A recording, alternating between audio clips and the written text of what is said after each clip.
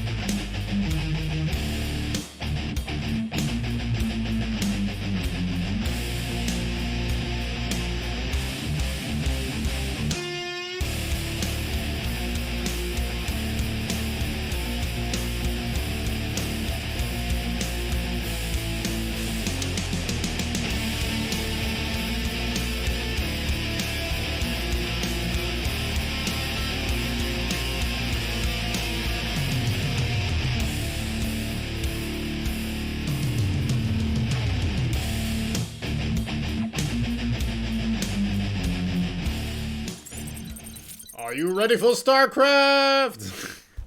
You better be ready, because there's a whole bunch of it coming down the pipeline pretty darn soon here. It's all Alpha X members as well, looking pretty sharp today. Let's take a look at the brackets so far, guys, before everything is finalized and such. We're going to be able to see who, of course, didn't manage to check in time. Look at that. All right, obviously we have some crazy strong names out there. Let's just start off with Massa, Rodzin, Vindicta, Paco Mike is there as well. Look at that. Anyone else? Art is joining the party today again. So it's Justice Simon, Cuddle Bear, and a whole bunch of other, well, Alpha X, Fanatics, Xeno, I see there. We have Captain Canuck. Captain Canuck was here just a while ago. I swear I saw him. I don't know where he went, but I was positive that he was here. Maybe he signed away from the tournament. That could be a thing. I don't know if that happens. If that happens, well, I'm going to be disappointed, and I'm going to have a sturdy talking to him, because that's, of course, unacceptable. I was going to watch this game, but maybe he's already in the loser bracket. Maybe not. Okay. No offense, Mr. Canuck. Anyway, alright, so let's take a look at what's happening here. Bracket is ready. Bracket is live. Okay, so it is already live. So we actually do have to choose a match here right now. Let's take a look at who we are going to be watching.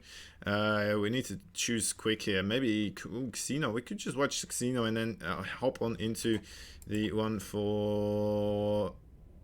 Let me see. I just need to talk to people right now. Xeno, invite me, please. And then we can hop into the one afterwards with Cuddle Bear, and then kind of follow Cuddle Bear around here. That could be pretty fun. And then we'll meet, we'll see whether or not we have other players at some other points that we can jump into with the matches. But yeah, definitely make sure to keep tabs on the brackets. If you do want me to cast a specific match, then make sure to send me a message. Is that a sport code? I will let you know. This is, look at that, I got a thing as well. I don't know if it is a sports code, actually. Is this called, considered, I think it's just a blazer. Is it called a blazer? It's a fancy thing, alright? It's fancy. I promise you. I'm looking fancy, I'm looking good. Didn't shave, but it doesn't pick up that much on the camera, hopefully. Anyway, who's Justice Simon playing? Let me tell him as well to invite me. Invite me, please, to game if I'm not in game.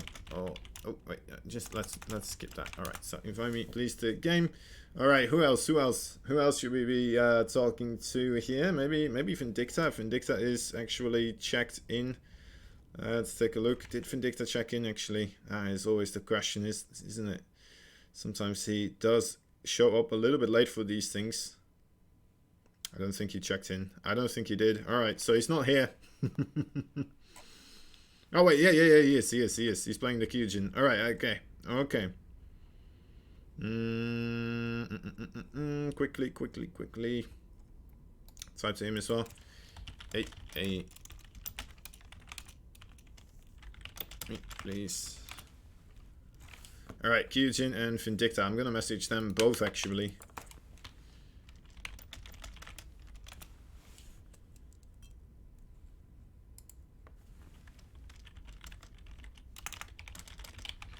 There we go. We've messaged about 5 people, if not more. Oh, well, okay. Well, I got into a party. Okay. All right. Now I got to tell people to.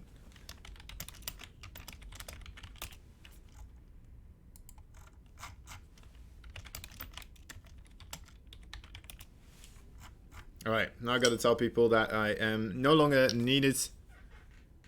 Cuddle Bear saying hi. Ah, it's so nice to always see everybody coming in here. Hello.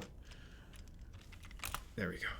Gotta show some enthusiasm. All right, so Sunlily saying fancy. Yeah, thank you very much, Sunlily. And Shazam, damn, Blazer works too. Yeah, all right. We had that info about looking fancy last time, didn't we? I think so. Yeah, I think so. How did I do? Is it okay? I'm still wearing this striped thing underneath. I don't know if that is a problem. Should I button it up actually? Would that improve overall fanciness? Maybe I just shouldn't be wearing anything underneath. No, I don't know actually if this is improving the overall fanciness. It's not improving the overall comfortness, so that's something. Anyway, we got 3 streams going to Shazam. Shazam, you do have 3 streams? Do you? Are there 3 streams? That's pretty good actually, having 3 streams. I'm gonna get Vindicta first here versus the Kyojin. The Kyojin. I forget the button rules. Yeah, me too. Me too.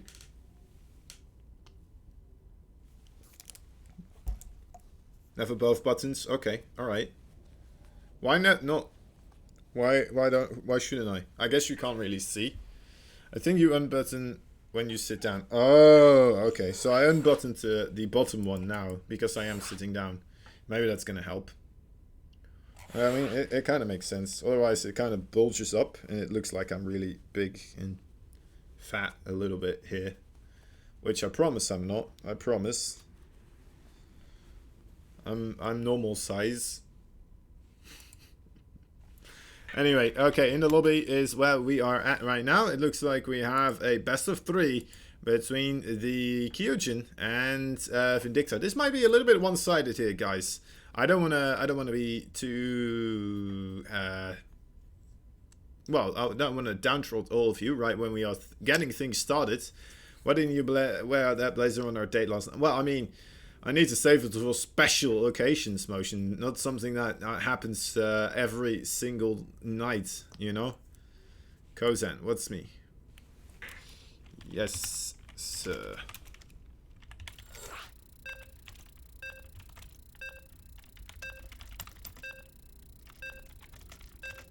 Alright, I'll come up with something funny to send them later on. I don't mind a thick Kozan, alright, I mean, that's okay, that's okay. Stay at your house, friend's house tonight. The door's closed here. Yeah, alright, fine. Fine. I will stay at my friend's house. At least my friends play StarCraft 2. Anyway. The Kyojin versus Vindicta. Yeah, it's gonna be interesting. The Kyojin probably has to try and come up with some fancy, weird, cheesy strategy. Is my tip to him. But then again, even then, it's gonna be extremely difficult to make this happen because I mean, this is him. All right, he is playing the this color. I don't know how you call this color. Would you call this color? Any English-speaking person? I would call it just slightly not blue. It is the Kyojin. The Protoss player Leia on Trio Tin. That's how creator called it. And I'm going to stick to it because he's the better player than I. So I'm going to just pretend like he knows his stuff better than I do. Concerning map names. But then to be fair, casters usually know the map names a bit better than the players because they continuously have to talk about them. Anyway, in the bottom right side we have the red Terran player, the clear favorite here. Can he just straight up win? Most likely, who knows, but we're gonna have to wait and see. It's Vindicta. Look at that. The player from Mexico, but the US of A also as well. Is it teal? Teal is more green. Yeah. I don't think it is teal. I don't think it is teal. It's like baby blue, isn't it? Is it baby blue? It looks like baby blue to me. Oh god, okay. Ooh. Managed to get that screened away still. Yes, so let's see who is spamming the keys more so right now. It looks like Vindicta definitely trying his best to look busy at this period in time, having up to 400 APM here and there. The Kyojin just relaxing a little bit more so at this time period. I mean, I can't blame him. You know what, if you're not going to relax right now, then you're not going to get to relax at any point anymore.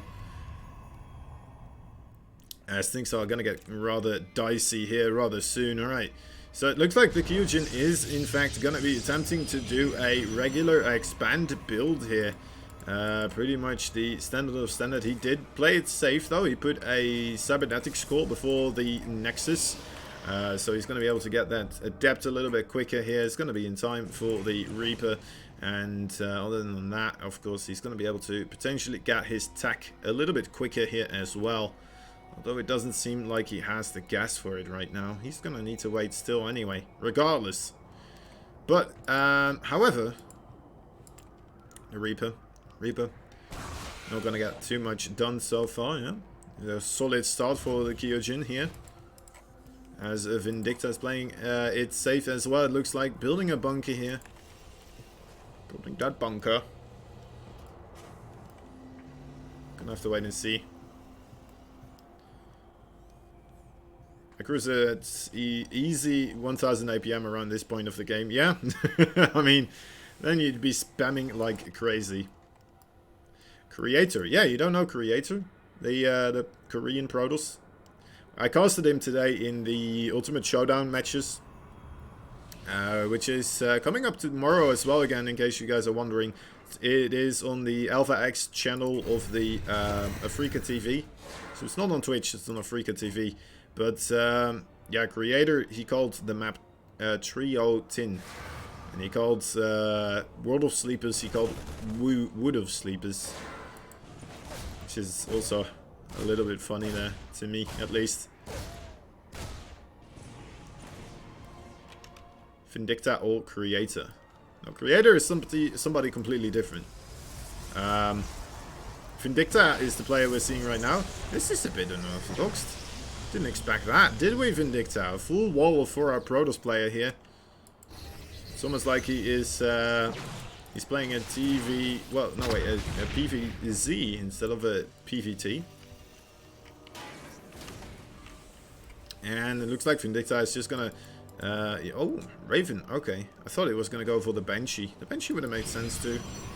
Just kind of out-multitask your opponents here.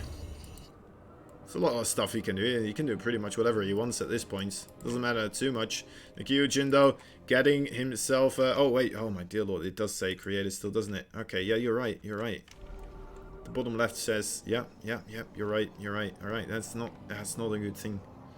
That's not a good thing. Creator... is not here right now. We were casting him earlier on, and he had a barcode account, which means it's an account with just stripes. And we didn't want that, and so we put Creator there. There we go. It's all fixed now. It's all fixed. All right. It's not Creator. I caught on. Sushi, please, Sushi. You're embarrassing me now. I think I embarrassed myself. All right. Anyway, Kyojin. Hello. I like how Sushi didn't really notice either up until after Motion mentioned it. It looks like the one player not playing StarCraft 2 is the most attentive player here.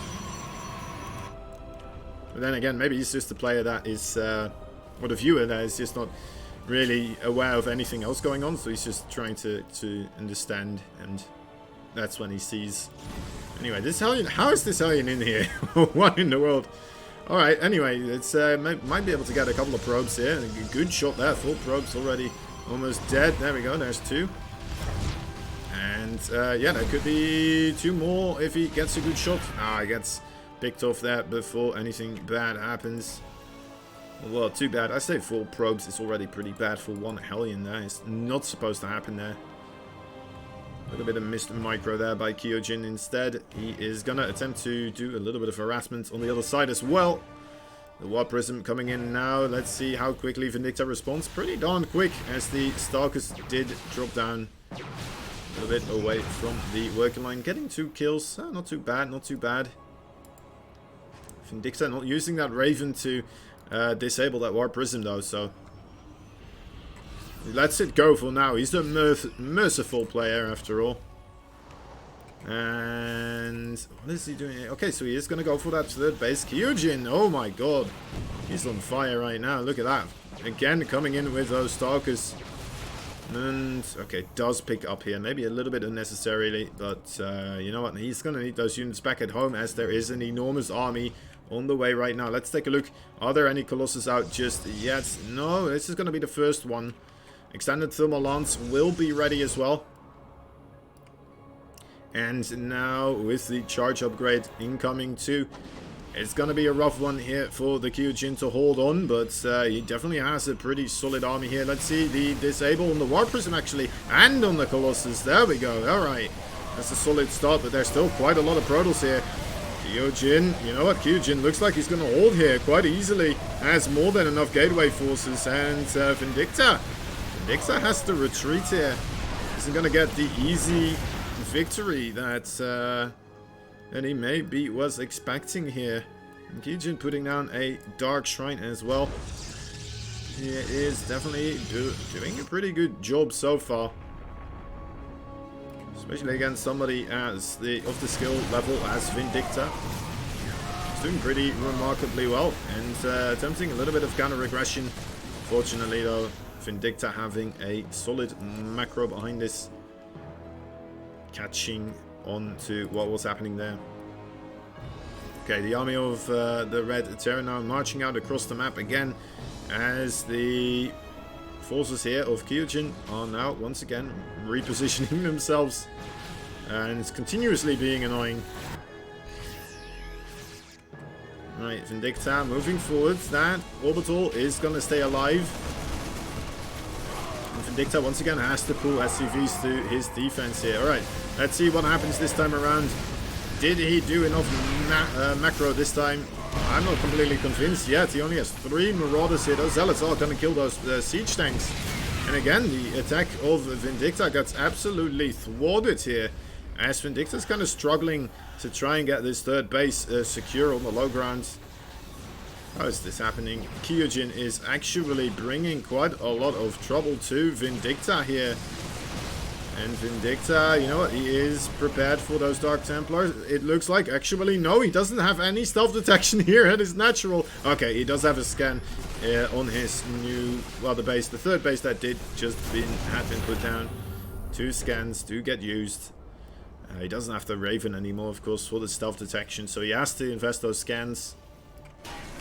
This is very interesting, and I mean, still, Kyojin, you know, definitely bringing a good game here. Vindicta going up to those 3 bases. As the Kyojin is behind this, getting himself the Templar Archives. This could be trouble for Vindicta, but let's see. He's not getting any sort of tech kit just yet. No Ghost. There's no Ghost. There is a lot of siege tanks still being produced. 2 medevacs as well, moving across here. But look at this. Kyojin already going for that 4th base. Is Vindicta expecting this? I don't think he is, because that medevac not really going into position to do this. But, I mean, it kind of helps Vindicta out here. Oh, he's just dropping right on top of the Zealots that are being warped in. Looks like he's going to be able to clean that up rather nicely. So that is very difficult now for the Kyojin to deal with, as Vindicta is coming in with more units on the main front door. Those will be cleaned up quite easily. And the units in the natural, or the main base as well. The 3rd base. Yeah, it looks like those units did successfully kill off that 4th base, and now 3rd base, just a slight amount of lost mining time there. Nothing too major, honestly. The Kyojin holds on once, well, again, still making a very nice series so far. Ghost Academy on the way as well. Definitely will help out against those Archons, against anything Protoss actually. Come to think about it. Oh, is he going to get that pylon before the Zealots are finished? No, he doesn't. Okay. But still, pretty nice depowerment there. And he is trying to use his multitasking here to pull Kyojin apart, and it looks like it's working rather nicely. Getting quite a lot of kills now. A couple of times he was thwarted away from that expansion, but looks like finally he did manage to get his act together and clean up a little bit of a mineral line there. Look at this. This is going to be so incredibly annoying. He's getting Blink. That's his answer right now. Blink for the Stalker so he can try to catch these medevacs. Probably not a bad idea. And yeah, just the 3 areas that are being pressured right now, with the Liberator joining in as well. Setting up on right on top of that Nexus, actually. Dropping into the natural as well. Oh boy. But looks like the Kyojin has decided that it is time to start moving across the map here. Losing an Archon before the actual fight and taking some damage on those Zealots as well. He's going to attempt to clean up the rocks here before trying to do anything else. He lost everything at home here. He lost all of his economy. So he needs to make it happen with this final push. He cannot allow this game to go on. And it is... Alright. He cannot allow this game to go on. He just calls it. He says, GG. Good job. Well played. Let's do the next one. Honestly, the Kyojin, that was a valiant effort. And he kept up with Vindicta there for quite a while. Even with the disparity of the overall matchmaking rating there. That went a lot better than, you know what, he could ask for, I'd say. Especially with a macro game. Okay, so, let's take a look at the second map. What are they going to do? What are they going to do? Nightshade will be our second one. Nightshade, if... somehow, some way, the Kyojin manages to take a game here. They are going to move on to Ephemeron, but I mean, it's a long shot. It is definitely a long shot, but it looked like the Kyojin definitely in the early and mid game can bring quite a bit of pain to Vindicta there. He was spending his money pretty nicely. He was getting a good army composition, killing off the pushes of Vindicta as well at the same time. Not too shabby at all.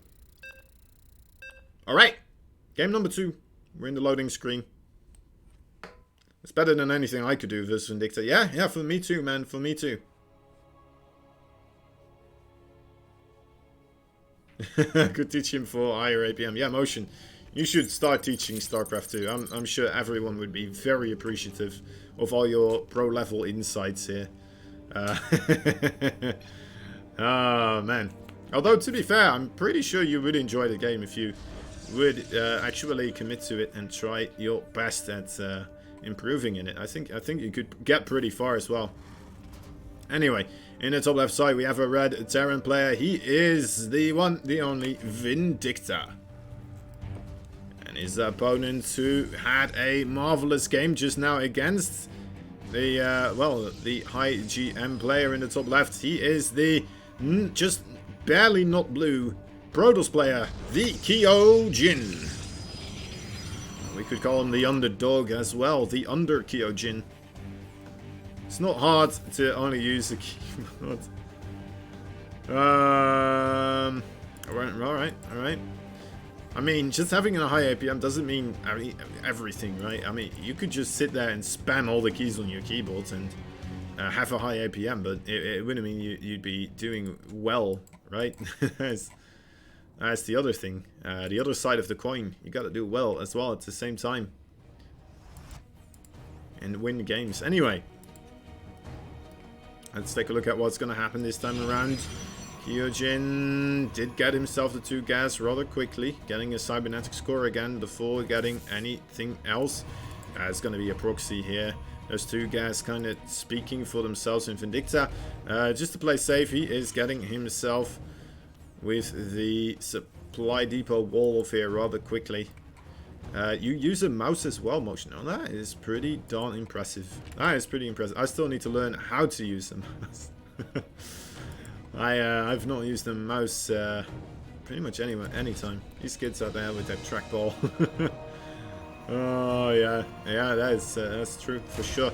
All right, it's a bit of a feels bad moment here for the Kyojin, getting scouted, found out, snuffed out with that Reaper. I like that he's put down another pylon here. It does improve the odds of getting that Stargate out and finished up, and maybe even some units coming out there as well.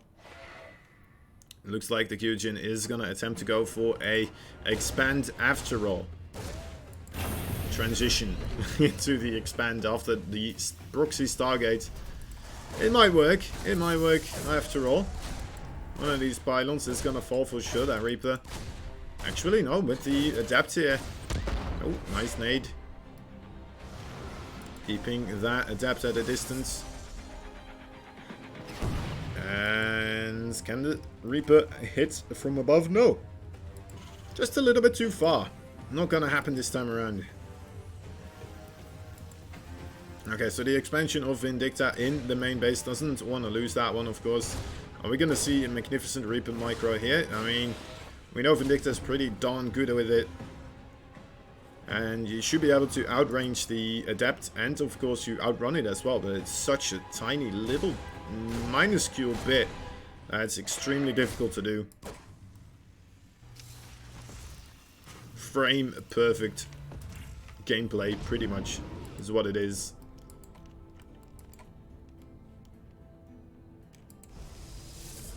Oh my god, it's a fleet beacon. Alright, he's just gonna go straight up for carriers here.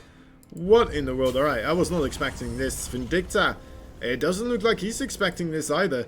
I mean, his scout is... Oh, if he gets the scout off here, that would be absolutely massive. Does he though? Does he though? No, he doesn't. Oh, he scans. Okay, he does. Look at that. Alright, so sees the fleet beacon. But then again, I mean, it could very well be that it's just making Tempest here.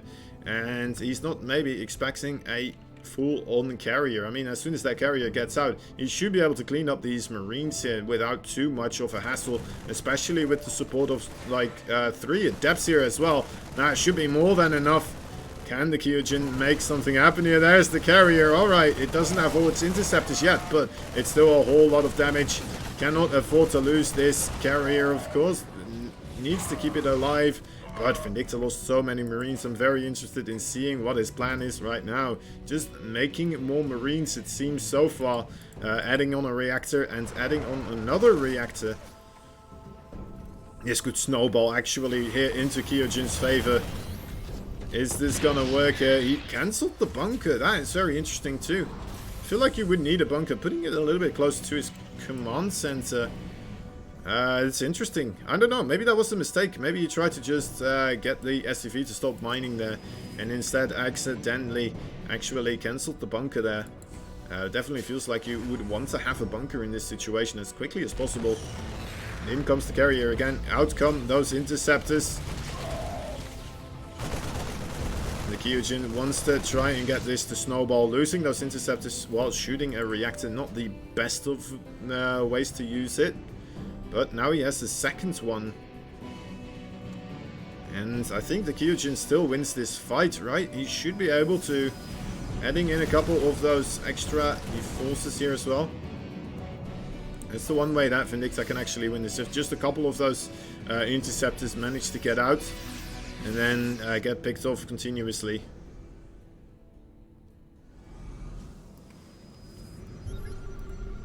Just lowers the overall DPS of those carriers by quite a bit. A third carrier almost about to be ready.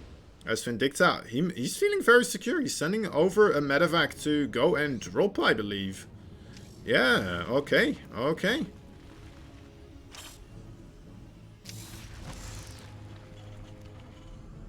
Alright, I mean...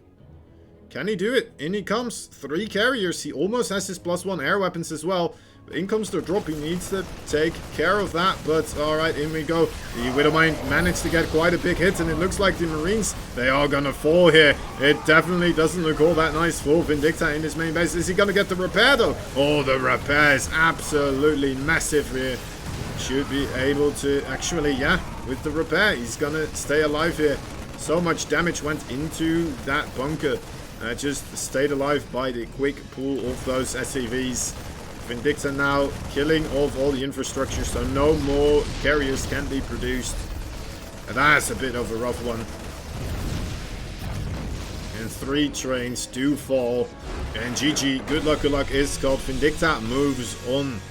I mean, I don't want to say I'm surprised, but you know what? I'm a little bit surprised. The Kyojin definitely bringing those games a lot closer than I would have anticipated there.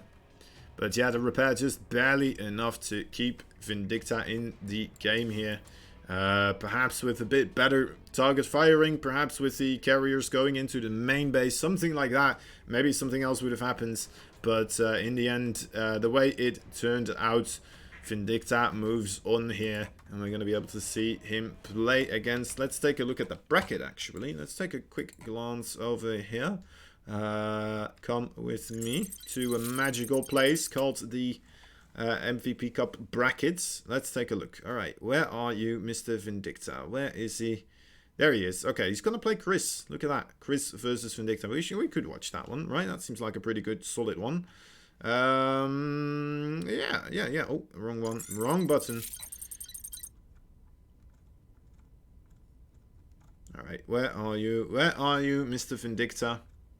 There he is.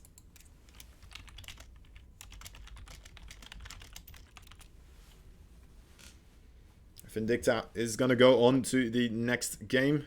Now it's Motion's go. What are you gonna do, Motion? Exactly. You can't sign up for the tournament anymore. I don't know who you are on the bracket, but might be a little bit late. So yeah, Chris versus Vindicta. Actually, is the Chris right here? Is that the Dojo Gamer? I mean, we see him in chat as well. Is that you, Chris, on the bracket?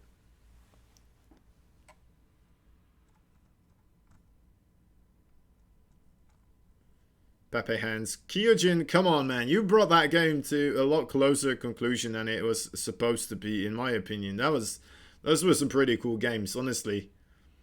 You're going to play as a robot. Alright, yeah. I don't know what that means. Like Alpha Star, the AI that learns to play StarCraft 2. Anyway, yeah, is that you, Chris? Is that you on the thingamajig?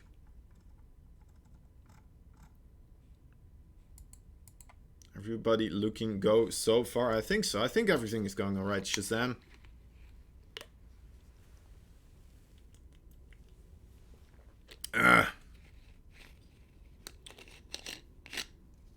This is the problem though. I like to wear things that are a little bit too long, and now the sleeve of my actual shirt is coming through my blazer sleeve. All right. So let's think this through. What do you mean AI? All right. Okay. All right. Yeah. Okay. I believe you. As you've been created by Google. Oh, wait, was it Google? I don't know. Was it Google? Was it Microsoft? Who was it again? Who created AlphaStar? I think it's Google, right? It's pretty much probably. Oh yes, all right. It is the Dojo Gamer. The Dojo Gamer, Chris.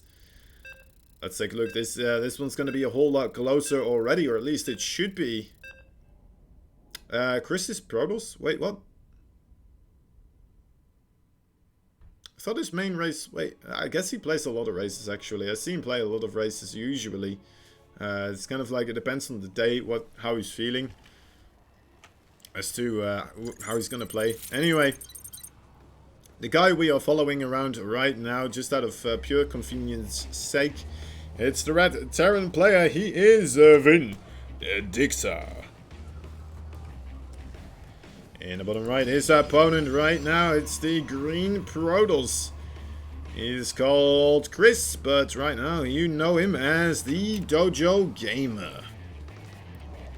TV, he does have a Twitch. So does Vindicta, by the way, so go check them out if you haven't already followed them. Give them a follow, guys. They you know what, they stream quite often, and would always appreciate another face is staring in that direction. I've been playing TOS a while now. Oh, okay. Interesting. I haven't seen his stream for a while then, I guess. Huh. Right, anyway. Perhaps it is because he you know, I know that he was very appreciative of the Terran race. That's what I know. So maybe he just wants to have the counter to the Thors. I believe he wasn't happy with the Thors. And if you have Immortals, then you're pretty much golden against those anyway. So yeah. Okay, feed picks. all right. Oh my god. Motion. Okay, anyway. So far in this game, we're seeing another safe opening, cybernetic score, a Reaper expand, everything looking pretty solid here. Nexus, then the second gas, of course. So nothing too crazy. Alexander Enki, hello buddy, how are you doing? How's Enki feeling today? Are you not casting yourself? What's happening here?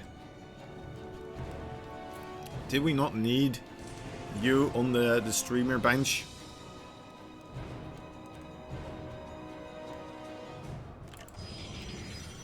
Anyway, alright.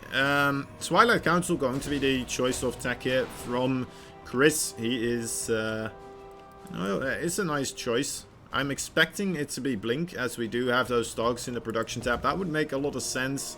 And I think it's going to work out pretty nicely. Well, it's looking like Vindicta might switch these buildings around. So give the reactor to the factory here. And then the question is whether he's going to be building Hellions or Widowmines. And it looks like, well, okay. Well, I don't think Vindicta knows either all that well. Personally, I'm a big fan of the Hellions. I love the Hellions. I think they're a little bit more versatile and help out a little bit better against... well, just doing harassment, honestly. You can get in there, you can get out a lot quicker, and it just feels safer to me to actually get a little bit of damage done. It's not just one shot and then it's like, alright, well, I guess either I killed everything you own, or I only got one kill there. He's not casting because I'm not at home. In a couple of hours comes Alpha Latin series. Alright, that seems pretty good. Latam, I think it might actually be Latam instead of Latam. I thought it was a typo, but that would be a pretty severe typo, wouldn't it? Would it? I don't know actually. I need auto spelling for most of the things I type. Two Fortress coming out of Chris here. Wants to go for the later game. I do believe the Reaper got a full vision of everything that is happening here. Oh no, actually he only saw the one Forge. Alright. So Vindicta not realizing that Chris is being as greedy as he is. But then again, I guess greedy isn't the right terminology if you don't have your third base just yet. Before the 4-minute 30 mark. It's going to be even later here. Latin America. Alright, okay, so I was close. I was close enough.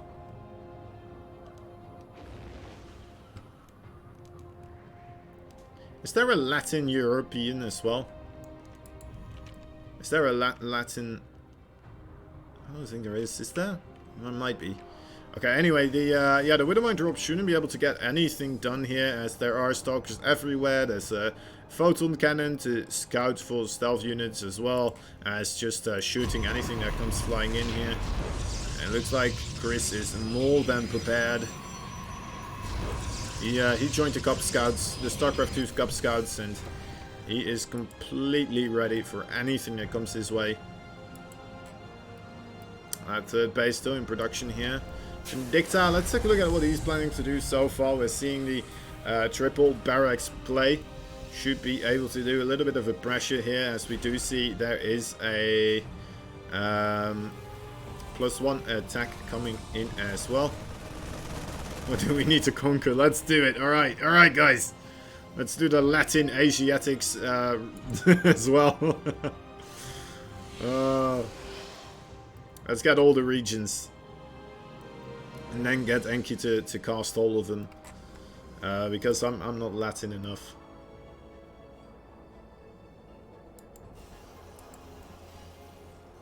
Engineering Bay +1 about to finish up. I'm expecting Vindicta to move out pretty soon here. Should be on his way. A scan going off. That medevac is still... that is a close to death medevac here. Really in a pickle there. Doesn't have much to run to. So Vindicta now finally adding in that third base as well. Should be... You know what? He might actually wait until that is almost ready. And then start to move out. No? Okay, he is moving out now. Alright. Time to make me look like an idiot.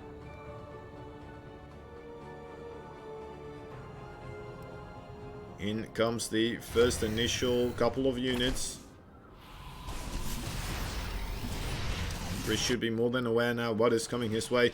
Let's take a look at his unit count. 9 Zealots, 8 Stalkers here. The army count definitely highly in favor for Vindicta. Getting himself only 2 kills there with those Widow Mines. Oh, big anti-armor missile, and a lot of those Zealots as well. That is not a nice thing to have happen, as Chris is trying to run back, trying to get to safety here. Oh boy, Chris, this is not looking too good. Okay, that was a quick blink away from the Widow Mine. Another anti-armor missile though, hitting the brunt of the forces there. A big warp in on the high ground. Still a lot of gateways powered, luckily enough. Is it going to be enough though, those Zealots? Okay, a lot of the charge did go off on top of those Widow Mines, but you know what? It looks like, ooh, the Widow Mines. Yeah, reasonable connections. But not too much left anymore for Vindicta. Oh, another burrow though. Could be pretty massive here, these Widow Mines. Yeah, that's pretty good.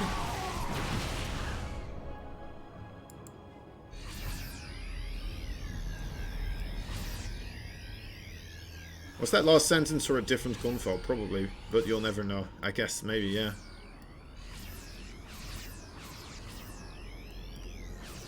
There's only a 30-second delay. I like to play it safe.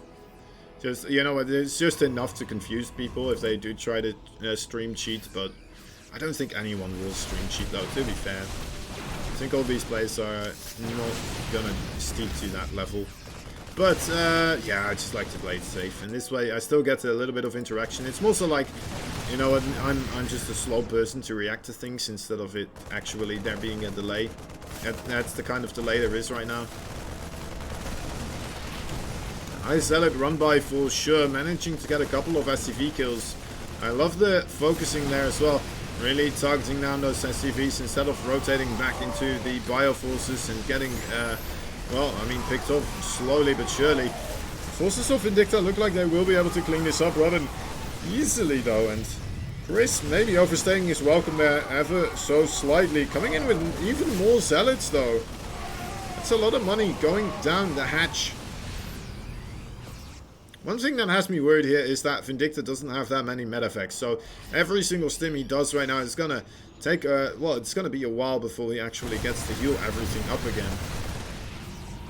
There are 2 more medeffects on the way somewhere. There they are. Okay, that's what he needs. The delay is causing. Yes, yes, exactly. It's just me, man. I'm slow. I'm just pretending like there's a 30-second delay. It's just I'm an idiot. That's what's happening. Really. This continuous aggression actually is keeping Chris on a very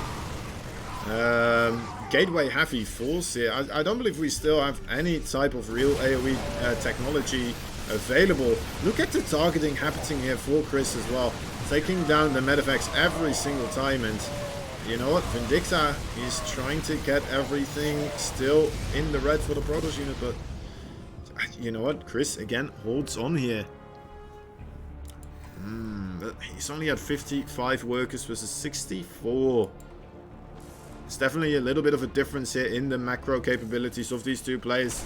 Zealots though might be able to remedy that situation, but again, the great macro from Vindicta coming through and getting units coming in from this the north as they are waypointed over there.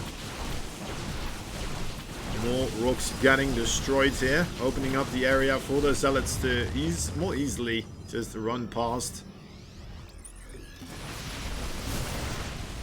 And once again, Zealots running in here. I don't think this is enough Zealots, although there's no medevacs anymore. Yeah, Vindicta looks like he has everything he needs to hold on here. More units are being warped in. Chris, you know what, he might actually, it could be a good idea to just wait for that +3/+3 upgrade to finish and then go in. At this point, at least. More Zealots rotating on the right side. Going for a flank. And what is Vindicta's response going to be? He's just going to let that command center sit there for a little bit, not being finished.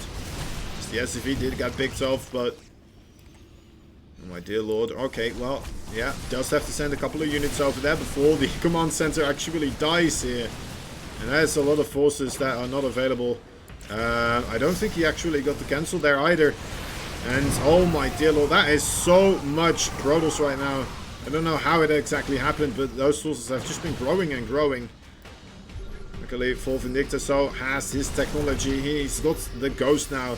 And that could get rid of all of those shields right as they try to do anything here.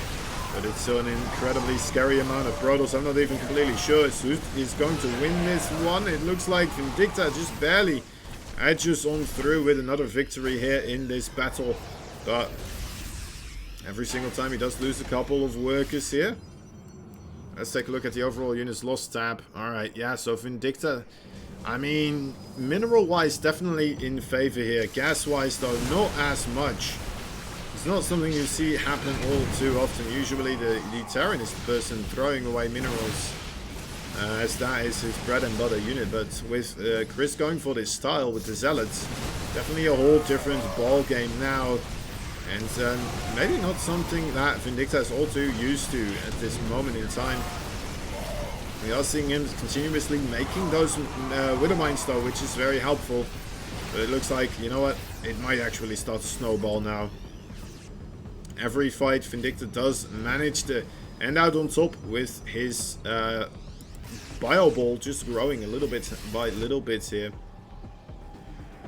Chris does have those full bases ready and mining for a while though. If we look at the overall income grab, it's been in Chris's favor here and there, but unfortunately for him, Vindicta definitely being on top of most of it most of the time.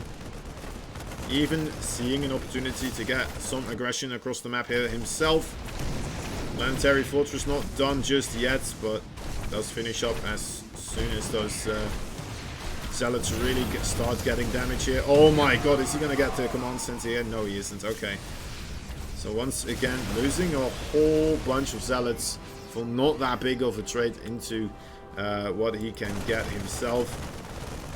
And even losing a Nexus here. Oh, not too bad, not too bad. In fact, there is a new technology on the way here for Chris. Maybe a little bit of a desperation attempt trying to get something sorted here. Especially after losing that Nexus. I can't blame him for trying. Let's take a look at the overall energy. Vindicta only has 3 command centers that are orbitals. The other one is, of course, the Planetary Fortress, so not that much energy for scans available. But is it going to be... Well, I guess he does still have the Ghost. The Ghost EMP could help out as well. Down go the Dark Templar. The Dark Templar actually letting this army keep moving forwards. And that might be a mistake here. Then again, I guess he does want to do damage, and he has more Dark Templar, alright, but the scan quickly makes them, makes them regret those life decisions. Becoming a Dark Templar. So some SCVs are going to fall here, but it looks like everything that is Chris's is going to fall on the other side of the map. And yeah, Shazam, you know what, I'm also surprised that Chris has been able to hold his own without pretty much any AoE damage. He's killing off a lot of SCVs as well. I mean, if only if he could stabilize in his main base, maybe he would be able to take this game even further into the late game, but I don't think it's going to happen here. I don't think so. Vindicta is just looking too good so far. Most of the things have gone down now. Vindicta does have missile turrets in most of the locations. And there it is, GG. It's called the first game going into Vindicta's favor. Now, of course, in a best of 3, you need 2 wins. So there's still one more game between these two to see happen, really. But yeah, I mean, Chris, hats off to him. Trying something a little bit unorthodox, going for a massive amount of Zealots. And you know, it almost bloody darn well worked. And can't ask for much more with a SR difference the size of these two players. I guess it is a lot closer than it was for the Kyojin, but what you gonna do? What you gonna do? Still a little bit of a thingamajig. Second map. What is the second map? Maybe I can just come up with one. Tell them.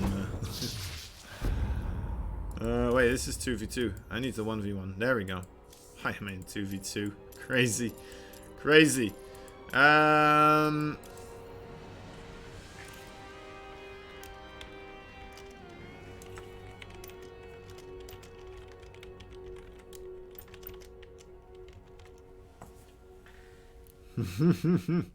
Chris has privacy on, so Vindicta can't message him.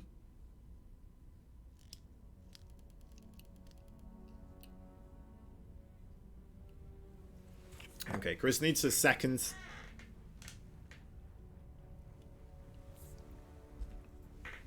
It's a moment to gather his thoughts. Oh boy. Mr. Dead. Wait, what? Is there actually...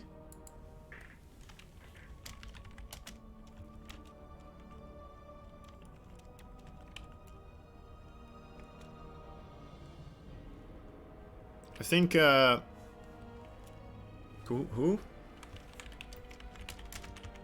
I'm gonna try to help out Massa. Oh, there actually is a Mr. Dead. Oh, that is funny. I thought for a moment there that Massa was just making fun of someone and calling them Mr. Dead.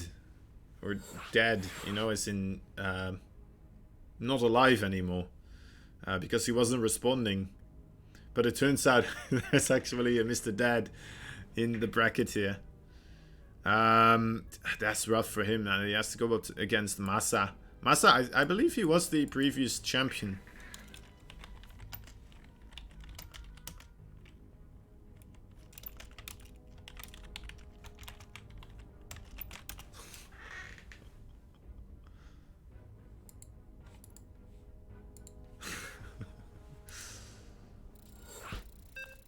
Alright. Alright, Vindicta versus Chris. Here we go. Let's see who will be able to win this one. Will it be Vindicta moving on towards the next round? Will it be Chris tying up the series somehow, some way? You know what?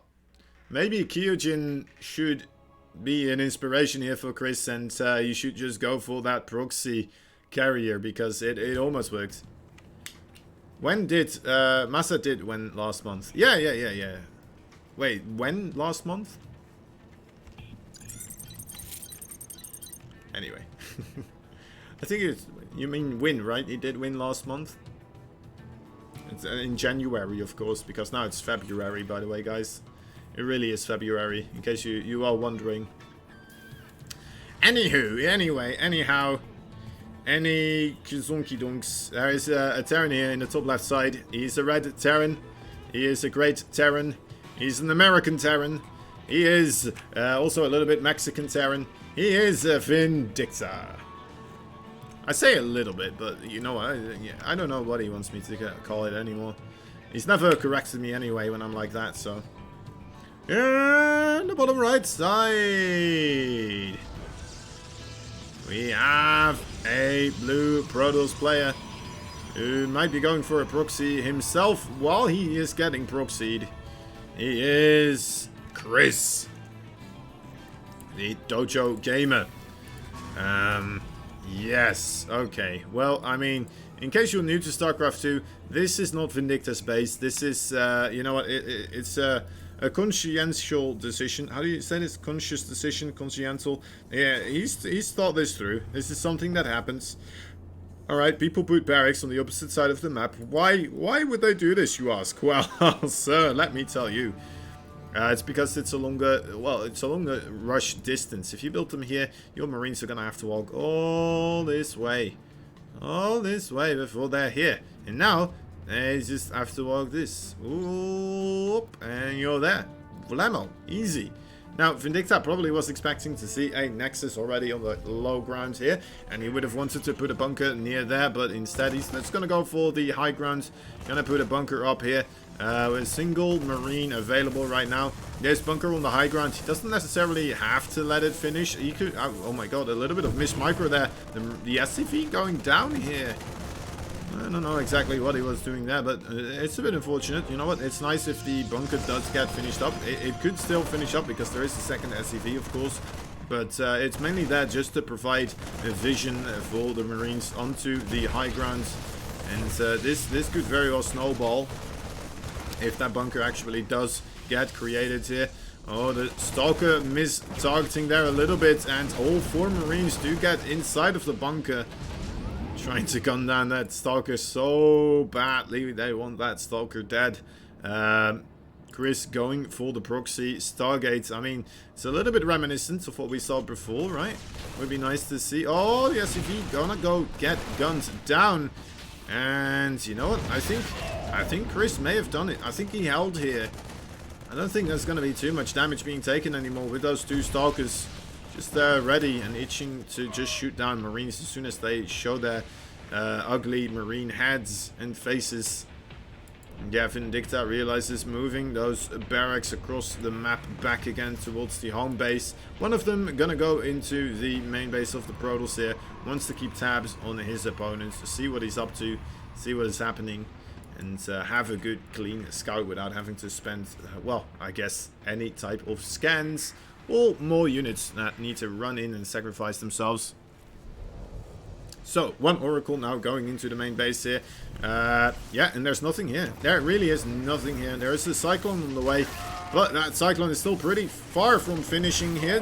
The Oracle is going to have a moment. Oh, unfortunately, targeting the supply depot there for a little bit, and now the Cyclone is here. Can he get out of range, out of dodge? No, it doesn't look like he will. So only 4 kills. That's not as bad as I thought it would be.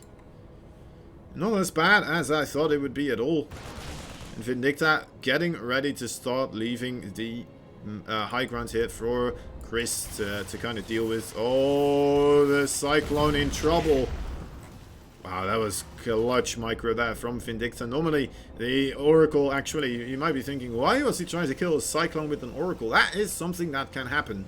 If you just stay on top of things, you are able to kill the Cyclone with an Oracle. Unfortunately for Chris, though, the Cyclone can shoot while it is moving, and the Oracle kind of, well, he can do it too, but it's a little bit more difficult to do.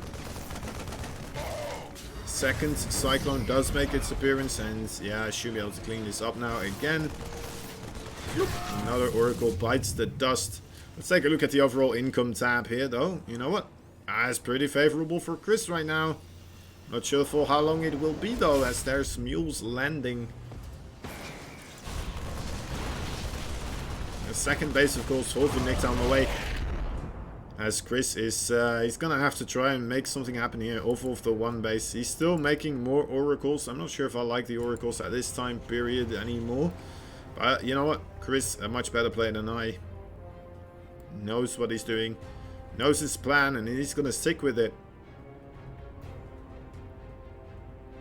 I would love to see a proxy pylon as well. No, actually, Chris is gonna put down a Nexus here. Isn't gonna try to do anything too cheeky.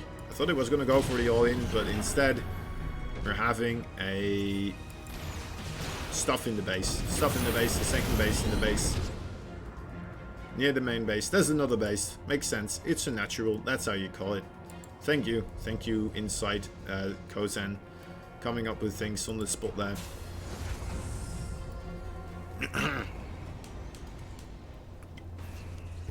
Okay, yeah, so that target is still there. Finally, it does get scanned, though. It's a bit interesting. Vindicta realizing that's, you know what, it's an interesting scan, actually. Not gonna lie. Curious. Maybe he was already aware, but it was there. And then try to just kind of see whether or not it's still producing. That could be the case. Seeing it wasn't really, was it? Maybe it was, I don't know. Let's take a look. We can see it, right? Should be able to, yeah, it was producing still. Phoenixes in the production tab. Okay, well, anyway, Vindicta coming forward here. He doesn't really have enough to kill off his opponent, but might be able to get a couple of reasonable trades. Does some shield or hull damage on those Stalkers. This is rather dangerous now. Cannot really afford to fight head on here. Wants to play it safe and cool, but yeah, those Phoenixes making it very difficult to do so, of course. Cyclone still alive. Oh my dear lord. Okay, Vindicta may have been getting a little bit too cocky there, trying to catch his Marines back up again as well and get them to safety. They do get picked off here. Chris looking like, you know what, he wants to put on the aggression on his opponent now, but with the 2 siege tanks there, isn't going to be able to get anything done. Okay, now who's ahead in this game actually? Let's take a look at the income graph. I think it might be Vindicta, just a little smidge here. I mean, he is ahead on the worker count, and he of course does have those mules. He's just adding 2 more barracks here. He most likely will be going for an all-in off of the 2 base. After the weird interactions that these 2 already have had. And you know what? It makes sense. It definitely makes sense. Alright, Twilight Council on the way here for Chris. Most likely once more gonna go for that blink upgrade here. Actually, he didn't go for the blink for that long in the previous one. Am I crazy? He did he? No, it was kind of late, wasn't it? He got it later on. Anyway, Phoenixes, hello. Units from the Terran, not really there in position just yet. Oh, my bad. Sorry, guys. Clicking on the minimap. 3 more gateways in the production tab.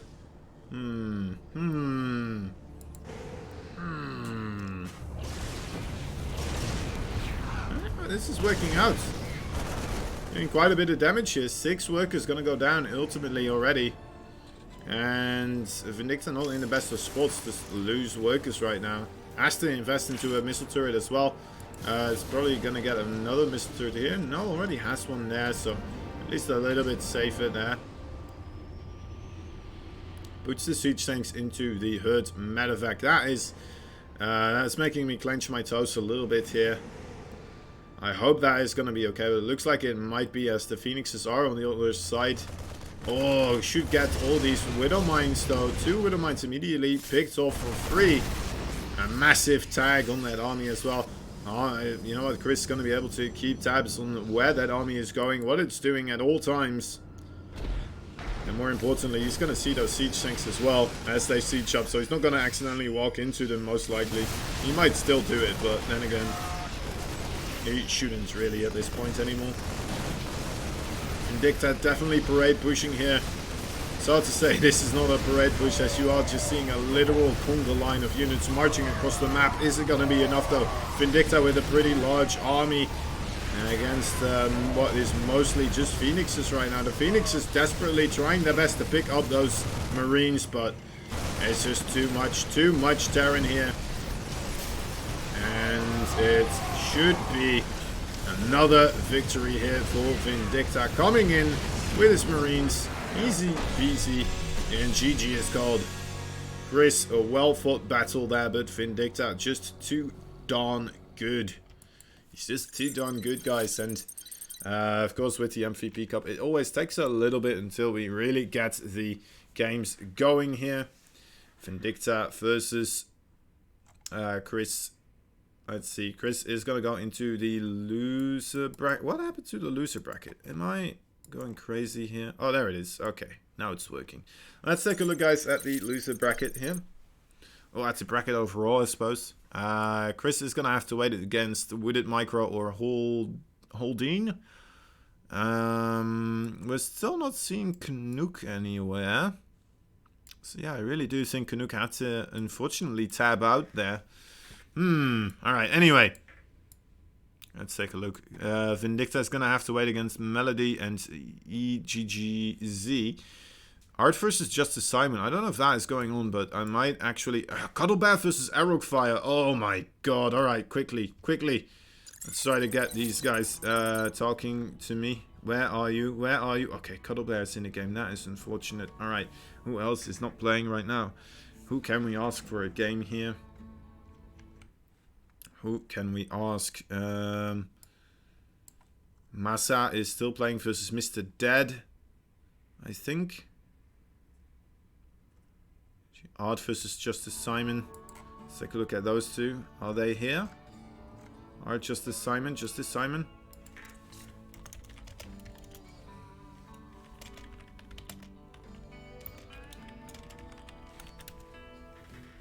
Let's see. Let's see if he's still playing versus Art. That could be a cool one. I know it's PvP, but you know what?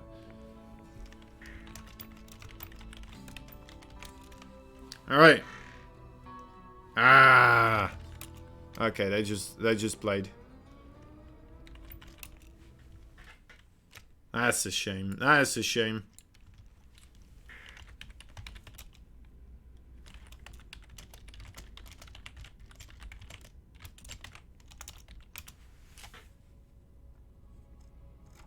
Okay, alright, we need to keep our eyes open here. Massa.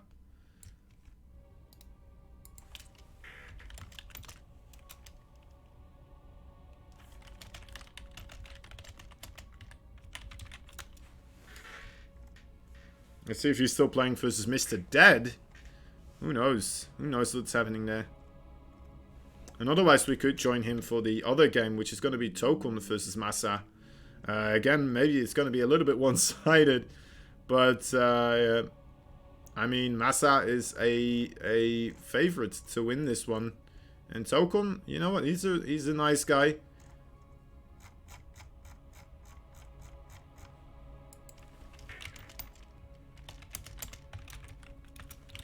Let me see. What else is actually there? Cuddlebear versus our Arrogfire. I think they went to the other servers, perhaps, potentially, or they are still playing. That could be the case as well. Art is out of it right now. Just Simon. I can't find him. I can't find him. Alright, anyway. Ah, Enki is here.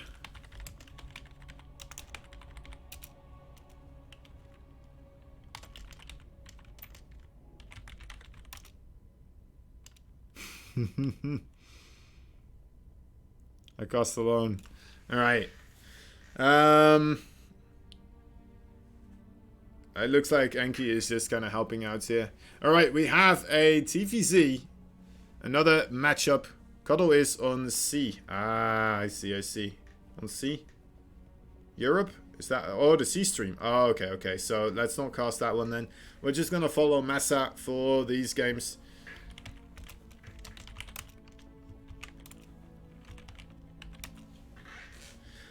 We're just going to follow Massa then for a couple of games. And see where that leads us. I'm just assuming that Massa is going to be the person who is victorious here. Justice Simon once again falling to odds. I mean... I think previous time that happened too, actually. And Justice Simon, he is quite the beast on the on his own well, little patch of tournaments of that region, I believe. Where is he from again? Exactly. I know he's like from the Asiatic side, right? No? Am I crazy? Am I crazy? Am I crazy? Am I crazy? I might be crazy. I think it might be 102. Let me whisper Enki. Wait, which one is this? Let's try this one.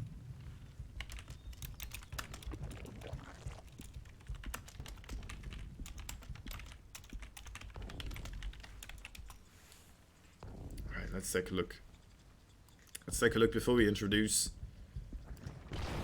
I back, it's my turn to... Yeah, man. It was your time to play, but you missed it. You missed it, and people just jumped on the opportunity. He's from Vietnam. Ah, there we go. I knew it. Thank you for telling me, Justice Simon. I always assume that you're just gonna get into the finals here, and then just barely not make it, and then you just fall short. But yeah, hopefully next time versus Art. Art is just an absolute beast anyway. Like, it's impossible to beat him sometimes, it seems. I think only Massa really has been able to take him down, and he mostly did it by cheesing him. I believe, if I'm not mistaken. I might be mistaken. Who knows? Massa is a pretty cheesy beast sometimes. I mean, alright, I still have to introduce these players. In the top left, there's a blue Zerg. He is Mr. Dead. In the bottom right, there is a red Terran player. He is Massa. You think Mr. Dead called himself Mr. Dead because he doesn't expect to get far in the tournament? Or is this his actual name? Who knows? Who knows? I should have watched his career profile a little bit here, actually, to see whether or not it is just a account he made for this tournament or other tournaments, or if it's actually just his username. So Massa scouting those Zerglings, of course, with the SCV. Oh my god, almost letting them get in there. Oh, that would have been absolutely abysmal if that had happened. Unfortunately, it looks like Massa will lose another SCV. No, oh my god, SCV magic taking place. Somehow still managing to get to the other side of the building there as everything was kind of starting to go downhill there for him. One Reaper showing up. Yeah, and the other Reaper is going to go into the main base here. There's 3 spine crawlers on the way now as well. Mr. Dead, he does not want to die. Let's take a look if this is going to go alright. I don't think it will. I mean, the Reapers are going to have clean ground here onto the natural base. And the main base, I mean, the main base is going to be secured for a little bit, but that's just going to allow Massa to continuously expand. Look at this micro. Oh my god, low HP. Oh, everything into the bunker in time.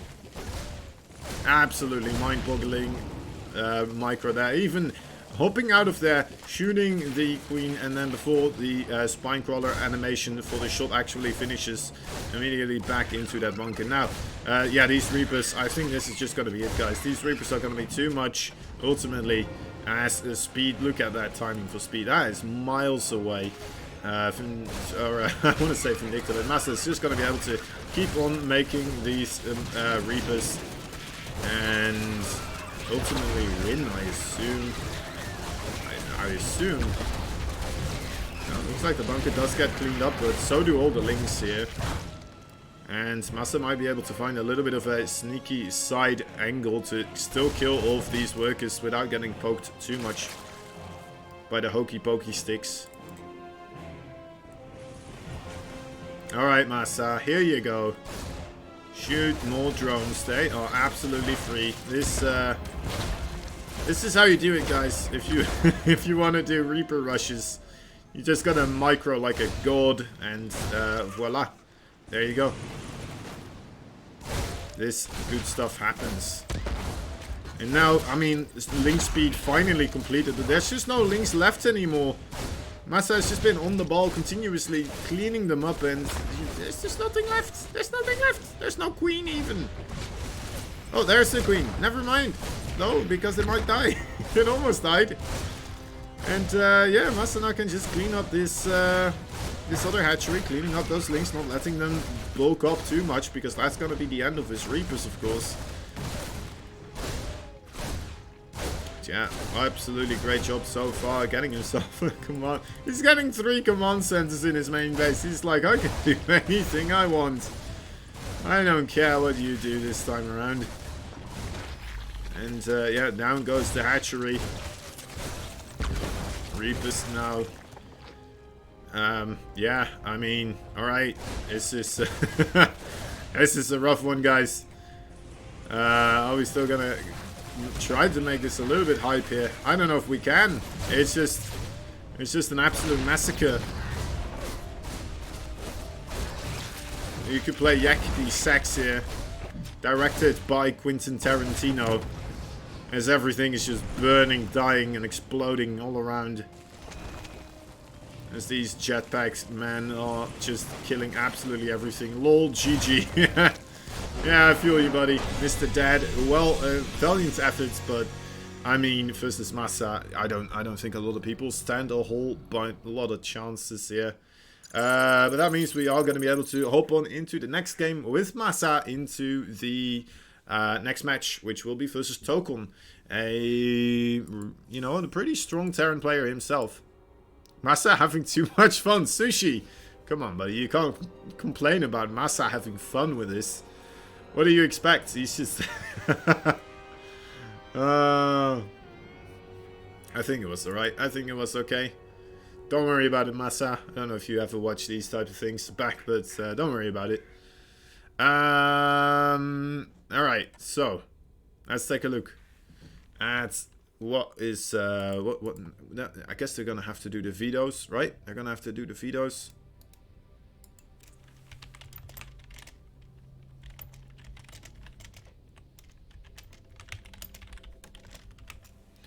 I guess Tokun was just sitting there desperately hoping for Mr. Dead to somehow, some way beat Massa, because now he's gonna be the person trying to beat him. When I sleep, I dream of being Massa good. Yeah, I mean, he is pretty darn good. But, that is true. But I mean, I still think there are players here that can definitely bring him down a peg. Unfortunately, of course, Estrella right now in Korea, Zaun also in Korea. So those two players already on their own probably could bring quite a lot of pain to Mr. Massa, but they're not here. We still have Art though. Art, the Polish version of Estrella. And we have Vindicta too. Cuddle Bear as well. I mean, Cuddle Bear and Vindicta, two great Terran players. Who else do we have? Let me take a look. Justice Simon, perhaps, you know what, maybe some weird games where he might be able to get on top there. Who else?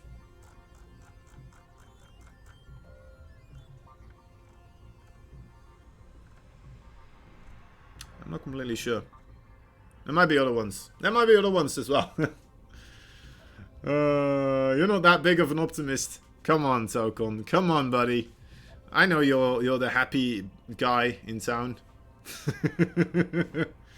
I know you can bring your A game. Yeah, well, I mean, to be fair, it would have been nice if you got to play versus Mr. Dead instead of Massa, I suppose. I don't think you can disagree with that one. And then just keep moving on until you hit the finals. And that's probably then going to be against Art, or maybe still Massa from the loser bracket. Who knows? That would have been the upset of the century, but we didn't get to see that one. Never salty. Exactly, Tokun. Exactly. That's the spirit, man. Alright, now you got to close the stream, though, too. So, you know, not seem suspicious. Alright. The first one is going to be Triotin as our map. Massa versus Tokun, a TVT. We've been having a lot of Terrans. Yes, alright. I know we're switching. All good.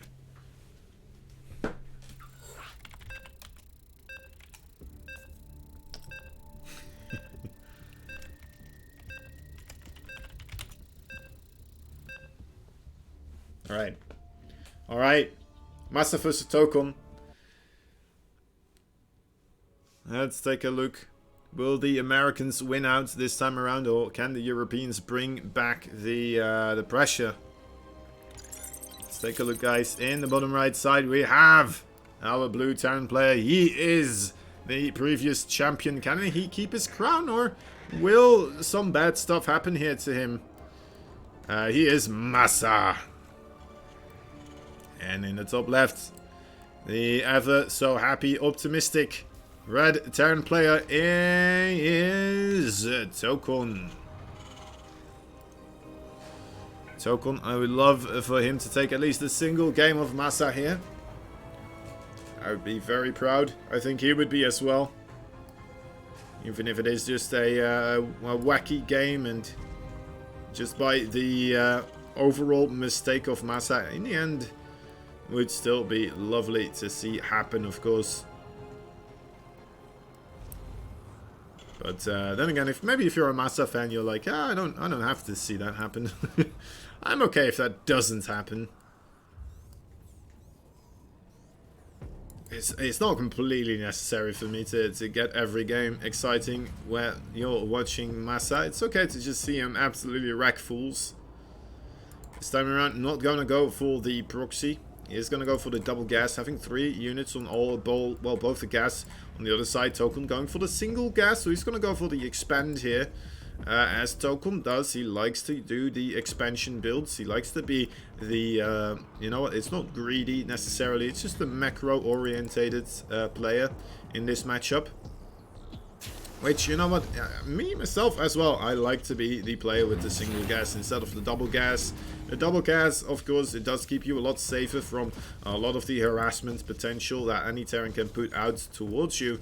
But, I don't know, it just feels so slow to me. I like to be quickly into that second base and get my economy rolling. Even if it means losing half my economy to Hellions and Reapers rushing down my front door. Alright, and there's the Hellion first of all, and Reapers on the way as well. Token put his factory a little bit further away from his barracks than I had anticipated. Often you see the reactor being put down on the barracks and then immediately the factory switching over so you can have the double Hellion production. Oh my god, the Reaper actually is going to be able to jump on into this side here. A nice little bit of micro there, and both Reapers not really taking any damage. Now 2 Reapers, of course, for Token are going to be able to force that Reaper of Massa to move away here. And Token's coming for the hunt, but unfortunately for him, a Hellion shows up as well and manages to take out one of those Reapers. Very unfortunate timing there, just barely not really working out in his favor. Has a Hellion of his own now, but now only a single Reaper, and that could start to snowball here. Well, luckily for him though, Massa did continue on with siege tank production instead of anything else. And you know what, I think Token managed to get away with the quicker command center here. Didn't really lose anything just yet. He just needs to wait for those Marines to show up. Maybe the Cyclone as well would be nice, but I'm pretty sure he's going to attempt to do it already with the 2 Marines added in here. And yeah, forces Massa to back up again. Massa, what is his plan behind this?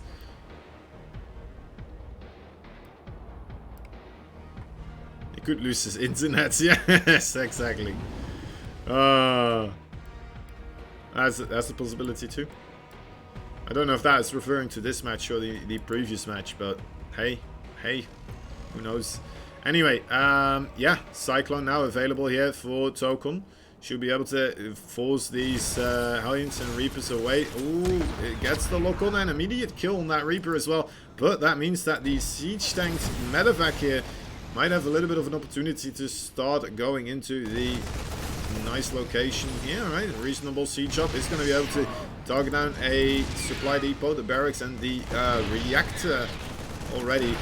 Token rotating around here, wants to get that siege tank away from this position, and it looks like he's doing alright. Doesn't repair the Cyclone though. Can he still get the kill on the siege tank? Oh my god, it was so close. Oh, that is so annoying. Not getting that siege tank, just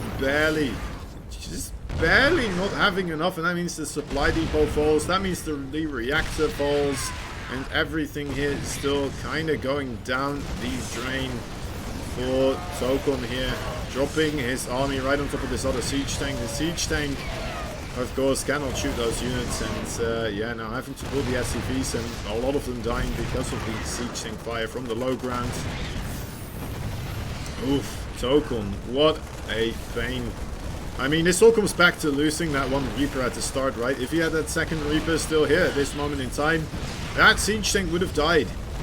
He would have been in a lot better position here. But, you know what, those tiny one trade on the units, it matters. It definitely matters. And now Token has to tap out because of it. Alright, we're gonna switch to the regions here now. We're gonna go back to the European, or well, I say back, but it's just because I'm European as well. We're gonna go to the European service and have Massa and Token continue on. Massa loves doing this on this map with that tank position. Yeah, I mean, he makes it work. He just went straight for it as well. He did not wait around.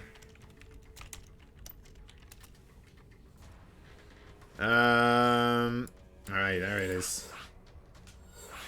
Invite. I'm here before even Mr. Tokon himself is.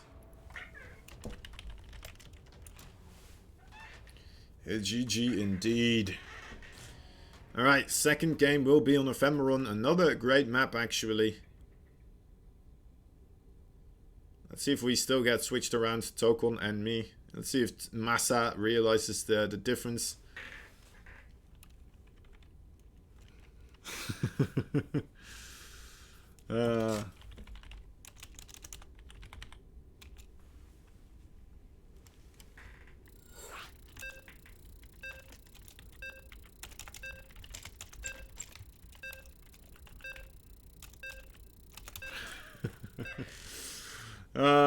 Man, alright.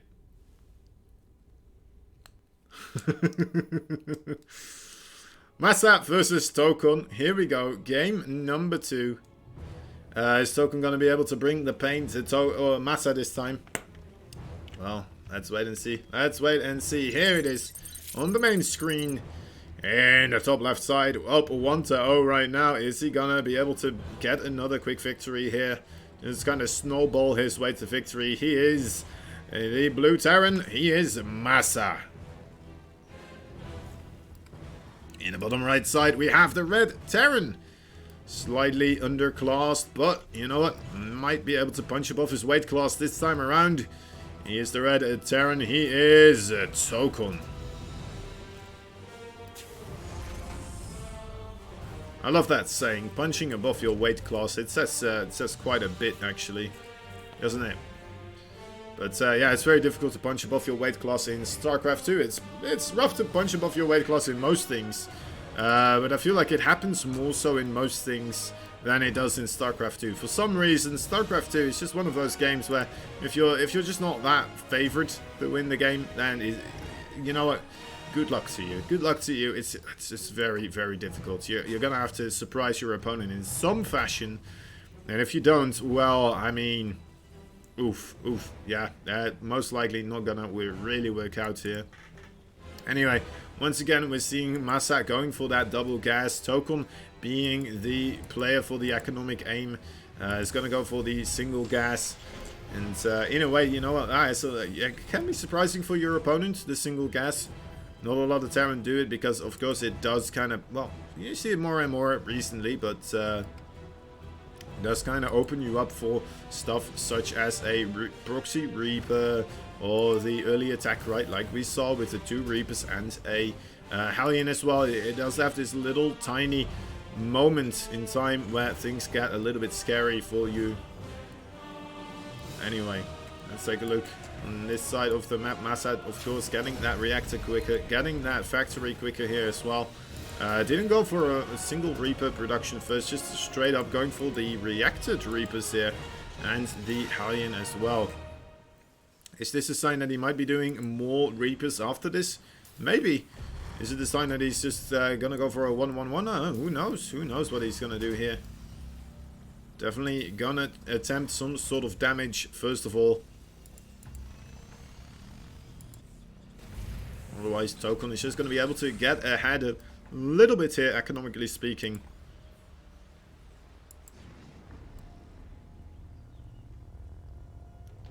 Two Reapers and a Hellion.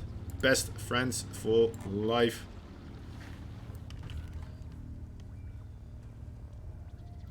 Once the Hellion a little bit behind those Reapers, of course. As the Hellion does not get the regen like the... Oh my god, the Reapers do.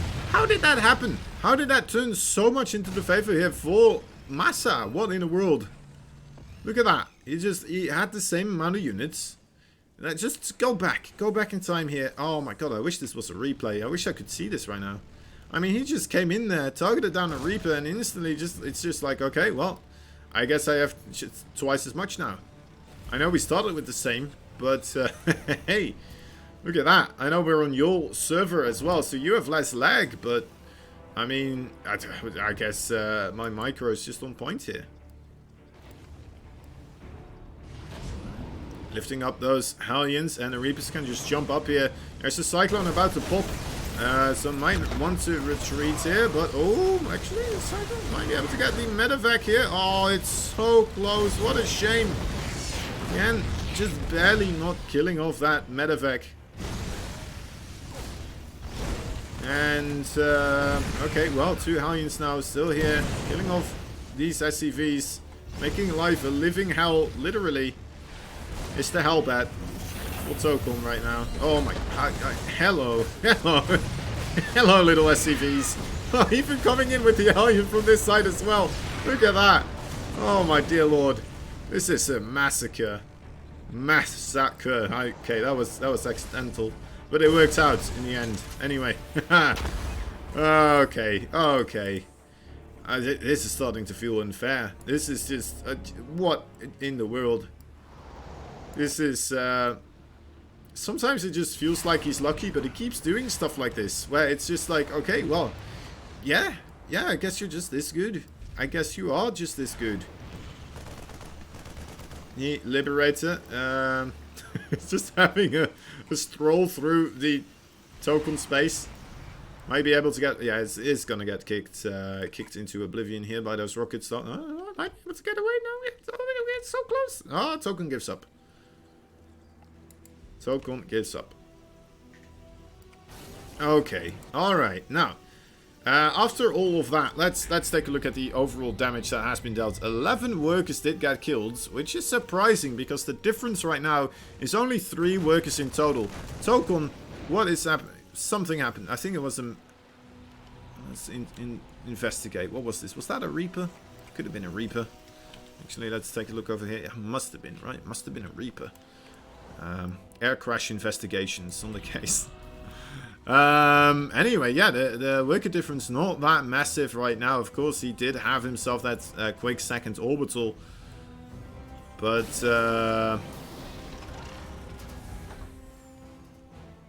yeah, alright. I mean, let's take a look. Let's take a look at the attack from Massa right here. Looks like he is going to be able to get a reasonable position here if he wants to. If he wants to, that siege tank for Tokon a little bit further away. Oh, it is in range for the other siege tank though. Disable quick thinking. But again, a retaliation there from Tokon, and that's going to mean that this siege tank from Tokon, let's see if it gets 2 hits in here before it actually gets killed off. Or if this, yeah, alright, he does. So wins that fight. It's a small fight, but it wins that fight. You know what? Killing off that second siege tank as well. I didn't think he could hit that second siege tank, but he does. That's nice. That is nice indeed. Shazam Poof, you need to check your Discord, by the way. I don't know if you already did, but Sushi is getting, is losing his temper, which is not something we want to see here. It must have sent 1 SCV. Oh my god, what's this? Please continue. What is happening? Token is disconnecting. Okay. I think the positivity has run out of his internet. This is the opposite of what we wanted to see happen. We were hoping that Massa was going to disconnect. Instead, Token, everything is against him now. Oh my dear lord. Alright, well, that's a rough one. That is a rough one.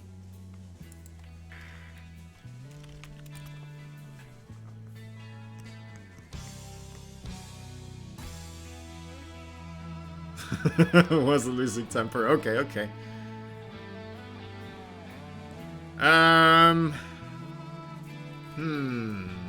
Let's see if Token wants to resume this one from a replay. It might be a DC. It might be a just a DQ. Is that a thing? An Alt F4? Who knows? Who knows?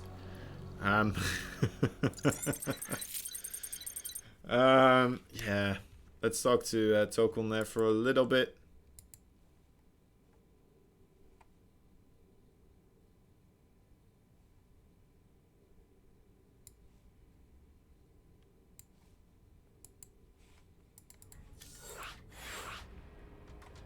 Is Token still online? Is he coming back online? He's busy right now. Okay, he got back online. Okay, yeah, we're continuing. We're continuing. Don't worry about it. His internet died. Okay, okay.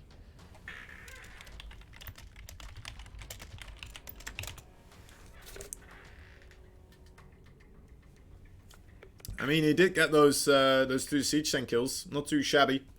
Not too shabby at all.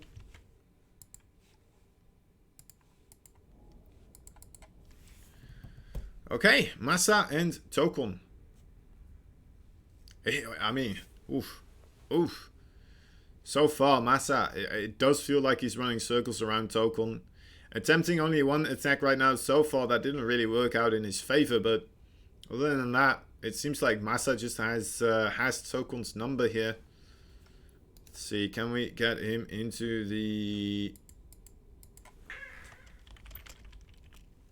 I think we can invite him now. I like to paint a picture of Sushi as this super evil human, so I get more sushi time for myself. Yeah. Yeah, that's me too, man. That's me too. I don't think he is, though. I don't think that is possible for anyone that is into StarCraft 2. It's impossible. It's impossible. We're like a family. It's like family hatred sometimes, and then family love. That's what happens. Alright, I think, you know, both players are in the lobby again. And both are saying go, go.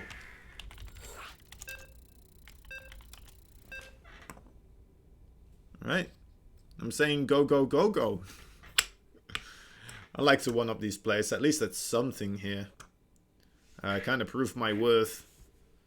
If not for as a player, perhaps as a cheerleader here. Alright. Reloading into the game right now on Ephemeron. The overall standing, it was still kind of to play for, right? I don't think it was an unwinnable position for Tokon, especially with those 2 siege tanks, like I said before. But other than that, I don't know exactly. It's a rough one. By the way, guys, we do have the Mecherino codes, so as we're loading in here, do be ever so kind and at least fill in one of them. And then if you want to add the other one as well at the same time, you can definitely do so. You don't have to do it right now. You can do it later as well. I'm sure I'll be talking about it more so later on too. Yeah, I one-upped them on dressing fancy. Hell yeah, that's true. Although we don't know how they are dressed actually. They might have a full piece, 3-piece suit. I just have like a one-piece suit, right? Oh, that could be cool actually. A one-piece suit is a suit from the anime. Is that? Do they have suits in that anime? I don't know. I've never really watched that anime. I've watched a little bit for it. It's the pirate one, no? One Piece? I should stop talking about this before I may embarrass myself in front of all my anime-loving friends. If there are any here. Anyway, yeah. Massa and Tokon. They're still loading up, guys. I guess you have time to do both Mecherinos. If you really want to. The Tokon's internet die again. That would be a little bit embarrassing, wouldn't it? What if my internet died? Oh, recovering. There we go. We need pics for proof. Who would dress up in a 3-piece suit to play StarCraft 2? That is... You gotta have some sort of mental disorder if you were doing that. It is the pirate one. Okay, thank God. Thank the heavens. You see, I'm a weeaboo. Successful weeaboo Kozen. I one-up them on weeabooness as well. I don't think pirates wear suits. Well, they might actually. They might if they get on land. Maybe it's like those the kind of the torn suits, right? Where they always wear them open and the scarf kind of is torn on one side and there's stains all over it. And yeah, I think they do. I think they do. Oh, there we go. Okay, we're back in it. I'm quite happy that I'm not one of the players playing right now. I'm always afraid that something like that might happen.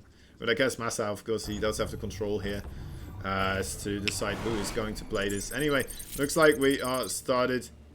I didn't even know you DC'd. Hey, I didn't die. Alright, here we go. Here we go. 73 supply versus 85 token. He needs to get a good engagement here. He needs to get a marvelous... Oh my god.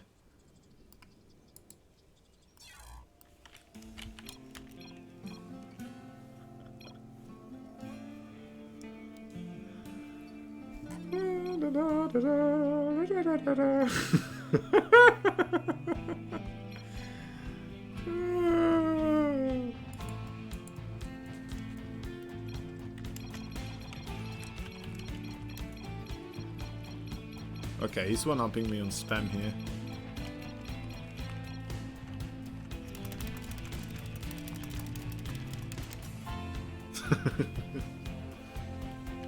What's the command for the emotes again? I don't know. F in chat. Yeah, this is a rough one.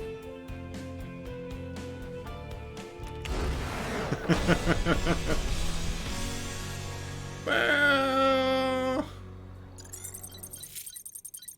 this is gonna be a really long game if this keeps happening like this. Like we play for 2 seconds and we have a DC and then we resume from replay again. How does Tokun play ladder like this? How does he do it?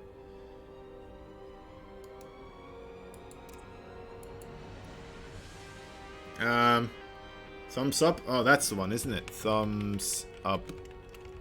Let me see, actually. Thank you, Cuddle Bear. Thank you, man. Yeah, that's the one. That's the one I wanted. You're too slow, though. Well, I'm too slow with reading it, is what I mean. Cuddle Bear, now that you're here, maybe you can solve this mystery for us. Do you think pirates wear suits? Big debate.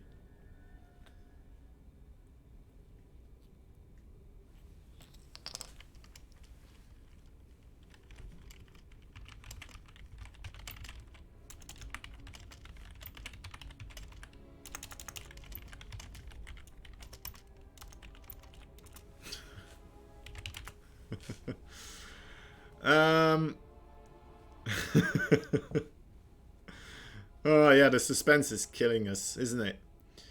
I guess we're gonna have to wait again. You would call it work attire. Alright, Cuddle would know the answer to that, yeah? Not really sure if it's a suit though. Alright. Yeah, I guess. Maybe. Is it? Yeah, you're probably right.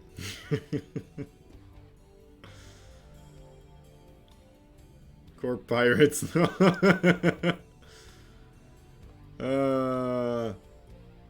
Blazer, probably. Yeah. Pirates would wear blazers. And torches and sabers and hand pistols. Or how would you call it? It's another blunderbuss. A blunderbuss. That's the word I was looking for.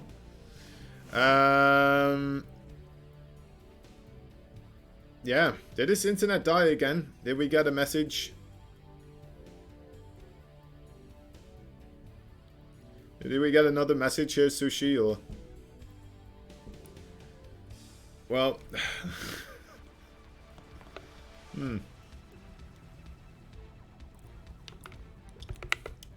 We'll have to wait and see. Let's take a look at the bracket, guys. That's the way.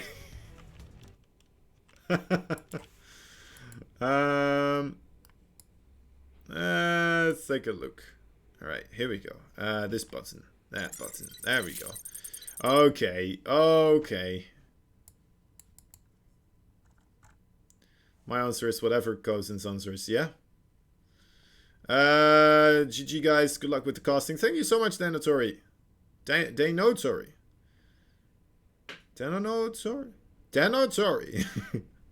Talk to you later, buddy. Have a good one. Alright, so yeah, Rodson is waiting for Tokun and Masa to continue. I need to keep tabs on whether or not I'm gonna miss out here as well.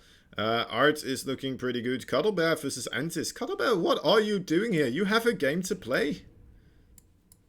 Don't you have a game to play? Chris is moving along in the loser bracket still. Looks like he's had a reasonable victory there. Justice Simon still going on against Exo Striker this time around. Can still catch a break there, perhaps. And Vindicta versus EGGs. It's Team Evil Geniuses. Yeah, and art is looking pretty. You know what? This is looking like we're gonna have a clash of titans again. Massa versus art, perhaps. I mean, no offense, Rodzin, but I mean, I feel like those two were just born to fight one another. All right, so what are we doing? Are we gonna call this one, or what would be the appropriate thing here? Shazam, you are the admin. I would allow any choice here in your hands.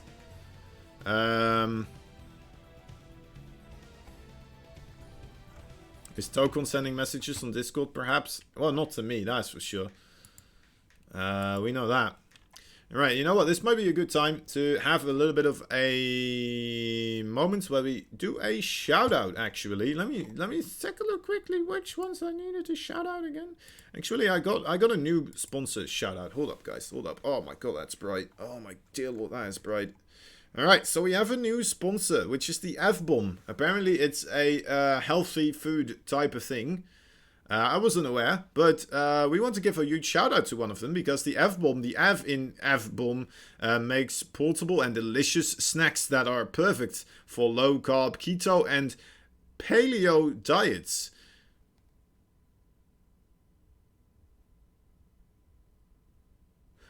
Alright. I don't know what paleo diets are. Anyway, they're best known for that. Wait, okay, they're best known for their all-natural macadamia. Macadamia. I think that's like macadamian, right? Jeez Louise. I don't mean to be rude, Canuck, but sometimes there's quite a lot of a lot of typos in this, and it gets difficult for me to do this correctly. Alright, let me see. I'm being messaged here. Wait, I'm already on this. Okay. One more min. Like. Alright, being blinded by the light. Anyway, okay, so let's try this again. We want to give a huge shout out to one of our official sponsors, a new one. It's the F-Bomb.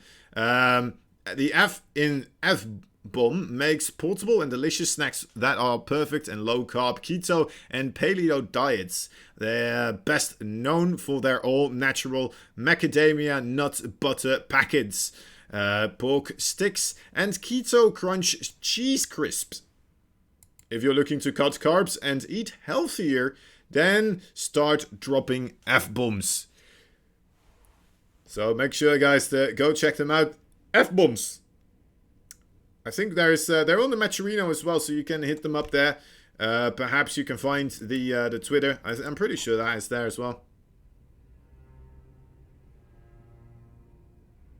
I can wait one more. Ah.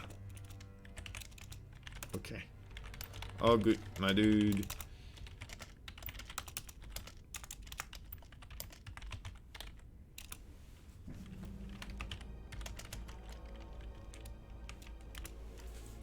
I think Tokon gave up. I'm gonna go head on to the Americans. Let's just do that. Let's just let's just call it a day for Tokon here. Unfortunately, I mean, he fought bravely. He had a good couple of games.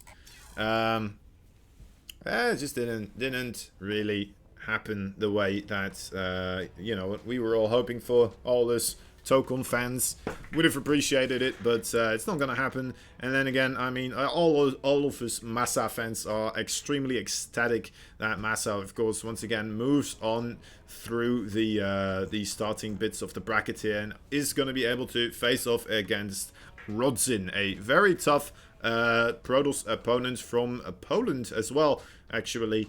And well, let's see what he brings to the table today. I know he's been practicing. At least I think he's been practicing, right? It's just kind of maybe an assumption of mine, but I always, I think I see him play a lot, right? Right? He must be playing a lot. I mean, he's a good player. He should be playing a lot, and then just try to get to the highest level that he can. I mean, I still think he has a little bit of room to improve here and there, but a tough opponent indeed. And I think I think he will be able to get some games, perhaps. Maybe a single one from Massa. I don't think he will win the series overall, but you know what? He might be able to get a victory at least once in these games. That is bloody annoying, says Mr. Token himself. Token, welcome back, buddy. Unfortunately, yeah, we had to continue on with the show. I'm sorry about that, buddy. Maybe you're going to be able to continue on through the loser bracket if you so desire, if your internet is kind of a bit more stable again. But yeah, we're going to have to wait and see. Rodzin and Massa. I'm sure they are vetoing right now. And yeah, we're going to have to wait and see what they actually decide to play on, of course, those maps. And yeah. How are you all doing today, by the way? These nuts. Is that how you type it? These nuts? Is that it actually? Boptimus Prime. How did your run go into the tournament actually? I'm pretty sure I saw you in the bracket, right? Droppy Timius.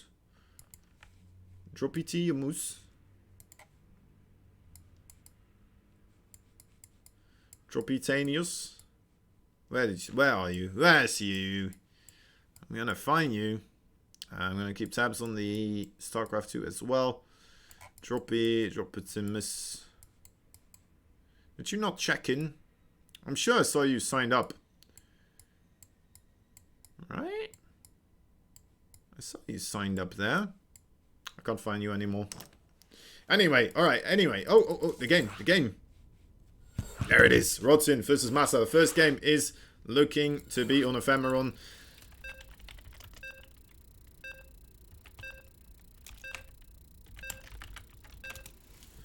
Back on Ephemeron. This time around, it's a TVP though. And, I mean, it is versus a Polish and American player again. Although, I mean, I suppose one of them is the same player that we saw beforehand. Let's see if he gets the same spawn. That would be interesting. He doesn't. Oh, what a shame. That would have been crazy. That would have been crazy. Anyway, in the bottom right side, it's the blue Terran player. He is known as the one, the only Massa from Americanos. In the top left, there's an orange Protoss. Is from Poland. He is a Rodzin. Right, I'm not making things up here, right? Optimus, not you. Alright, Optimus Prime. Maybe you're just a completely different person. I just assumed you were Droptimus. Because, you know, there's Optimus in there. But then again, Boptimus, I mean, maybe not. Anyway, what are we seeing so far? Pretty standard stuff from both these players. Looks like Rodzin is not going to go for the scout just yet with that probe. Is delaying that a little bit here. I'm kind of curious to see if he's going to take that second gas, and if he is, how quickly he's going to take that second gas. Is he just going to go straight up for the Nexus? It looks like it will be the Nexus play here, with 300 minerals already in the bank. I assume he just wants to take any tiny slight advantage that he might be able to get out here. He might be able to squeeze out to try and get ahead. And there goes the probe.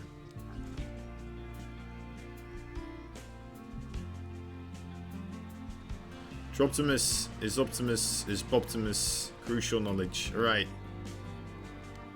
I mean, this is just confusing me more now.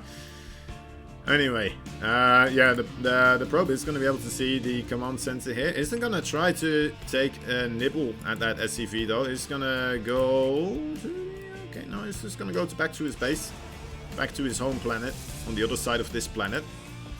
It's an interesting thought, isn't it? Anyway, a factory with a reacted out double producing Marines. Barracks? Did I say barracks there? I don't know. It's, oof. Anyway. Casting quality dropping with every sentence I make. Robotics facility is going to be the choice for Rodzin. Could still be a plethora of things. Multiple things could still be coming here through the build order for Rodzin.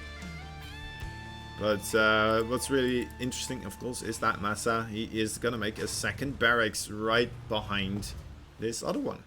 After making the factory. Is he going to put down another barracks? That's the real question here. Is he going to commit to that 3 Rex factory play and do some sort of a... Wait, is this on the factory? Yeah, alright. It might be a siege tank play here. Let's take a look at whether or not he is going to make... Oh, that's a lot of Marines. What's in? Let's be wary of that amount of Marines. Cannot allow that amount of Marines to just kind of casually be a thing right here. Needs to try and get into the base with this shade to try and figure out what is happening here. Oh, nearly. Oh, can he send those? No, he can't. That's unfortunate. So the Adept does get away here. A quick escape, but I mean, Massa keeps, well, a lot of things hidden here. I guess he shows that he has a lot of Marines, but other than that, doesn't really show all too much, right? Didn't show the Tech Lab factory, didn't show the other barracks there as well.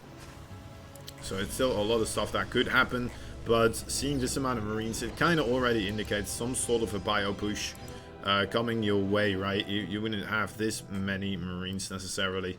And yeah, the Observer is aware now, sees everything coming through.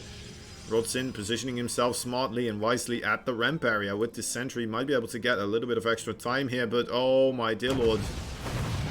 Okay, okay. It's not that bad. Again, going for the combat shield here. First of all, is Massa, of course, going to give those Marines a slightly little bit of extra HP to help kites, well, help against those kiting Stalker units. Siege tank getting closer and closer. Not just barely not in range yet of the... oh wait, it is! Oh my god, I didn't expect that to be in range, but apparently it is. So as soon as that pylon goes down, that's going to be a massive blow to Rodzin here. I like the retargeting of that siege tank as well, going back on top of those Stalkers. And the Immortal joins in as well. It might be enough actually. Going for the siege tank, a wise choice. And yeah, everything here gets absolutely annihilated. Rodzin, a beautiful hold here. As Massa, tucked with his tail between his legs, has to retreat. Has to move back to his side of the map here. To his home planet on the other side of this planet. Gonna use that more often. And there's the third barracks now being added as well. Stimpak on the way. I mean, the timing is a lot quicker, right, than you would potentially really expect something like this. Because you don't get the stim, you don't get the +1, you don't get the second barrack or the third barracks, and instead you just go in with a quicker siege tank, with quicker Marines with the combat shield. Unfortunately for Massa, Rodzin, he was expecting this in somehow, some way, knew that something like this was coming his way. And yeah, nice job there. Wait, what is this factory doing? Indecisiveness happening here to the extreme amounts. And the Observer is witnessing it all. Orbs Maker. Orbs Maker?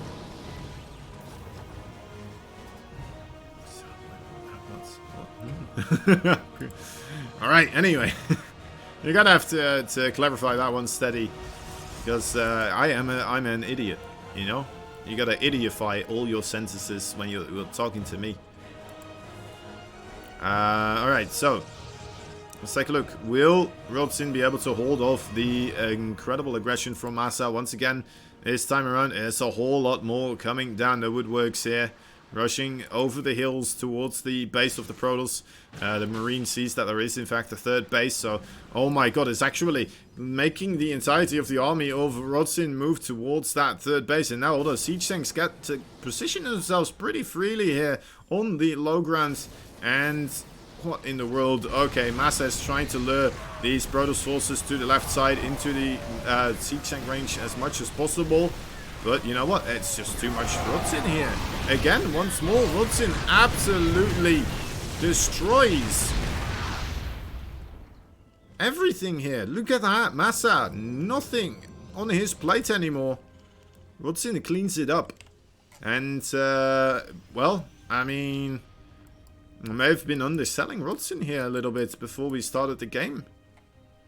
He's looking absolutely, you know what?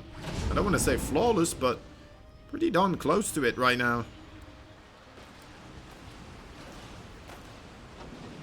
Just needs to be careful of any sort of harassment, right?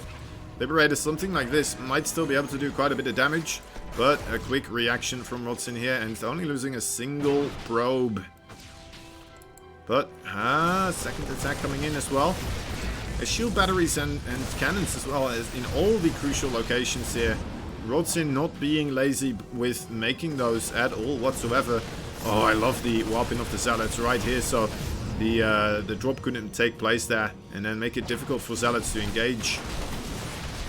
A smart reaction there from Rodzin, and he's going to be able to clean this up. It looks like, yeah, quite handedly so. As I don't like Protoss observers watching everything I do. Oh, yeah. Yeah, that is rough indeed. Definitely not something I'm a big fan of either when that happens to me. But in the end, it's, you know what, it's just part of it. I guess it's just still a part of it. And if only my eyes were better, then I would be able to do stuff like this and see that there's an observer the milliseconds after it actually gets close to me. This is a great one as well. Getting right on top of that Colossus. Yeah, I'm not completely sure about warping in those Zealots as well. Does look like that is just gonna be gifting a few more minerals here to the Terran player to kill off. Static D user. Oh my dear lord. Alright, yep. That is that's gonna put Massa back into the driver's seat here, I think. How did this worker count get to B? Let's take a look. He only lost 7. The Liberator gets away again as well, yeah? Yeah, I mean... Okay, no, it didn't get away, actually. It died. It did die. Okay, I shouldn't... Okay, hold up. Hold up here. Hold up here. Slow down those horses. Okay, Zealots are coming over here. I'm trying to come up with what is really happening in this game. Like, I think Massa is he's just still steamrolling ahead here after those 2 initial pushes, doing absolutely nothing. Like, nothing was accomplished there. He just got slapped down like a wet towel over a wreck to dry. And yeah, Rodzin, he just brought out an air dryer as well. Hurry along that drying process, and Massa didn't have anything left anymore. But still, somehow, some way, his macro is just on point that much that his forces are strong enough to still be a very lethal threat here. But the storm, oh, the storm is not done yet. That could be quite devastating. Rodzin doesn't want to take the trades at any time now. Those 5 High Templar are about to have storm here, and oh boy, the entirety of the bio out-rotating the Protoss forces here. Are they gonna get into the main base? It looks like he's just gonna play it safe and going into the side here. Gets out with most of his units. And the siege tanks now in a really good position as well. Actually, they don't have vision up onto that high ground. That's a little bit dangerous, actually. That could be bad, but luckily for Massa, he's drawing Rodzin's attention away there to the 3rd base. And those siege tanks, they just gonna stay there in a good position. Now helping out with this attack over here. The storm is ready to hit, but I don't think those High Templar ever really got into a position where they are able to land those storms. Okay, this is nice, cleaning up the siege tanks rather handedly. But again, I mean, Massa just coming in, still trading out pretty nicely against these gateway forces that are a little bit quicker than the overall High Templar and the Colossus here. Another medevac escaping the clutches of the Protoss overlords here. And a nice blink right on top of those medevacs. Gonna be able to clean this up. Wait, he left this base. Oh my god, I know why. Because that's a whole lot of Terran coming down the woodworks, and EMPs landing everywhere. Storm as well, trying their best to hit everything, but it's just not enough here for Rodzin, and Rodzin being pulled apart now. like a pulled chicken in the soup. Not having the greatest of days here. I think that might be it, actually.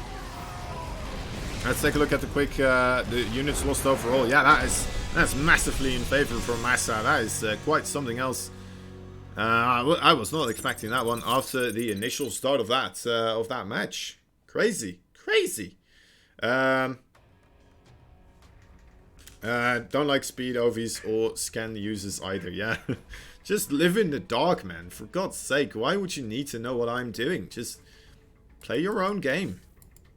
It's like a rock, paper, scissors. Rock, paper, scissors is it's underappreciated, guys, honestly. Anyway. Not that I'm trying to be a sneaky always, but mind your own business. Yeah. Am I that important to you? Is it really? Do you need to see everything I do? It's a little bit, is it kleptomania? Is that the disorder where you want to see everything? No, it's something else, isn't it? I don't know exactly, but maybe it's pervomania. That could be it. Hey, seeing those Terran units take their marine suits off when they think you're not watching. Rock, paper, scissors is an honorable game. Yes, exactly. All right. Anyway, Simulacrum will be our next map. Rodzin and Massa. Let's see where they can bring this one. And if Rodzin is going to be able to bring back the pain, can he tie up the series again? I'm not sure. I'm not sure. That's stealing. Perfectly balanced. Perfectly balanced. Rock, paper, scissors. Yes, yes. Alright, best of 3. Here we go. 1 point for this guy in the bottom right side. He is the Blue Terran. He is from America. America. He is Massa. In the top left side, we have our Polish Protoss. In the red, he is Rodzin. Did I mention, by the way, guys, that both these players are from Alpha X? In fact, I'll do you one better. All the players we've seen so far are Alpha X members. If you want to maybe participate in some sort of Alpha X event, you know what? Just join Alpha X. Just forehead. Anyway. I don't think anybody's just being accepted, to be fair, but you can always try. I was accepted, you know. I guess the bar is not that high, after all. And, alright. Let's take a look. There's a little probe marching across. What can the little probe do across the map? Perhaps be a little bit annoying when Massa is trying to get that command center onto the low ground here. Probe sneaking in. Sees there is, in fact, a barracks here. That is properly timed. Not awkwardly timed. So he knows that there's no barracks somewhere across the map as well at the same time. Oh, here he goes. Here he goes. This is his moment to shine. And he decides not to. Oh, he's coming back. It might be in time. Oh, that probe coming in. No, he doesn't want to do it. He doesn't want to do it. He's not feeling it, guys. Don't worry about it. Corona probe. He's under the weather. He's not feeling it today. Anyway, going back home with his worker units. A Reaper is going to be able to be the scouting force for Massa here, of course. So far, there's not that much interesting really happening in Rodzin's base. Might start to change soon, though, as we do have the Cybernetic Squad now finished up, of course.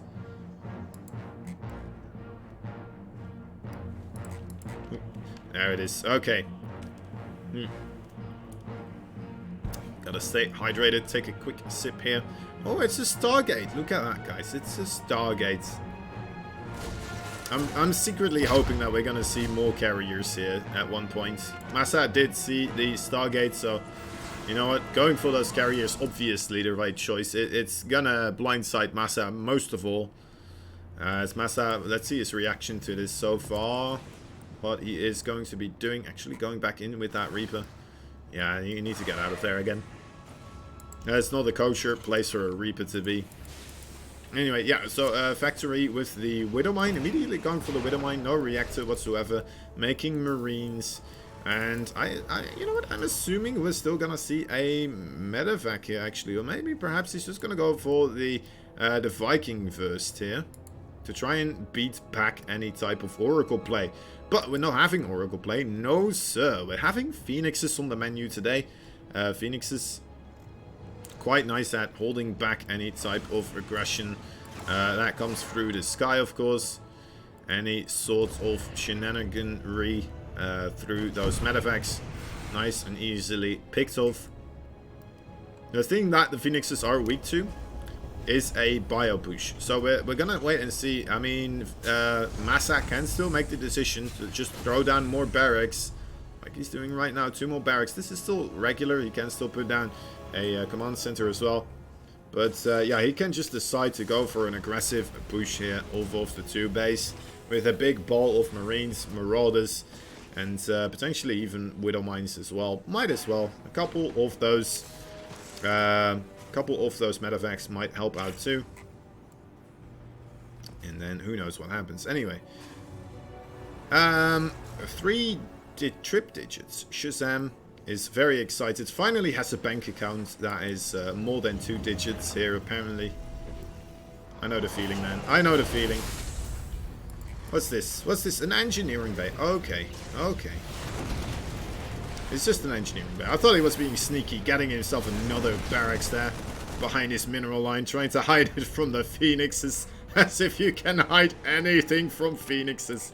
Oh, oh, he's making me laugh, this Kosen character. Anyway, +1 should be starting up here rather soon. There it is. Liberators as well, joining in with this this attack here, it seems. That's an interesting choice, actually. Going Liberators against Phoenixes.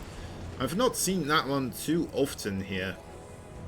But we're still seeing Widow Mines, right? That's still a thing? Yes, okay. So at least I get that one right. Thank you, Canuck. Thank you. I was kind of hoping to get to cast your game here, Canuck, but I don't know what happens. I think the ladder or the bracket just kind of malfunctions and they kicked you out of the bracket somehow, some way, and you weren't allowed to participate. It's probably because, you know, you just keep winning them, probably.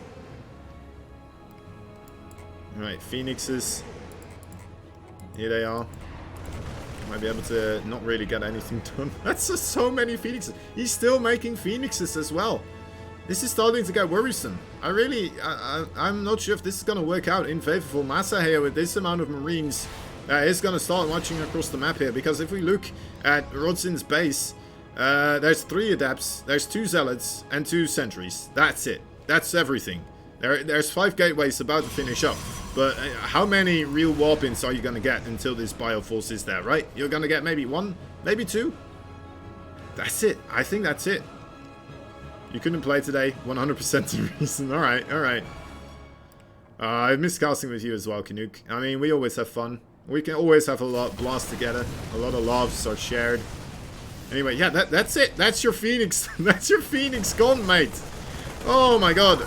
Renegade X Studios, thank you for the raid as well. 15 people joining in. Welcome to the MVP Cup for the Alpha Access. We're seeing Massa just kind of slaughtering Rodzin here, as Rodzin attempting to go for the Mass Phoenix play. Didn't really work out, unfortunately. And looks like those Marines, yeah, the force field's now not even working in favor here for Rodzin anymore.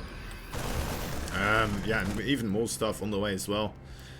It's not pretty. GG is called. Rodzin has to drop down to the loser bracket. Massa continues onwards, and that means we're gonna have to take another look at the bracket here to see really who is still playing, who is still in this one. Chris died against Asuna, it looks. Let me guys bring you up to speed actually with this loser bracket. All right, so let's take a look. So in the loser bracket we're seeing Arrogfire. Arrogfire apparently went down here. All right, he's a tough player, honestly. But anyway. Oh, Massa versus Vindicta. Here we go. Gimme. Alright, we gotta quickly change the region here. Sorry, I just did the overlay a little bit too slow there. But, hello, party people. Hello, party people. We're gonna have Vindicta versus Massa here. It's EVT series. That is bound to be pretty darn good. I'm sorry that we're having so much Terran plays for anyone that wants to watch non-Terran plays, but this is just kind of what's happening right now. How about this goes? And March is my last month of school. In April, I will play in MVP. You cast me, and if I get knocked out, I come cast with you. Yeah, it sounds like a deal, man.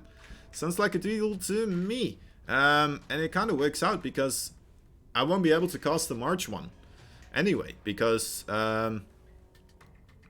I will be casting the Junior Cup. Which is kind of weird. We're having so many events that we actually are having events overlapping events just from Alpha X, right? We're just having Alpha X events overlapping Alpha X events, even though there's still other great SC2 content out there as well at the same time. It is kind of hectic, guys. There's so much StarCraft 2. It is such a beloved game by so many people that there's just so many events happening continuously, which is kind of a nice thing. But then it does become a little bit difficult sometimes to get proper viewership. So I appreciate all of you that are here and joining in for this StarCraft 2 party that we are witnessing. Alright, Massa versus Vindicta. I gotta say, I was kind of hoping that we would rotate back to Vindicta at some point. I'm not sure how this is gonna go though. Massa isn't sorry about all the Terran matches. Yeah, I don't think he is. I don't think he is either. I'm pretty sure he's happy about it, honestly. Vindicta versus Massa. Yeah, exactly. It's kind of like the new guard versus the old guards in a way, isn't it? Especially from the US side of the world. The newer upcoming Terrans versus the old, already established Terran. Let's take a look actually as these players are doing their vetoes. Can we see the run Vindicta has had so far? Yeah, I mean, yeah, we could. Yeah, I mean, I think we already kind of saw it. He went through the Kyojin. We've seen that one. We've seen him play against Chris as well. Afterwards, he did play against EGGZ. Which did get casted by the second stream, or maybe the third stream that we have going. And now he's going to play against Massa here. And whoever wins that, oh my god, Cuddlebear versus Entis is still going on as well. That could be a pretty good one as well. We do have multiple streams, by the way, guys. So if you wanna check out some other streams as well, let's see where is the B stream right now. I can't see the B stream. All right, never mind. I don't know where it is. Anyway, yeah. So if you want to see more stuff, you can definitely head on over there. This one is Gravity 620. I need to keep tabs as well on whether or not I'm being invited. Oh god. No, wait, this is the wrong one. I'm entering the wrong lobby.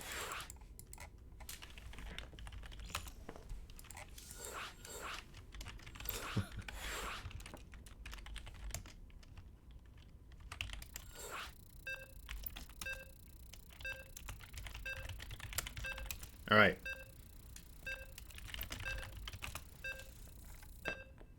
Okay, Massa versus Vindicta. Guys, we're starting on Triotin again.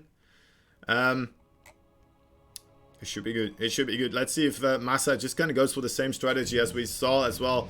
Wait, yeah, it was Massa, right? Massa, did we see Massa play against again? Wasn't that Chris? He was playing against Chris. Why am I saying Vindicta played against Chris? Did Vindicta play against Chris as well? I need to look this up again. Vindicta played against Chris. Oh, right, Tokun. Oh my god. Chris isn't even playing Terran anymore. I'm a mess, guys. Oh. Anyway, in the bottom right side, we have a blue Terran player.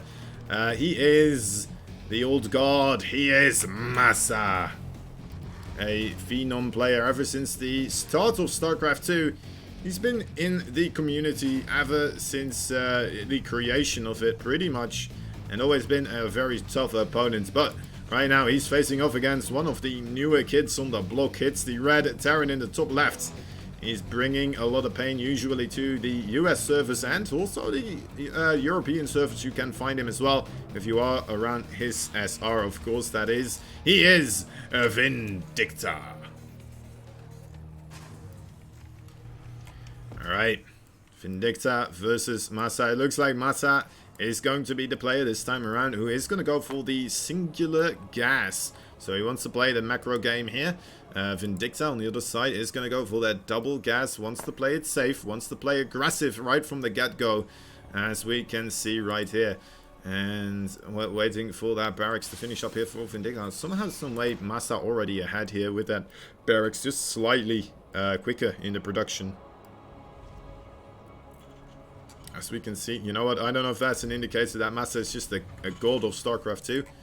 I don't know, maybe Vindicta had to sneeze somewhere as the game was starting. That could be the case as well. Factory coming up right afterwards. It's again a little bit further away. Looks like he does have left some room here for another add-on between these two buildings. So I don't think he's gonna switch the reactor around immediately. Massa on the other side though, looks like he will try to go for the reacted out Hellions here to ramp up that aggression. Not seeing, well, of course, not seeing a starport yet, but I mean, it's impossible to have one just now. Interested to see whether or not he is going to put down a starport as well.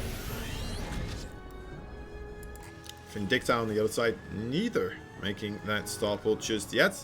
He does have the 2 Reaper Hellion hit squad now. Should be moving across the map here. And Massa with his safe build. Here we go. Going for the double Hellion, which should arrive out in time before those 2 Hellions and the well, no wait, it's 1 Hellion and 2 Reapers arrive. There is the starport now for both these players. Again, Massa a little bit quicker there with the starport as well. No, he did open up with the single gas. Quickly after grabbing himself a command center, did go for the other gas, and we can see a clear difference here. Orbital already finished up and transformed. Oh, that's a big attack actually. Vindicta should be able to win this one. He has the forces, he has the numbers, needs to kill off units before the rest of the reinforcements arrive. He's doing so. He's doing pretty well so far. Grabs 2 more Hellions, wants to micro here. Oh, walked into a mine, losing one of his own Reapers. And things kind of stabilize here with the Marauders of Massa. That's an interesting... He's making Marauders, guys. Is he going to go for some sort of a Hellion Marauder push here in TVT? You don't see that very often, especially because Vindicta already has siege tanks. That is not going to work out too well if you try to move through the front door. Actually, maybe you can. Maybe this does work. Who knows? Maybe we're going to learn something here. Or at least I am. Yeah, that's not going to work. Poor Reapers. Well, they do get a scout off here. See that there's 2 Marauders extra added in. And, ooh, might even get an SCV here. No. Decides to try and get the Reaper back out, but doesn't manage to do so, unfortunately. But, yeah, I think this is going to be an aggression coming out of Massa, right? This quick concussive shell with the Marauders, it seems like this is something you would want to do here. Oh yeah, good call by the way, Sushi. Thank you so much. There is a Metro Reno page, and we would very much appreciate it, of course, if you guys show your enthusiasm for StarCraft as well by helping to fill out those Metro Reno codes. There's 2 of them, in fact. I believe the first one is for the high top ending up players, and the other one is for the number 6 and below or something like that. So it's for the other players, right? We have for the players in the top ranking and the players on, or just barely almost in the top ranking. That was a quick cleanup, but still losing 8 SCVs those here. Does Vindicta. And the Liberator being put on top of the overall bunker. Banshee as well. My dear lord, things are really getting quick here. Quick, rapid casting is going to be required from me. Although things did calm down right as I was talking about that. But yeah, the Medevac decides to rotate around again. 3 Marauders and a Hellion coming in. Let's see if they're still quite bruised up SCVs actually. And yes, there are. But you know what? Changing his mind. Having second thoughts. Moving back again with those units. Massa, unfortunately for Vindicta. I mean, the Banshee is coming in here. But the Raven now just finished up. I guess he doesn't have stealth anyway. So not that big of an investment. But definitely not really getting anything out of his investments. Unfortunately for him. Massa still on the map here with his drop as well. Still trying to find an angle to get some sort of damage dealt. And Vindicta, you know what, moving out on the map. He has quite a significant force here. These siege tanks, 3 of them, if they get into this position, that could be quite detrimental. There's only one Raven, doesn't have that much energy. And yeah, those siege tanks got in a really good spot here. This is going to be very difficult for Massa to really deal with. That factory is getting dangerously low very quickly here. No repair, no lift up whatsoever, and now down it goes. No further siege tank production here for Massa now available. Tech Lab also going to go down. Maybe even going to get himself the starport here. Oh my dear lord. Massa, what is happening here? Why are you letting all these structures die? He's not even trying to lift them up and save them. My dear lord. Oh my god, is he going to get stim as well? Is he? Oh no, you can't, right? No, okay, he doesn't get stim. Okay. Whew. There is still normality in this world. Okay, so one Viking does manage to clean up that medevac here. I guess Massa did go for that quick third command center, but look at this. I mean, he has 30 workers at his natural. I think he did pull some workers from his main base, trying to get them to safety here, but yeah, that was definitely a very worthwhile for Vindicta, and Vindicta now marching across the map with so much of his stuff. Massa stockpiling a lot of money here, doesn't have anything really to make with it, because he just doesn't have the production facilities anymore. Oh, he does clean this up really nicely though, but there's more in the way. On the backside here, Vindicta might be able to get right into that natural base. Vindicta, is this your moment? Stimming forward with all his marine, well, most of his marines, checking to see if there's another siege tank in the natural base. A smart maneuver. There's nothing there though, so in he goes into that mineral line. He needs to do damage, that is for sure. Can he get things rolling? Oh my dear lord. Yeah, that's a lot of SCV kills. That's a heck of a lot of SCVs dead. We're gonna need a new cemetery to fill in all the plots for those SCVs. And I think that's going to be it, guys. I think Vindicta managing to win the first game here versus Massa. What a show! I'm a little bit surprised, honestly, still though, that Vindicta did manage to get him into that himself in that situation. And then again, I'm surprised again that Massa just kind of let his factory die and let his starport die there as well. That was quite a surprise. But anyway, I mean, it's all the more power to Vindicta here. Maybe it's just his night. He kind of had a rough start there. He didn't look too strong, in my opinion, versus the Kyojin. And who was it else? Who else was it? Was it Tokun? No, not Tokun. Chris. Chris, that's right. Sorry, Chris and Tokun. I keep messing you guys up. Keep mixing you two up. Anyway, yeah. People are quite excited here now that Vindicta is rolling in. And what's up, Stroyer 1? Having a lovely evening there. I like that you called us gents, and now that you know, I am here sitting in a lovely blazer as well, so I do feel very gentlemanly. Anyway. Let's get into this next game, guys. It is, of course, the best of 3. And, well, yeah.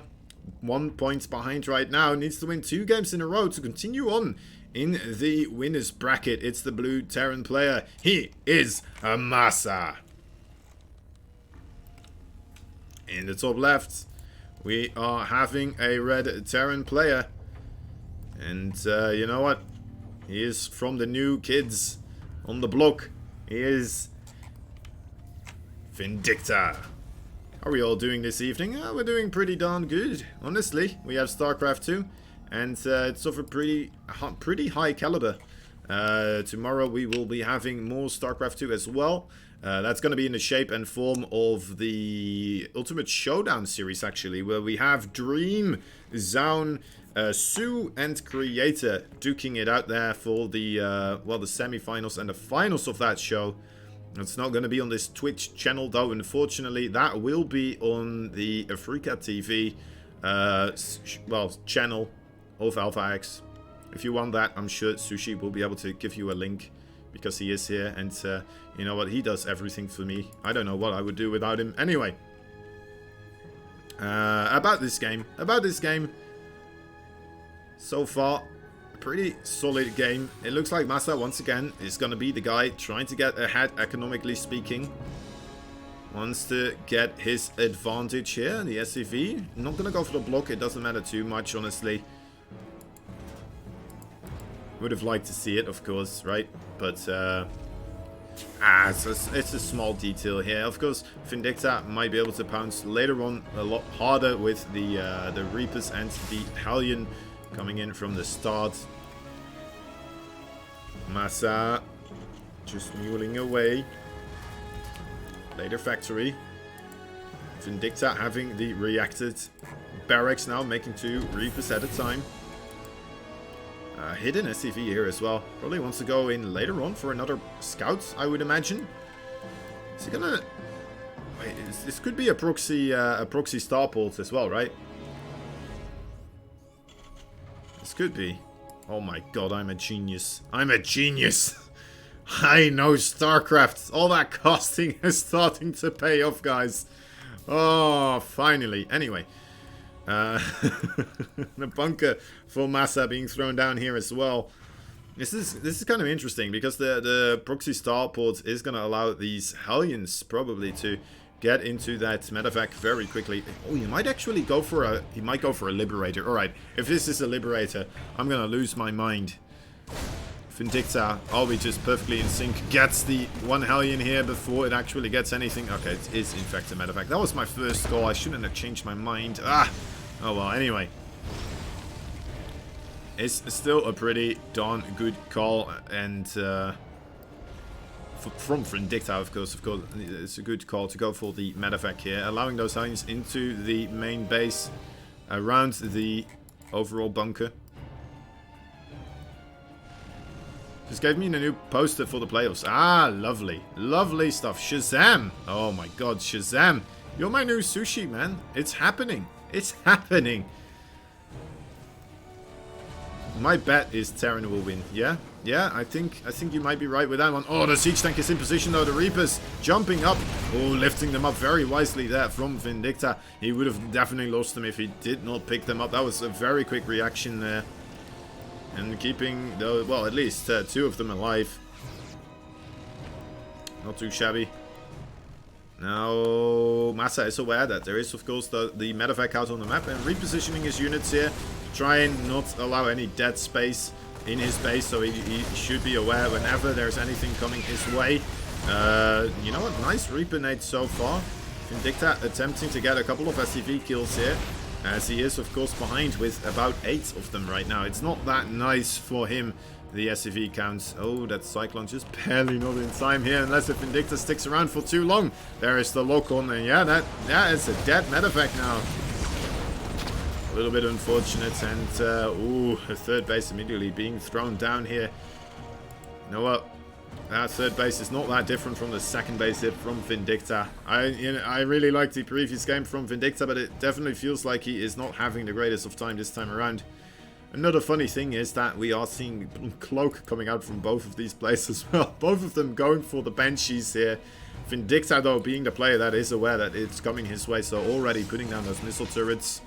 The scan here, not really seeing anything, and immediately the first Banshee being thwarted here. Low HP. And yeah, Masa, this is a little bit of a ragtag force that he's coming with. There's going to be another scan available very quickly here, very soon. There it is. Okay, that Banshee should die. Another shot. There it is. Okay. Good stuff there. And Vindicta waiting to save up a couple of these Banshees. It's still not scouted. There's 2 engineering bases on the way. But there's no missile turrets just yet. I'm not sure if Masa is going to be investing here into these missile turrets. He has a pretty solid sieging position with these siege tanks in between the 2 bases, and anything walking down the ramp is going to get absolutely struck down. And Vindicta coming in with the 2 Banshees right now. Let's see how much damage he's going to be able to do here. He needs to do a lot because he is behind with quite a significant amount of units. I'm liking this damage so far. Avoiding the auto turret as well. Good job there. Just needs to keep killing SCVs, especially because Massa, of course, does have that third base already. And then afterwards, Vindicta might have to consider moving these two Banshees back home, because he's still under a lot of pressure on the home department. Oh, killing off a siege tank. There we go. You know what? This is starting to add up. All this damage here. Massa is going to feel the pressure as well to start putting on more hurts on his opponents on this side of the map. Ooh, siege tanks can't even leave the base here. Oh, there's a Viking and a Raven though. So finally the aggression from Vindicta is going to get cleaned up here. Needs to do repairs on his orbital commands here on the low ground as well. Vindicta, is there still a way for you to make a comeback happen here? There's an auto turret catching some of the cannon for their SCVs being pulled as well. That's a nice shot from that Hellion. Is it going to be enough for Vindicta? It looks like he will clean it up, but has to call GG. Losing too much.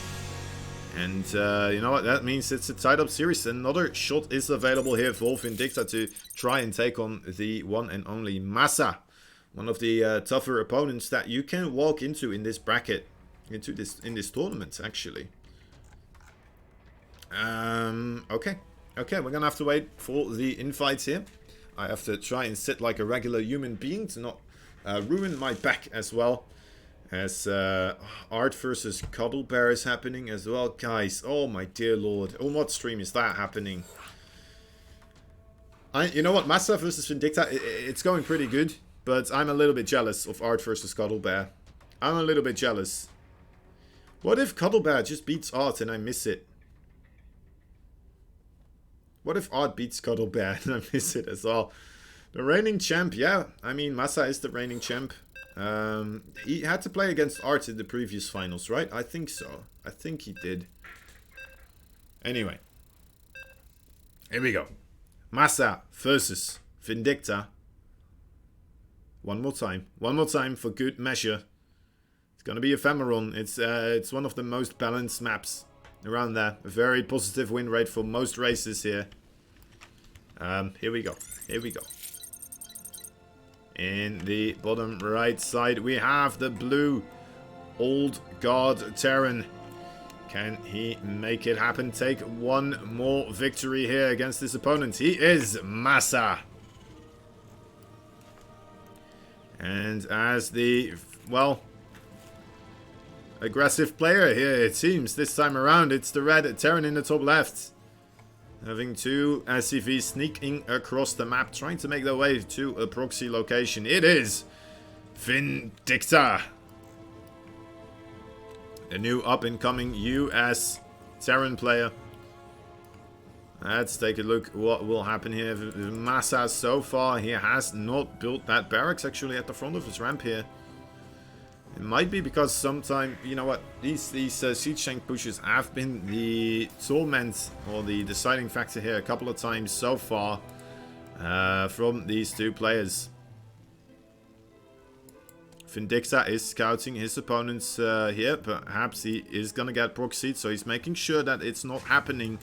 And Massa, he is not moving an SCV across the map here. So that is a big deal here for Vindicta. He's not going to go scouted for a long time. One of the things, though, that is not working out in his favor. The double gas this time. The one time Massa decides to not go for the single gas, it's a time where Vindicta decides to do a proxy. You need a lot of balls to make the play like this, guys. You need a lot of them to try and do the proxy, as it is a 1-1 series. And, well, I guess you still have to lose a bracket as well, but still, I mean, this is where it all comes down to.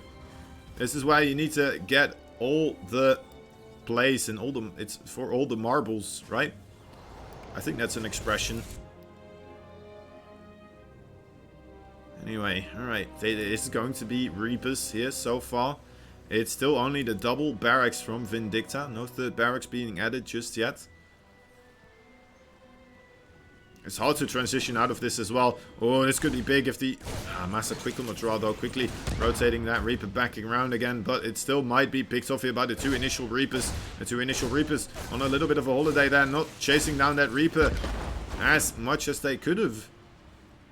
And now You know what? Oh, they're running back again. Has to group up with more units here. As he knows that there's now a Hellion and another Reaper available here for Massa. Needs to have more Reapers. Alright, that's another Reaper right here. He's going to use the barracks to try and gain vision onto the high ground. It looks like he is transitioning out of this with a factory back at home. And just going to attempt to get some little bit of damage done as much as he can without investing too much into this anymore. Killing off the supply depot here would already be nice. Oh, that's a nice shot there. Killing off a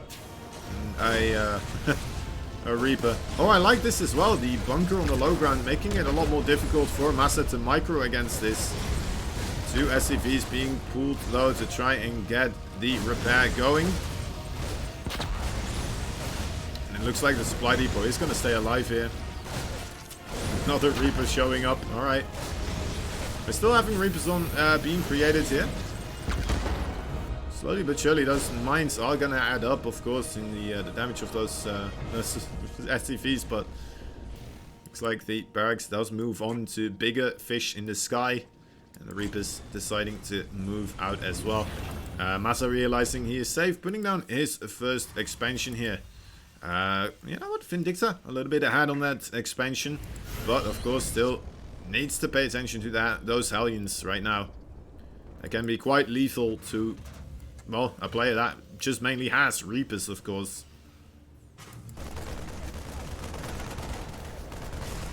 Both playing it safe as well, getting themselves the Cyclones. What in the world are we seeing here? The Cyclone upgrade, the lock-on ability, damage upgrade, whatever it's called.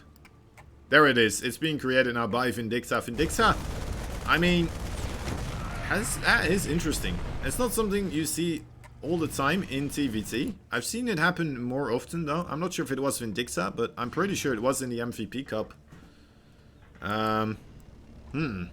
In a previous MVP Cup at some point. But yeah, let's see if it actually is going to be able to work out for Vindicta here. Massa not really going for the aggression. He does have a significant army advantage here, but not really pressing it. Or pressing it.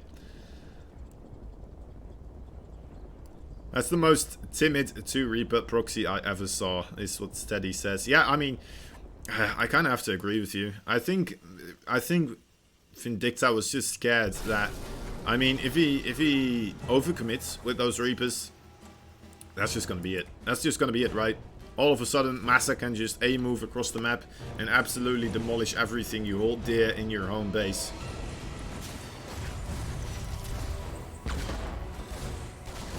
There is the Reaper in the main base for Vindicta. Might be able to get another SCV. No, only got one. Alright, fair enough. But yeah, you know what? You gotta respect a call like that, right? Where you're not really convinced anymore that you're gonna be able to make the damage that you want to make. And then just not gonna go for that fight anymore. Keeping those units alive for another day. And trying to find a better point in the game later on. I mean, overall, work account, it's not that far apart right now. Income advantage, that has been in favor for Massa for a little bit here, but it's rough to say. It's rough to say. Those are the calls that sometimes make or break games, but I think it was a wise choice. At least I respect the choice for Vindicta here. How many Ravens did he make? Actually, this is actually, yeah, 3 Ravens. Alright. You don't see that too much anymore recently, but it definitely used to be a big thing. Looks like he is going to be using them for harassment, as well as using the Cyclones and Reapers here as a little bit of a distraction for trying to gain the attention of his opponents and then throw down those auto turrets. They kill off SCVs extremely quickly. That's the first one. Alright, already managing to do quite a bit of damage here. 3 workers gonna go down. Oh, a Cyclone was ready though, waiting for those other 2 Ravens, so they're not gonna be able to get in there. And this Raven positioned on the high ground is going to stay safe for now. Reapers though from Massa. How did they get here? What are you doing here? Oh my god, getting more damage than all those Cyclones, all those Reapers, and the 3 as well. Oh my god, there was more here. Oh jeez Louise, please come down, Massa. Massa, bring it to a pace where I can just keep the slow, steady follow of everything that is going on. Instead of just, you know what, being everywhere at once.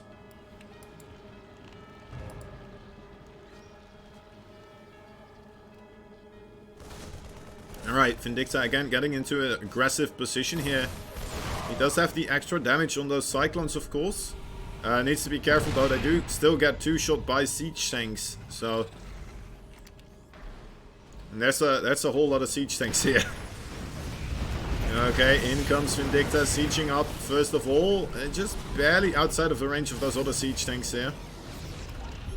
And it looks like, you know what, Massa just wants to go for the fight. I'm not sure if that's the right call. I mean, he doesn't have the siege tanks in range. And there's still a lot of auto turret energy for Vindicta as well. But his siege tanks do get cleaned up, and I think that's pretty much his staying power on this side of the map. Still absolutely vaporized. A very, very good call there by Massa to just still take that fight, even though he didn't unsiege those siege tanks. This is not over. Vindicta can outplay with a funky Cyclone build. Yeah, who knows? Maybe. He is transitioning back into Bio here though, so he's not staying on this funky Cyclone build. It's interesting, but it's just it's not what he's staying on right now. What are the upgrades for Massa? Okay, so Massa, he did have +1/+1. I don't think Vindicta in that fight had the +1/+1. At least he didn't have the armor. I don't think he had the +1 weapons either, perhaps. But that's just a wild guess for me. I might be wrong on that one. Anyway, the one Raven here might get in a scuffle with that the Cyclone. Hefty disagreements. Vindicta just trying to keep tabs on the army movement of Massa here. An extremely important thing to do, of course, in the TVT matchup. Getting a little bit of value with these Cyclones again. Needs to be careful though, they are ever so fragile. Okay, gets the safety.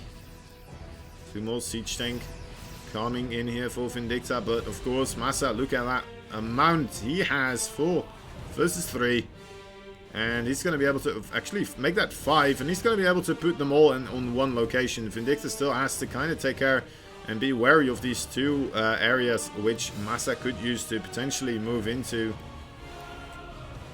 Putting all his siege tanks just barely outside of the range of that radar tower. Waiting for the rest of his forces to jump in here as well. That's a big bulk of Marines coming in here. Vindicta has to reposition all those siege tanks on the left side. Gets ready for the fight here. Alright, so upgrades are tied up. I think Vindicta just slightly has the Marine count here. He definitely, well, Raven count is equal as well. It's gonna come down to the disables, the interference matrices from these players. Or even auto turrets, right? Great auto turrets here as well. Could turn the tide. And Vindicta is going to go to set up a flank here, it would appear. Is there another siege tank here? Is he? No, wait. Is he going to go for the drop instead? Is he actually going for a drop here? That's quite ballsy. Alright, I mean, if you want to... Oh, we're having all the interference matrices being used, though, by Massa and his Marines stimming forward. Grabbing a whole bunch of those siege tanks absolutely for free. And now, well, not... I guess that some Marines did give their lives, but you know what? Marines are cheap. Lives are cheap in this game. And the siege tanks managed to get a little bit further forward. Vindicta trying to get himself into a position as well to start dealing damage to his opponents. Might be able to kill off that command center and then perhaps, hopefully, get into that mineral line as well. Vindicta in a pickle here though. Desperately, I would love to see him if he gets into the mineral line here, but it looks like, you know what, Massa already in a good position to start defending against this. And yeah, Vindicta just doesn't have the numbers to really push that aggression there. And now he is in quite a bit of trouble, as he is only mining off 2 bases effectively, as he has to repair his 3rd base. Massa is just, he's just getting in a better and better position now. Ever since those Reapers, the initial Reaper aggression. Oh wait, the Liberators though. That's true actually, I have not thought about that all that well. Vindicta definitely has the air advantage, and that's a big deal in TVT. Killing off siege tanks now. Killing off Marines as well with the siege tanks from Vindicta, sieging up slowly but surely in front of this. Being very careful with these Liberators.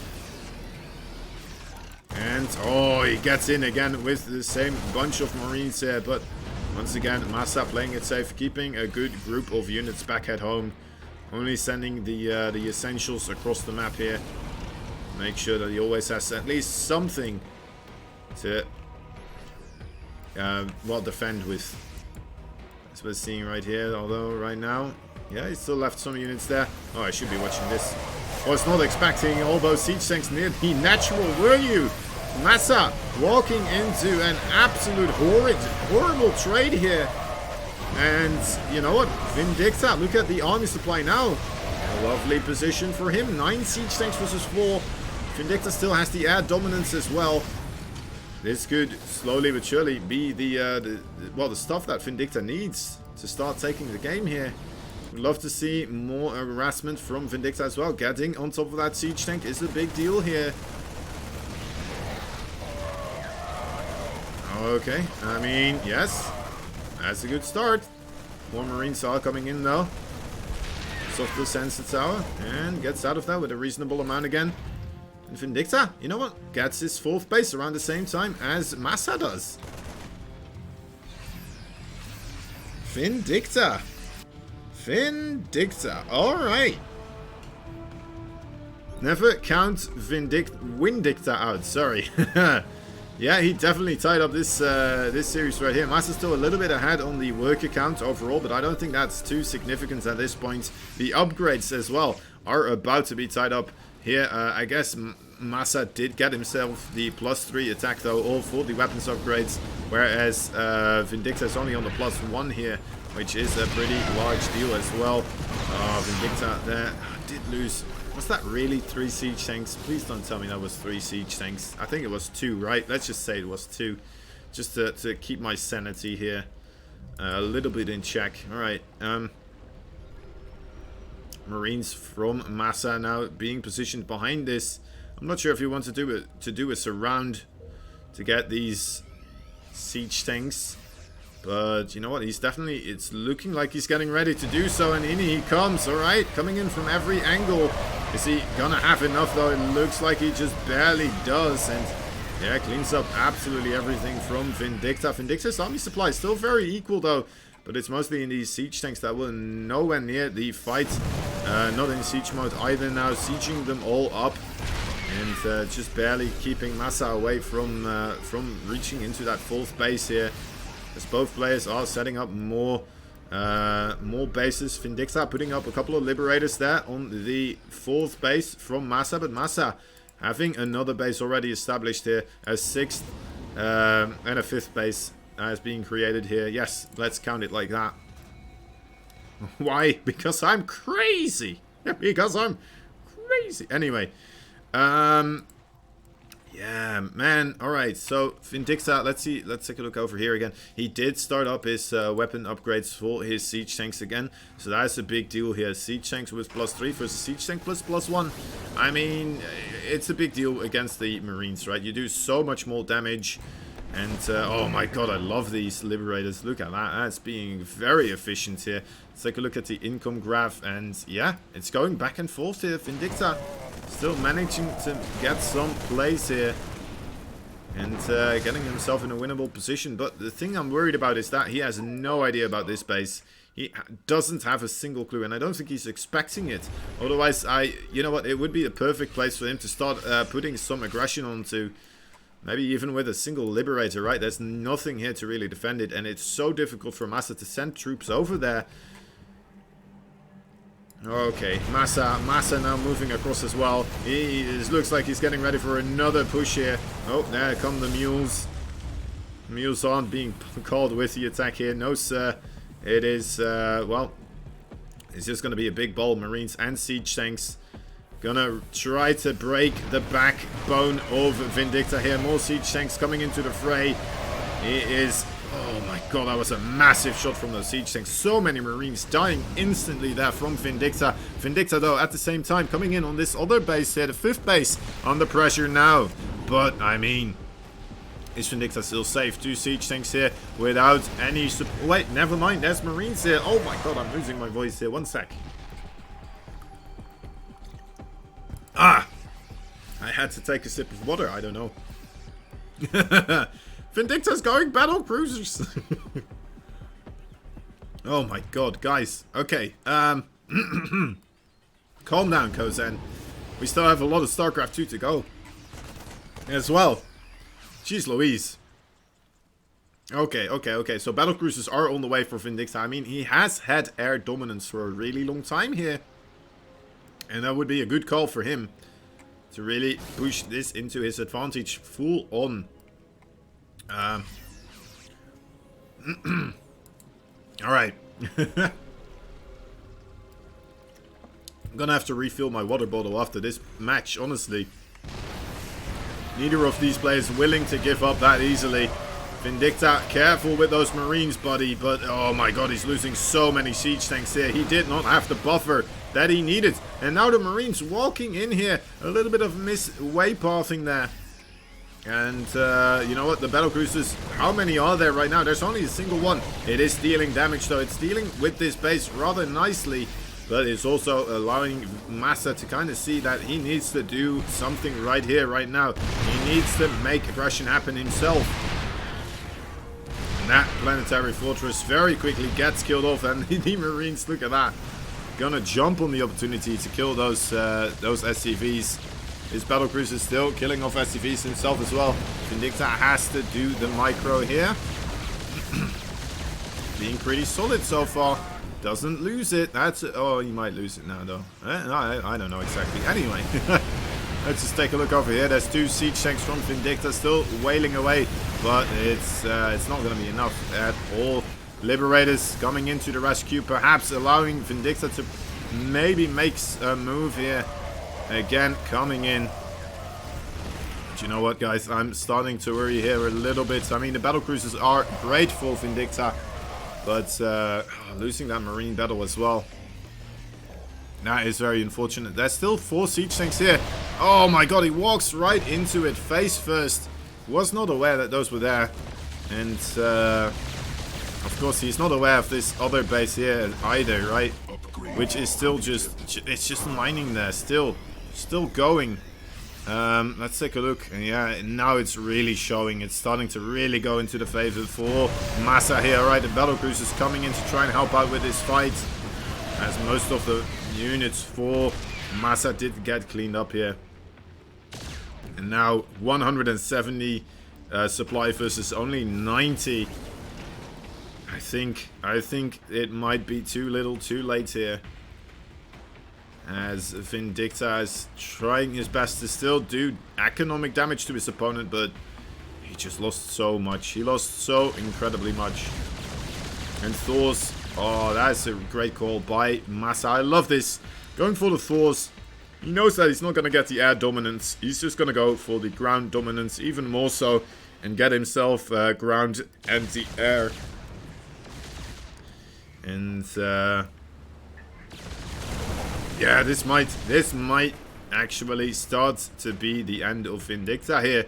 Unless if he gets a massive trade against this army. If he cleans this up without taking too many losses himself, might be able to bring something back here. But that's just not that much from Vindicta here. And I think Massa is just going to be able to stim in here under the protection of those siege tanks. And yeah, there he goes. And oof. More Vindicta mercenaries dying here. Luckily, you can't tell that a lot of them did die, as he is already red color and the blood doesn't show up that much. But Massa is finally victorious, manages to take enough edges and takes down Vindicta 2-1. Very unfortunate that for Vindicta. I was kind of hoping him to be victorious there in the end. I was thinking he might have been able to pull it through after, of course, that first victory that we saw, but oof, just Massa being too good, too strong. And that means that Massa will be our first player that moves on into the winners finals. And let's take a look at what is happening still. Vindicta is gonna... Let me show you guys the bracket, actually. Here we go. This is the bracket. There it is. Alright, so Vindicta now has to play against Asuna. And then has to play another loser's semifinals. Rodsin is still in there as well, so that might be a scary opponent for him to face. And then in the losers semifinals, of course, they're gonna have to... No, wait. He's gonna have to play against Art or Cuddlebear, right? No, wait. It's this one. So, yeah, they're going to have to play against, or EGGZs. Okay, yeah, and then afterwards, he's going to have to fight again against the loser between Massa versus Art or Cuddlebear. All right, so, that out of the way.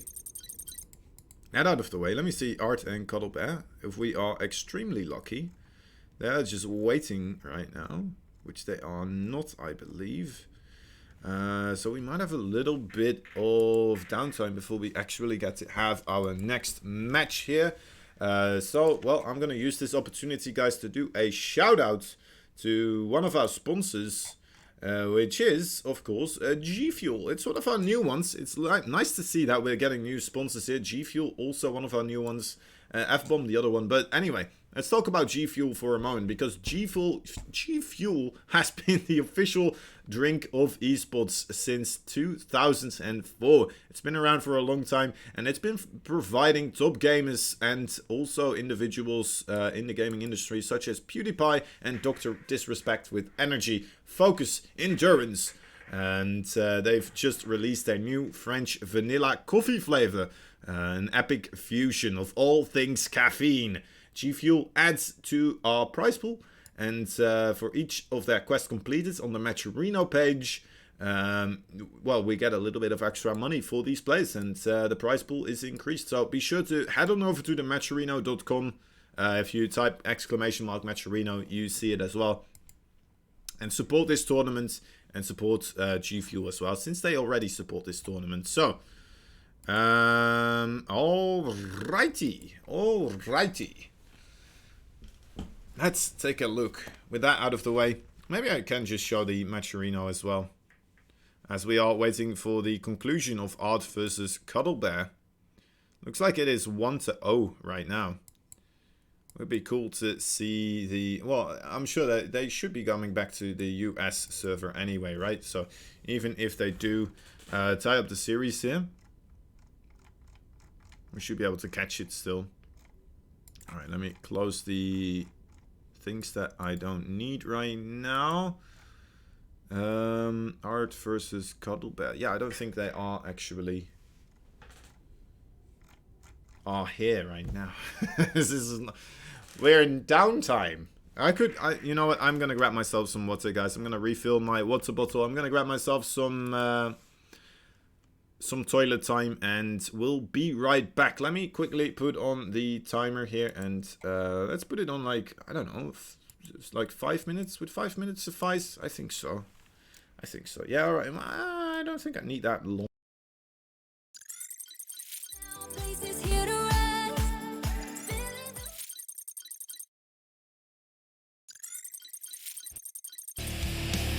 Production. Okay, sorry about that, guys. Yeah, let's put the timer on this. Also, let's get this. Centralized. I'm gonna need more time. So alright, hold up. Let's put it. Actually, yeah, this should be fine. Alright, I'll be right back, guys. Talk to you in a moment.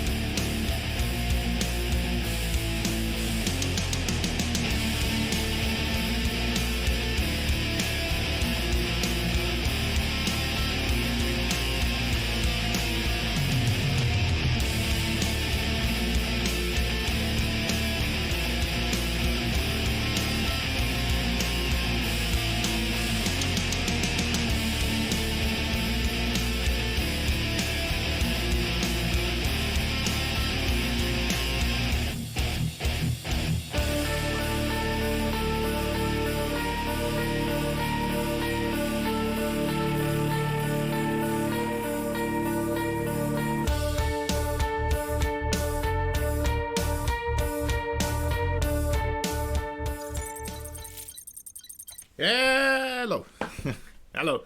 Welcome back.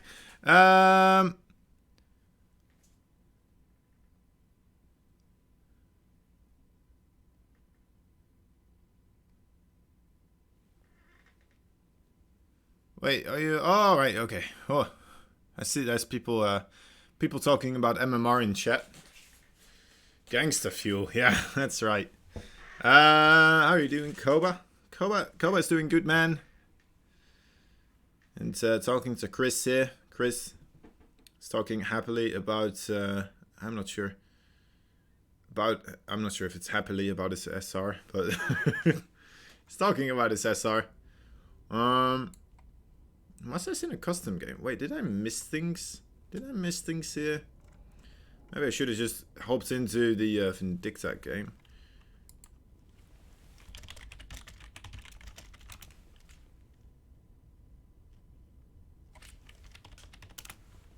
You know what? He's asking if I want to cast, and I'm gonna cast. What's up, Koba? I'm a human that is 30 seconds delayed right now, so don't blame the delay. Just blame me instead. Thanks for the host, Koba. Wait, did we get hosted again? Did I miss a host? Anyway, thank you for the host. I appreciate it. Ah, it was Chris. Oh, okay. It's just hosted. Yeah, 5 minutes. Okay. Lovely stuff. Okay, here we go.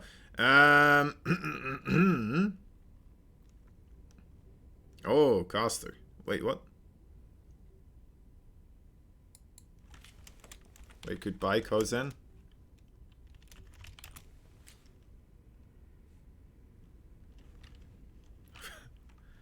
Am I out?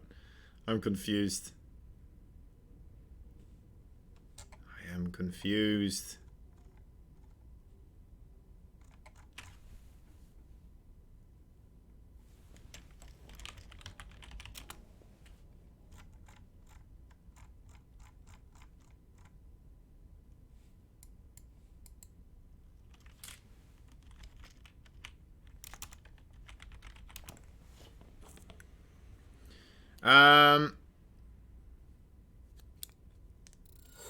Okay, yeah, we are getting things started. Okay.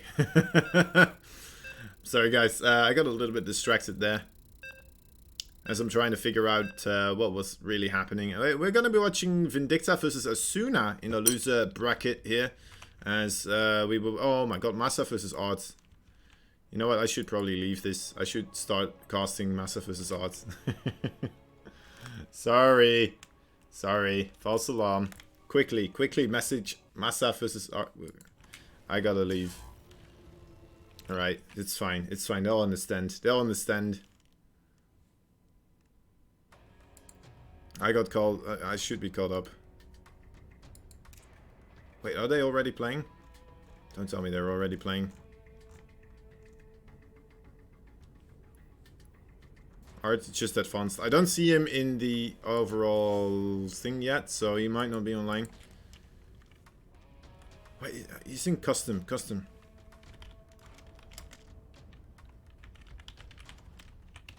I don't think it's not saying in game, right? It says in game if he's...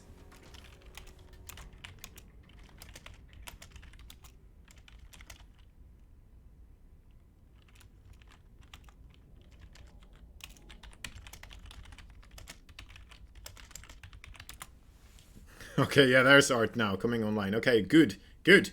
We're in time. We're gonna cast that one instead, guys. I'm sorry all you Vindicta fans.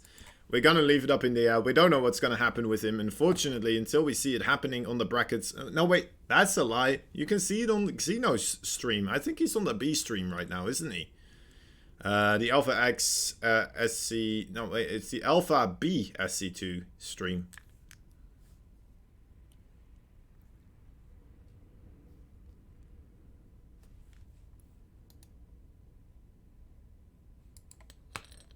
Get me in your game.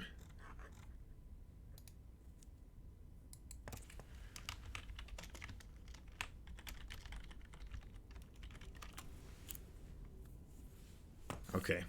Maybe Art can do it this time around, guys. I know it didn't... I remember it not being the best one. the previous time around. Art versus well, I mean not the series, but for Art, it wasn't the best time for Art. But maybe he will be able to get something to work this time around. Art fighting. Okay, well, anyway, yeah, we're just waiting for the invite. I know it takes like 5 minutes for Art to switch servers, so that is a little bit of a thing with him. I don't know why exactly. I think it's a computer thing. But yeah, all right. At least he can still play at a very high level, right? Apparently his game still operates fine. It's just whenever it has to reboot or restart or even start up, that's kind of where the problems lie. Art, a lovely player. The pink Protoss from Poland. Alright. I'm sure they're doing vetoes right now.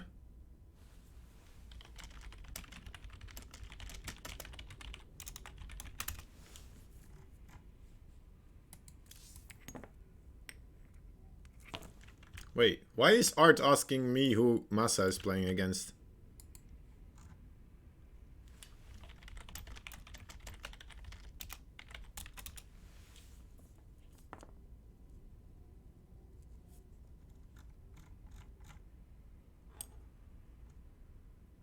I think...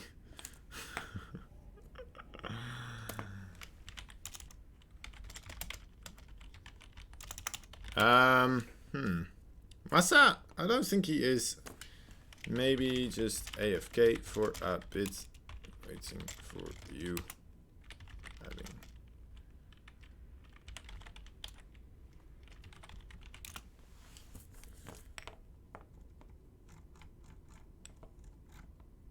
Okay, we're gonna have to wait for another while. They haven't done the vetoes yet. Oh, Vindicta just went offline. I don't think that's a good sign. Did that series already end? Are you kidding me? No way. No way did that series end. Oh my god, it ended. Oh my god, that's... Wow. That's painful. Oh, I'm sorry, Vindicta. I could have watched it, actually.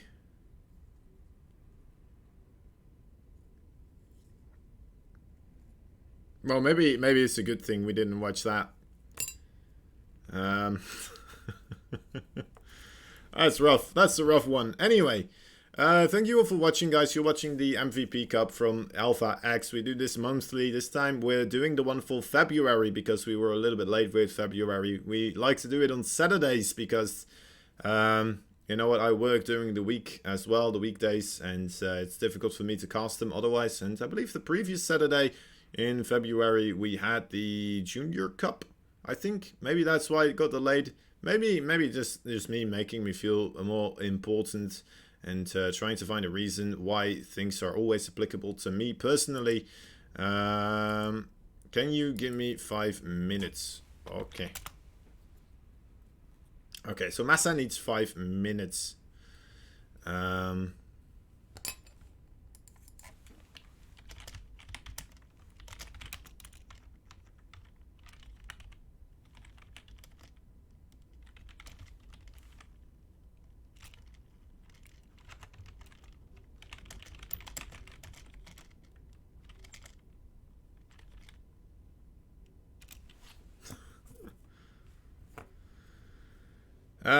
And it's where NA and EU can hug. Yeah. MVP Cup, it's exactly. It's a little bit favored, of course, towards the NA, because we always start on NA and then we switch between NA and EU. But then again, I mean, that is still a nice thing, right? I guess that's the hugging part. You gotta give and receive now and again.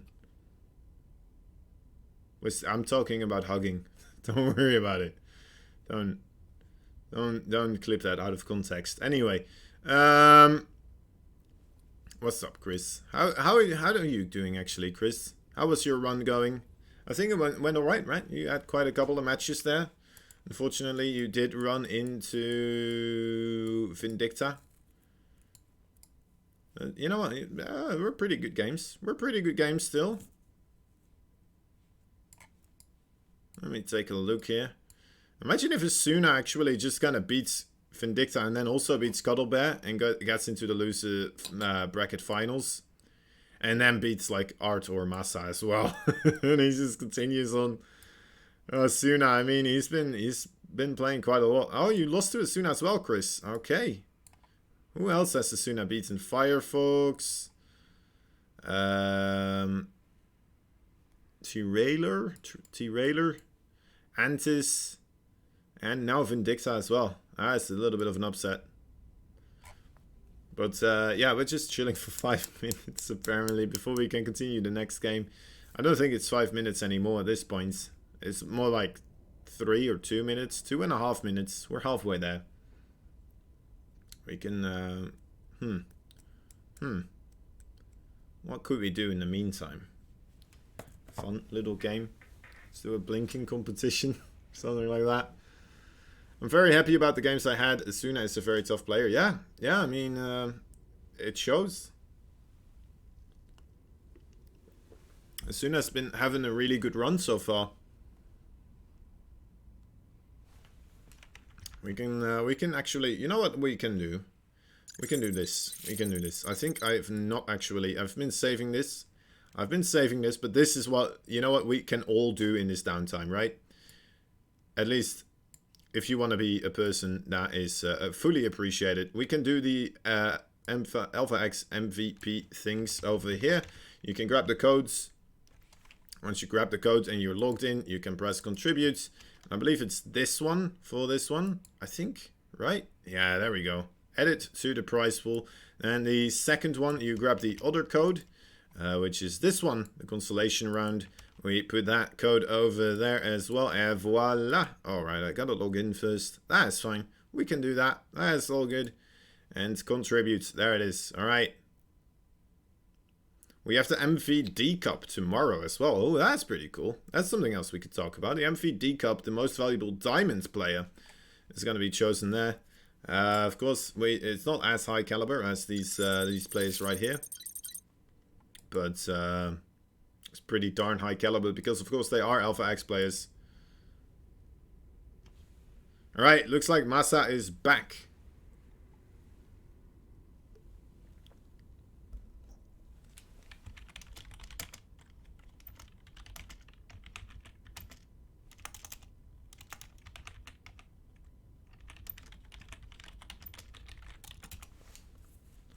Alright, checking to see if everything is good again with Massa. They're saying he's doing the Fido now. So, alright, we're not going to be all too long anymore. It's going to be you. You're going to win the MVD Cup this time around, Shazam. I hope so, man. I hope so. Can you win a pizza, actually, in that one? Shazam? Are you doing this again? Are you... How many pizzas have you bought for other people up until now? That's something that's an interesting question. How many pizzas? I'm gonna have to wait a little bit here because, of course, I have a 30-second delay with saying things and then responding to it as well. So I'm gonna ignore you now for 30 seconds if you already did respond. I don't even know, but I'm not even reading the chat. And then after 30 seconds, I might take a look, and then I might be willing to read what you've written to me. Lol. For StarCraft? Hold on. Yeah. Yeah, for StarCraft. All right, he's calculating. He's calculating what the exact numbers are. Oh, there's a lobby. I'm gonna join the game. I'm gonna ninja join on arts here.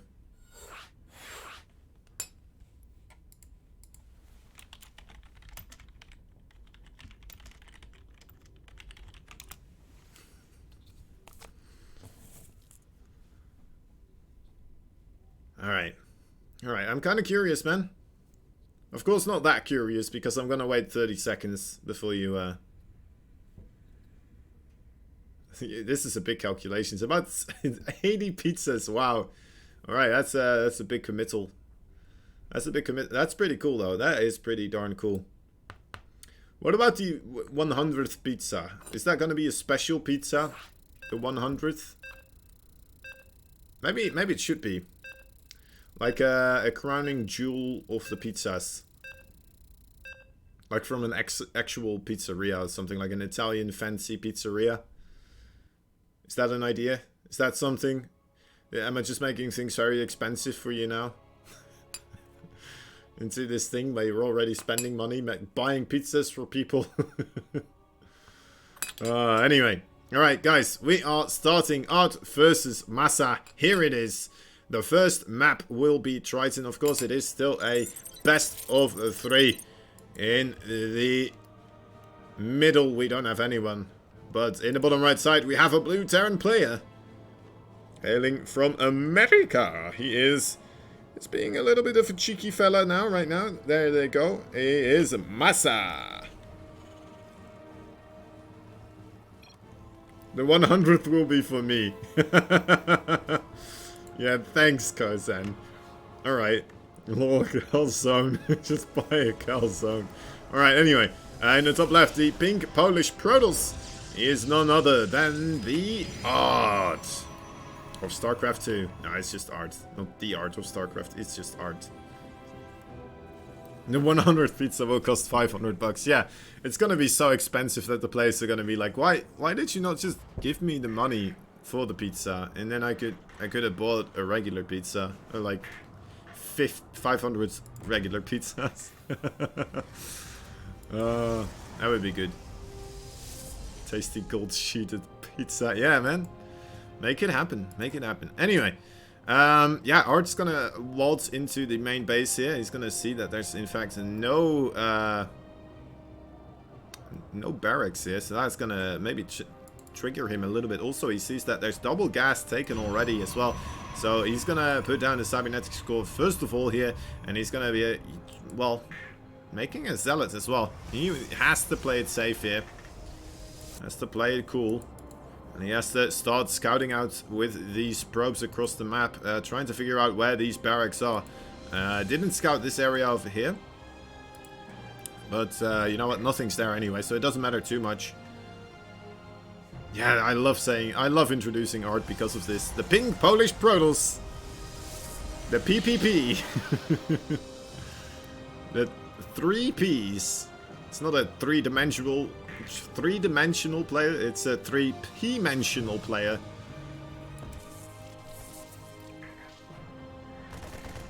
Anyway, okay, so yeah, the scouting probe does it sees the first Marine, which is a bit interesting.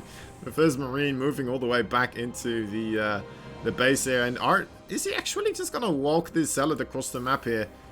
Yes, he is. Okay, how's that gonna unfold? How does that work? I guess he's not gonna be able to break through the wall, right? I think that's gonna be it. Okay, the Stalker as well, trying to find something here. But that might, you know what, that's gonna be interesting. There's only one Marine here, and the Stalker should be able to pick that one apart. And then the Zealot as well, adding in more damage into the wall there.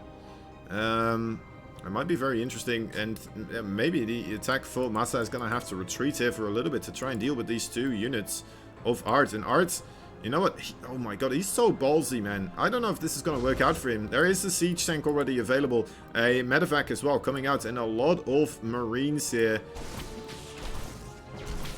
But Art, I mean, as soon as he breaks this wall, he might be able to do a whole lot of damage as well of his own. And it's gonna turn into the weirdest base trade that I've ever seen, potentially. Oh, probably not. I've seen some crazy stuff. Oh my god, the gateway isn't gonna get finished here. Needs to put the... Oh, yes. Yes. Art. Oh my god. You god of StarCraft 2. Look at that, guys. Using the War Prism quickly. Repowering it and getting the tech that he needs to. Needs to make a second cybernetic skull, though, as well. Quickly puts that down. Making an immortal here. Oh my god. Okay. What happens over here? It is. Okay, well, I guess maybe he recalled. No, I guess he lost them. He did lose them. How did he lose? Maybe they got surrounded by the SCVs. That's the only way I can see this happen. Okay.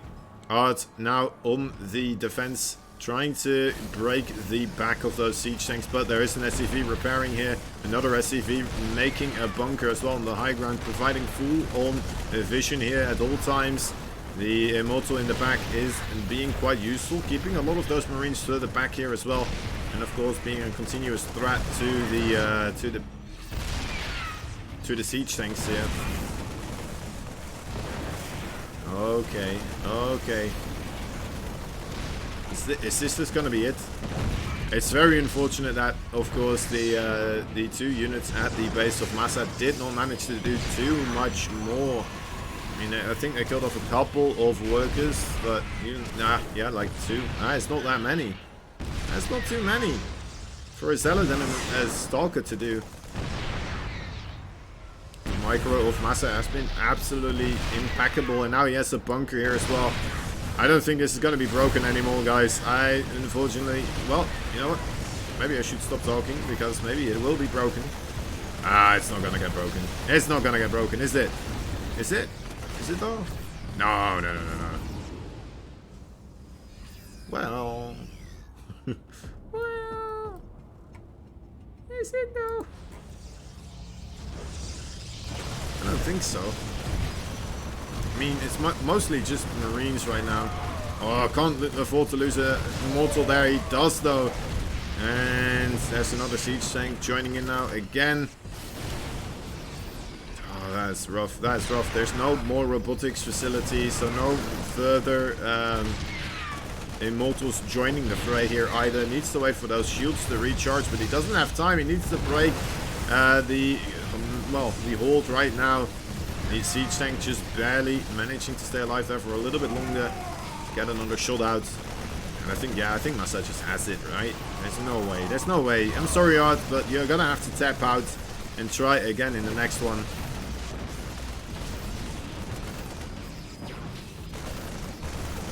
I'm sorry, Art. I'm sorry. As much as I like you, as much as I like to see you play, I think this one we're gonna have to give it to our Massa, and there it is. Yep, Massa taking the first victory here, and that's gonna make us move towards the European servers to try and see if Art can make things happen there.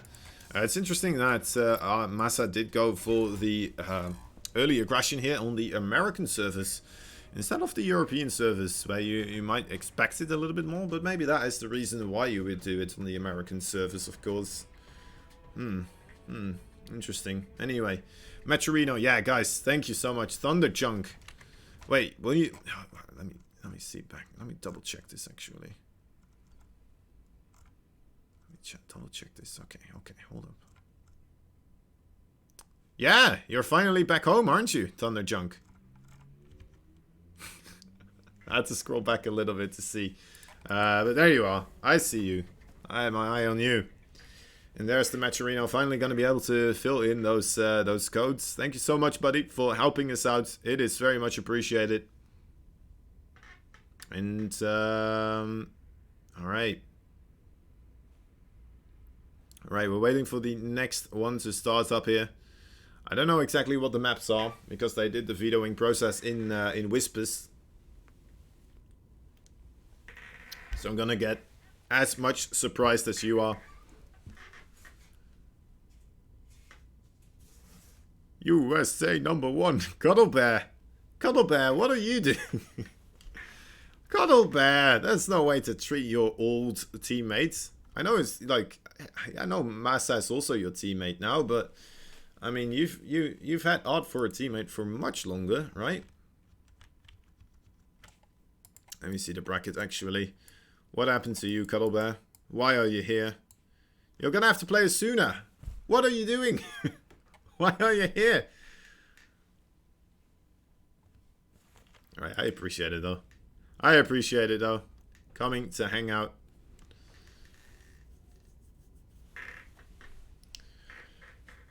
Good luck against Asuna.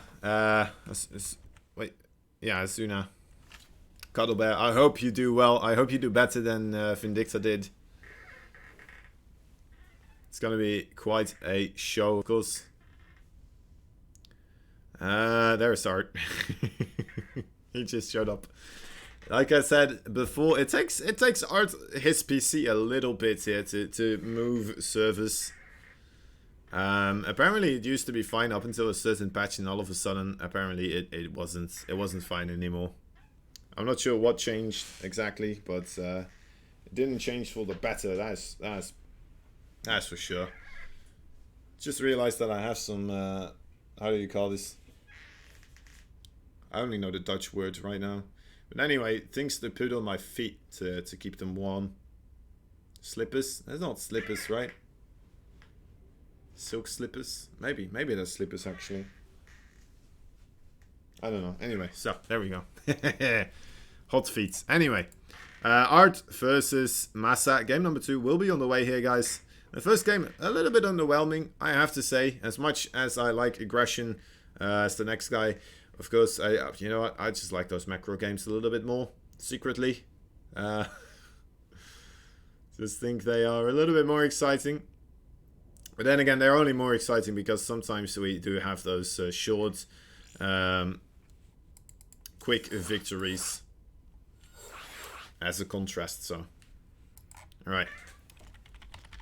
We are lobbied up here. Massa is still on random. Oh no, he elected not to join the lobby. That's why he was on random. That makes sense. Alright. So yeah, Art is gonna play Massa on Ephemeron. USA #1. Slippers. USA, slippers. Oh man, yeah. I mean, Massa, yeah, he is incredibly good, honestly. I don't know why, but I just like to root for the underdog guys. It's just in my nature. And Art, I don't even know how much of an underdog he really is. I mean, if Massa is cheesing you like that, there's a solid reason why he's choosing you, usually. Either it's because he thinks he's incredibly way better than you, or it might be because he's just kind of scared of your macro, right? And against Art, I think it could be that he's just kind of scared of his macro game. Because Art, he's pretty darn solid. He's pretty darn solid. Anyway, in the top left, we have him, the pink Polish Protoss. The 3-dimensional player, he is Art. And the bottom right side, his opponent from the US of A, he is the blue Terran. He is known as Massa.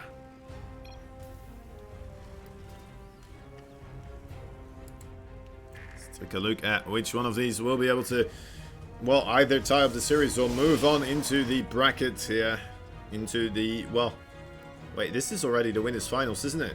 Or the winner brackets finals. Yeah, it is. So, yeah, whoever wins this one is going to be able to move on into the grand finals, which is a best of 5. And whoever wins through the winner bracket, of course, is going to be able to win through the... well, no, wait. Well, if they win like that, they're going to get a 1 up on their opponent. They're going to get 1 free win, as opposed to the person who comes in through the loser bracket, who's not going to get a free win. So, for whoever wins the winners bracket, it's going to be able to get a +1 advantage in that best of 5. Only needs to win 2 games instead of 3. These colors don't run. USA ain't scared. Ain't scared.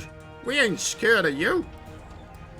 I can't do an American accent as much as I try sometimes. I don't know what it is. It's just not in my skill set. Trying to be annoying with that probe blocking the command center. Unfortunately for him though, Massa didn't really have it ready yet, so Massa very quick on pulling those 2 SCVs, realizing that something like that is very likely to happen. He's got an SCV on the other side of the map here. Well, I say other side, kind of in the middle of the map. And we're seeing a barracks with a reactor here. Now, we're not seeing a factory just yet.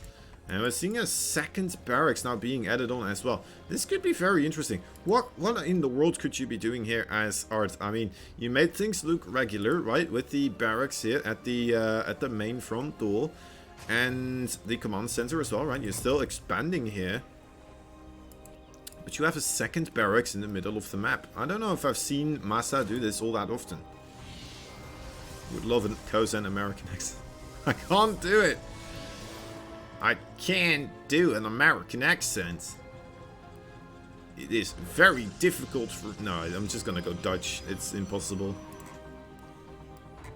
It is very difficult for me to do an American accent. You see? It goes Dutch.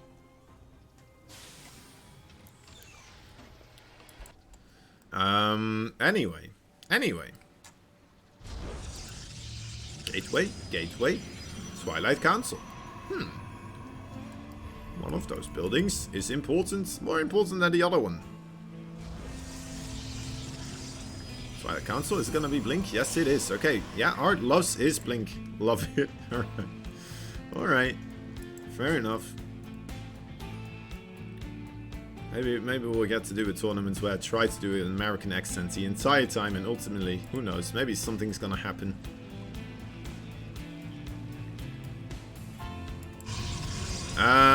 Okay, well, there's Blink. What else? I mean, I'm still a little bit baffled by this proxy here. It's just Marauders. He's not even getting Stim. Oh, wait, he did get Concussive Shell. Okay. Art. Okay, I think I fell asleep at the wheel here, the casting wheel, for a moment. My apologies, guys, but, I mean, is this gonna work? It might do. Art not pulling all too many probes. Oh, losing the sentry there. That's pretty big. Sentinel of the bunker. And Massa retreats. What is this? What is this? Massa, why are you?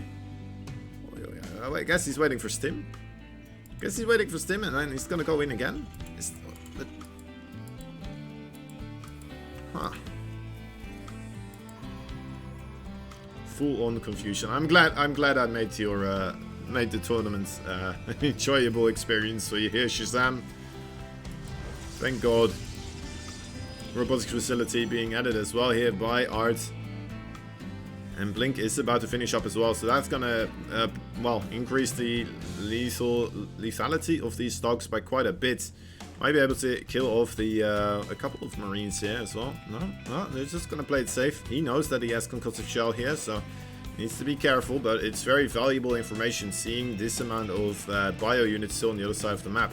Imagine if he gets Stim here. Imagine if he kills Stim here. Oh my god, imagine if he kills Stim here. Oh, it's so close. Oh, please. Oh my god, it happened. Stim not gonna get completed here. That is an incredible pick-off there in the middle of the map. Massa. Oh my dear lord, what do you do at this point in time? I think you just go for Mac. I think you give up on the bio. Oh my god, that was not a good thing to have happen. I'm not even sure if Art realized that was in fact Stim.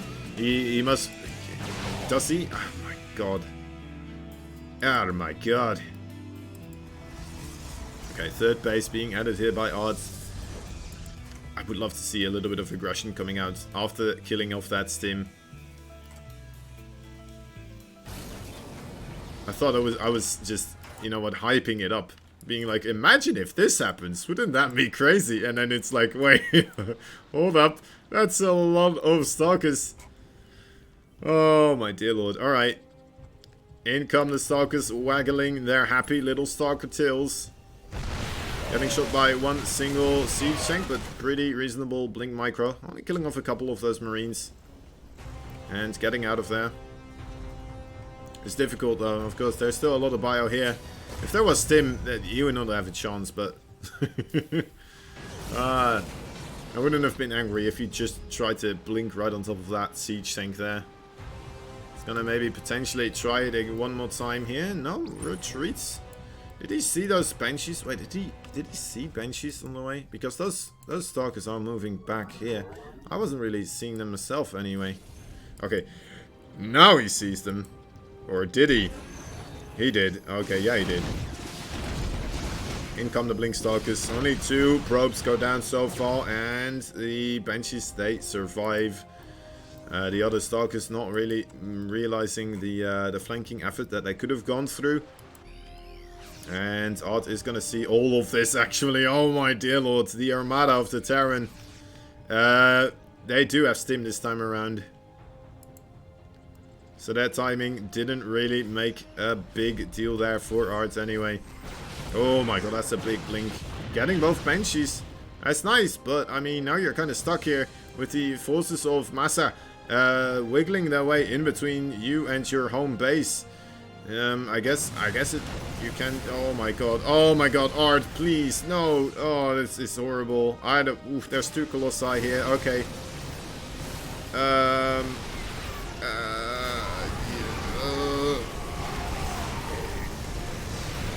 Is this gonna work? There's a lot of shield batteries. 1 Colossus moving back, getting really low. I think maybe Art has done it. Has Art done it? Can he do it? Is this it?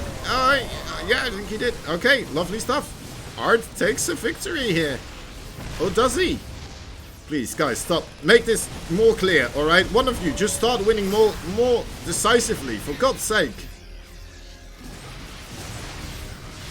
I think he did it, right? Art managed to get a defense here, a successful hold. And that's absolutely massive. There's only 1 siege tank remaining. 4 Marauders are pretty big as well. The Observer gets picked off. Are there more Banshees on the field? There's 0. Okay, so it doesn't matter too much. Immortal as well now being added into the mix. And Massa has to retreat again. That is quite a blow. Having to run back after such a horrible fight. Not getting anything done and losing a lot of SCVs there. 24 SCVs in total going down now.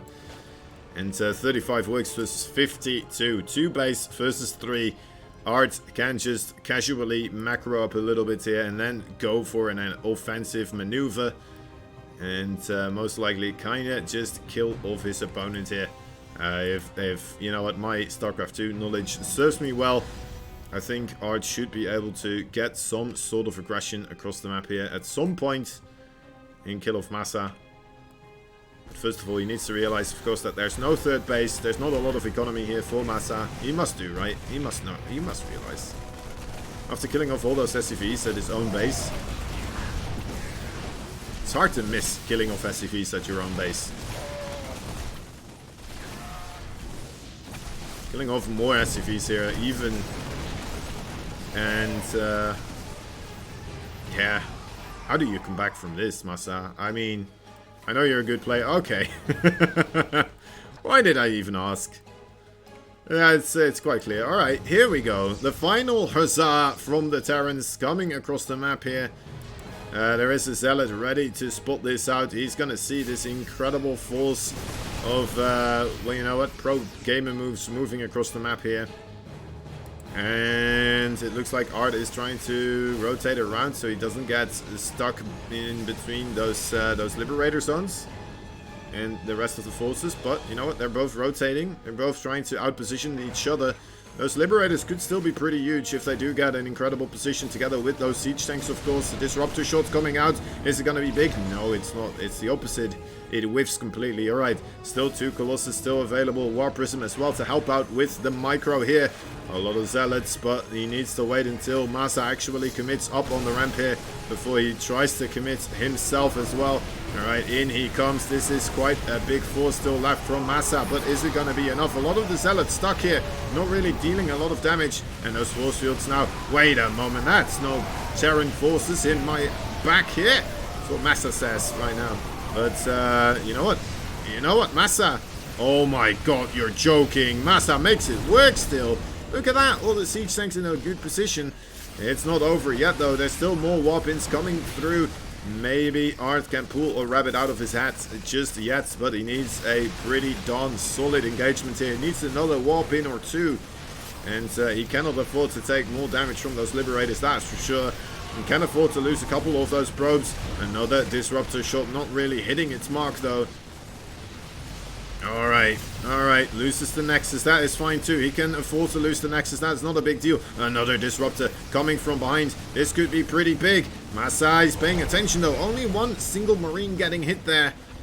Alright, the Blink Stalker's coming in from behind here. They need to get on top of that Siege Tank. The Siege Tank needs to fall here. Blink's on top. There he goes. Okay, lovely stuff. In a pretty good position now to also take out the Liberators. All Art has to do is clean up this army. He cleans up this army and he wins because there's only 6 workers remaining here for Massa. Can Art do it though? He is going to have another weapon available pretty soon, I would imagine. Not much on the production tab. Okay, 2 Archons in the... Wait, was it 2? There they are. Yeah, there's 2 Archons. Alright. 2 Archons are going to be an incredible help here. But the Bioforce is in a tight spot. Arn's going to be able to get surrounded by the Zealots, but they move out of that position. The Liberators get destroyed, and it looks like Art has done it. Once again, just barely holding on by the skin of his teeth on the 2 base. Still remaining, still 41 workers here in favor for Art. And now, I mean, Massa, you can pull the boys again, but I mean, it's not that much left. And GG is called. Oh my dear lord, what a enormous... You know what, that was just a roller coaster of emotion. Doesn't really do that justice. That was, if you have a roller coaster with jet-fueled rocket engines of emotion. That was crazy, guys. Holy moly, that was one of the better games we had today, honestly. Jeez Louise. And that means we're gonna get a 3rd game between these 2 as well. Art versus Massa. I mean, that was all off the back of that one failed attack right from the get-go, right? Where the Marauders with these with the concussive shell didn't manage to really get the victory there. Moving back after being absolutely annihilated there by Art. And then afterwards, another attack from Massa, failing. And then, you know what, he's like, yeah, I just might as well try one more time, pull absolutely everything, and it almost worked out there, guys. Jeez Louise. Art just barely managing to hold on and securing himself a victory. Gonna move on into game number 3 here with a tied-up series. A tied-up series that is gonna be quite exciting here. Because whoever wins this one is going to be in the prime position to take the tournament, of course, with the 1 victory lead in the best of 5 of the grand finals. The loser of this is going to have to play against... Let me see, actually. Did Cuddlebear and Asuna already finish up? Has it not been finished up, you said? Really? Are they still going? This is one hell of a best of 1 they're playing. Best of the game of the tournament so far. Yeah, that was crazy, man. That was a nutty game, honestly. Oh, that gets you hyped for more StarCraft. Games like those, man. Oh my dear lord. Alright. Let's go. Let's go. Massa Art. It's such a shame. This is always such... Like, I'm always so hyped when I'm casting Art, and then it's like, oh, we gotta switch servers, and it's like, guess we're waiting a little bit. It's goes an Awesome Sauce. Awesome Sauce. Who is Awesome Sauce? I'm gonna Google this. Is it just a pronoun or just a thing I can be, or is it an actual person? Never mind. Is that a never mind or is that a no mind? What is it?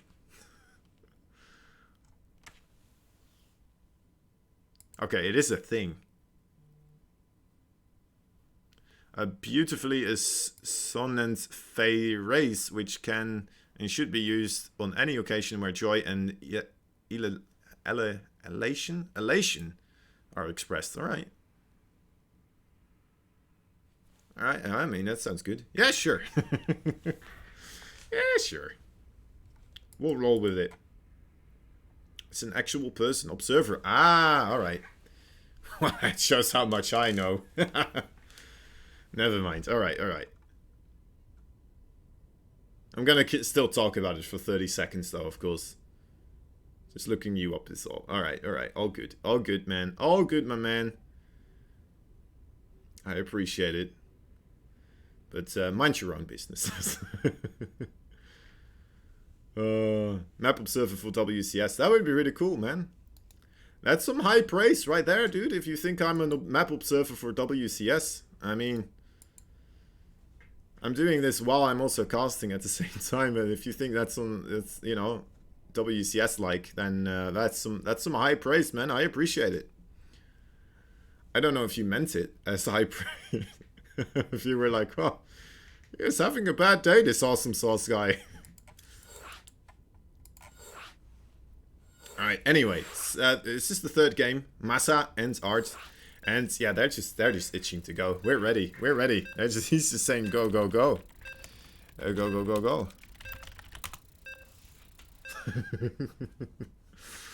I'm joining in. Alright. Alright. Good times. Good times. Good StarCraft 2. Here we go. We still have more to come as well after this one. They might have another best of 5, which is the beautiful part. Or maybe we're going to get Cuddle Bear in here as well. Alright. Alright. Best of 3. Let me do the scores and bring you guys up to speed. Here in the bottom right side, we have the pink Polish Protoss. He is Art. I almost wanted to say Part. I mean, maybe he should change his name now. It's just the pink Polish Protoss Part. he's like a younger parting. He's a parting in well, how do you call this? Education. Scholarship towards the parting. Anyway, in the bottom, no wait, that's not the bottom. That's the top. It's the top left side. It is a blue Terran player. He is Massa. Alright, and let's take a look at these two players. We have the probe. We have a barracks being hidden. Look at that. Alright, alright. Alpha B. Party with 8 people. Thank you so much for rating us, guys. How was the stream? Xeno, how were you doing, buddy? I hope you had a good time. I hope you caught a good couple of games. Cuddle managed to win that one against Asuna, apparently. Alright, so that means we're going to be able to see Cuddle versus the winner of this match afterwards in a best of 3. And then afterwards we're going to have the victor of that one versus the victor of this one in a best of 5 series as well. Lovely stuff. Lovely stuff. Alright. Super AK. Oh, Super, how you doing? Bracket. You know your stuff, Super. Jeez Louise. You've been watching a lot of StarCraft 2, haven't you? Anyway, okay. Well, so what are we talking about? What are we doing here? What is happening? What's going on in this game? It looks like Art, he did see the barracks. So, you know what? I was surprised, honestly. In Trioton, we didn't see him put the barracks there. And then we didn't see Art really scout that location. Loser of this match. Yeah. Cuddle Bear is going to be playing this loser match. Yeah, that's what I said. Maybe I said too many things in a row and then it became unclear. That happens sometimes, you know. It's one of my weaknesses, saying too many things in a row. So, ooh, okay, that probe is safe. That's nice. Alright, more stuff being put on the edge of the map here by Massa, trying to keep everything hidden. He's just gonna go straight up for a 1-1-1 build off of his own base. Looks like it, yeah. He's gonna go for Banshees? Raven? Maybe a Raven. Art is fully aware though that there's nothing here as in the shape, way or form of an expansion. And you know what, Massa, this is gotta be a good call for Art. I mean, if Massa is afraid to play the macro game with you, that's a sign of respect. That Hellion almost dying there as well. Needs to get some repairs done. I'm good, thanks. And yeah, I was just looking how you were in the tournament. Yeah, I'm doing good. We're having some crazy games. I mean, Art and Massa, two really strong players, and I'm happy to have these two right here in the winner bracket finals. And I'm hyped to see one of these guys play against Cuddle Bear as well, and then either, well, Cuddle Bear or the loser of this match fighting in the grand finals against whoever wins this one. It's a lot of stuff I'm saying, but we're gonna have 2 more matches after this one, a best of 3 and a best of 5. And then we're gonna have to wait until tomorrow for more StarCraft 2. At least for me. I'm sure there's more StarCraft 2, just other places going around, but that's gonna be it for me for a while, for a little couple of hours. Far in the tournament. Yeah, we're pretty darn far in the tournament now. It has been a good ride though, so far. Mr. Oracle coming in. Might be able to get a... You know what? That would be pretty big. There we go. Gets a delay on this one. And 3 more SCVs immediately coming down. They're like, wait, hold up. Is this some sort of a light show that you're doing right here? Are these the Aurora lights? Well, let's have a look here. Oh my god, this is abysmal for Massa. I mean, he doesn't even have anything here really to put the hurt onto Art either. He doesn't even kill the Adept. Oh, he gets picked up with the Cyclone. It's GG. Oh, that was a very quick one. I think the Protoss will win. Yes. Yes, you're right. He did win. That was a weird one, guys. What in the world happened there?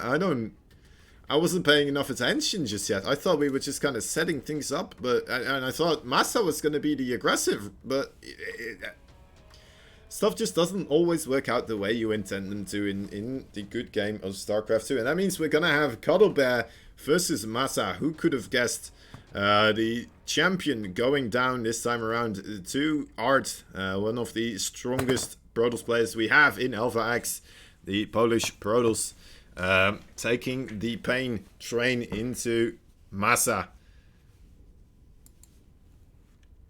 Apparently Art screwed up the score reporting as well.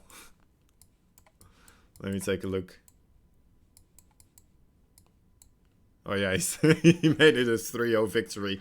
He got stonked upon, yeah. I don't know how else you could call it. Anyway, Massa versus Cuddlebear. Here we go. Come on, let's get this one rolling. I guess they need to do vetoes first. That's fair. I guess we can't really help that situation. But you know what? I'm glad to see Cuddlebear as well. I'm very happy actually that Cuddlebear is still in the tournament. It's really nice to see him play as well, and that means that we got to see most of the top dogs today, didn't we? Rodzin, Vindicta, Cuddlebear, Massa, Art. I guess Starkiller isn't here, Estrella isn't here. But all the ones that participated, you know what? We got to see a game or two from, so that's some good stuff. Maybe I'm forgetting somebody. My apologies if I do. Hopefully they will get called out in the chat as well. Suna. We didn't get to see a Suna, which is a bit of a shame because the Suna did have a really good run there. Losing up until the losers semifinals. But yeah, having a very strong performance there. Up until that final best of one against Cuddlebear. But that means we're gonna get to see Cuddlebear again. Which I can't really complain about. I can't really complain about. Alright. TVT. We've been seeing a lot of TVTs today. Oh, right, Matcherino. Guys, definitely make sure to hit us up on the Matcherino page if you haven't already. It is very much appreciated if you do, of course. It is right here. Is this over here? If you are over here, you can grab the code and the website that was just linked in by the Nightbots. And well, the first link goes to this page, and you grab the first code as well, the AX MVP February 20. And then you're gonna be, oh wait, oh god, I'm pressing the wrong button. There we go. Okay, so you're gonna do contribute, fill in the code, and again contribute. I've already done it, so I'm not allowed to do it again. Asuna versus Sana versus Vindicta was comically good, really. I saw Vindicta go offline very quickly. It was I was like, wait, Sana versus Vindicta. Asuna versus Vindicta, yeah. I would imagine so. Anyway, you can do the same here for the consolation round. It would be very much appreciated. It is AXCOM 46, sorry. So yeah, press contribute, AXCOM 46 contribute. Voila, we will have added more money to these players, their pockets. And it looks like we do have a lobby invite. There we go.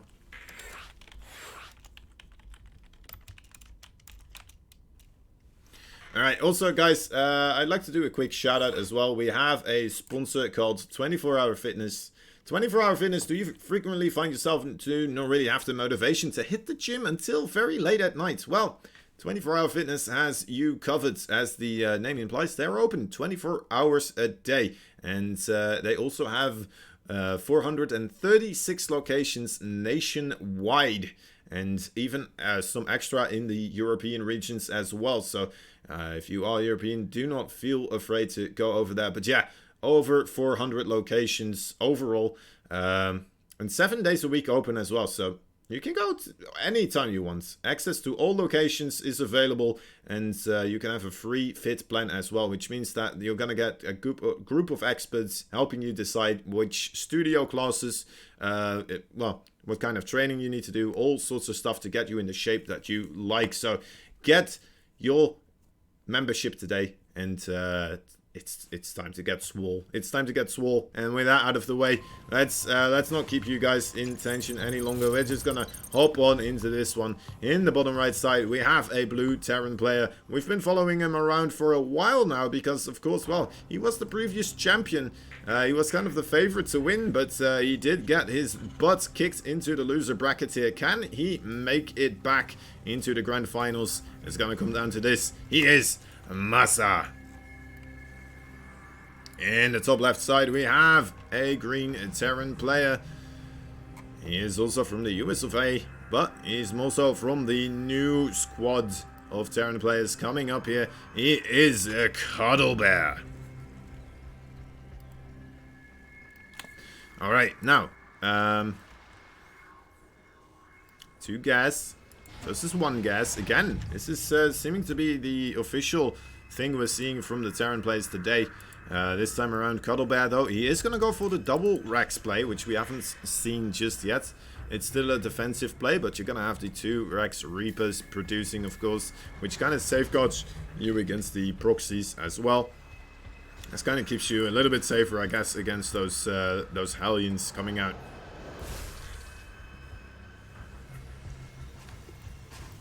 Now Massa already reducing the amount of gas that he is mining. It looks like he still wants to get himself a starport here as well, or at least add-ons. Yeah, looks like he is going to delay his command center here a little bit. But where is it? Okay, so there's the command center for Cuddle Bear on the production tab. Looks like Massa is just kind of still biding his time. Cuddle Bear trying to take a fight there with the SCV and the Reaper. Of course, the SCV, as long as it gets a hit in, should be able to win the fight. Or even if the Reaper accidentally gets microed wrongly and it targets that SCV, of course, Cuddle Bear will take that fight. Not too much happening there. Antis, wait, what are you? Jim? JM? I think I forgot that message. Read that message a while ago, but what was that about? Anyway. Factory now on the way for Cuddle Bear as well. Obviously, it is quite delayed, so he's not going to get siege tanks or anything like that of the sorts anytime soon. As opposed to Massa, who is already getting himself that tech lab. He has his starports already produced before that factory is halfway done for Cuddle Bear. Oh, we're having a little bit of a scuffle here. Let's take a look at the units lost tab. Nothing died. Alright, we didn't miss anything, guys. Don't worry about it. Apparently, they just kind of waved at each other. They had a game of soccer here in the middle of the no man's land, and they shook hands and said goodbye to one another. Oh, I love this nade from Cuddle Bear. Cuddle Bear, can he get on top of those Reapers as well? Oh my dear lord, Cuddle Bear. That was some great micro there from him. Not losing a single Reaper either, but managing to kill off 2 Marines and a Reaper there. Even though, I mean, Massa did have the 2 Hellions, 2 Reapers, and 2 Marines available to him. That was some stellar play there. And it's going to nip any type of aggression that Massa really can put across the map here in the butt before it really ever happens. And now the 4 Reapers getting a little bit ahead of themselves, perhaps coming forward, trying to get rid of those Hellions as well. They're doing pretty darn good so far. Oh, those Hellions are getting lower and lower. Killing one of them. Needs to be careful though. He's gonna... Oh my god, killing of another Hellion here. Now all of the mobile units of Massa are down, but the siege tank getting a beautiful shot here, safeguarding the SCVs. Otherwise, this could have been pretty bad. But yeah, 2 SCVs do still fall. And that's a very good trade here from Cuddle Bear against Massa. 3rd base is gonna get thrown down here as well. Cuddle Bear. He is he's being a greedy boy, but he's making it work. He is definitely making it work. Now, the Banshee play is coming out from Massa here. Let's take a look. This is, he already has 2 Banshees. Kind of slow with realizing this, but yeah, it does get picked off quite nicely by Cuddle Bear. He has a Raven on the way as well. Would like to see him not waste the energy on this other orbital right now. And he's not. He's saving it so far up until he has the missile turrets ready. Then he can start using that energy again, of course. Banshee coming on in here. Is he going to try to target down the siege tank? No, he is not. Okay. Keeping things safe.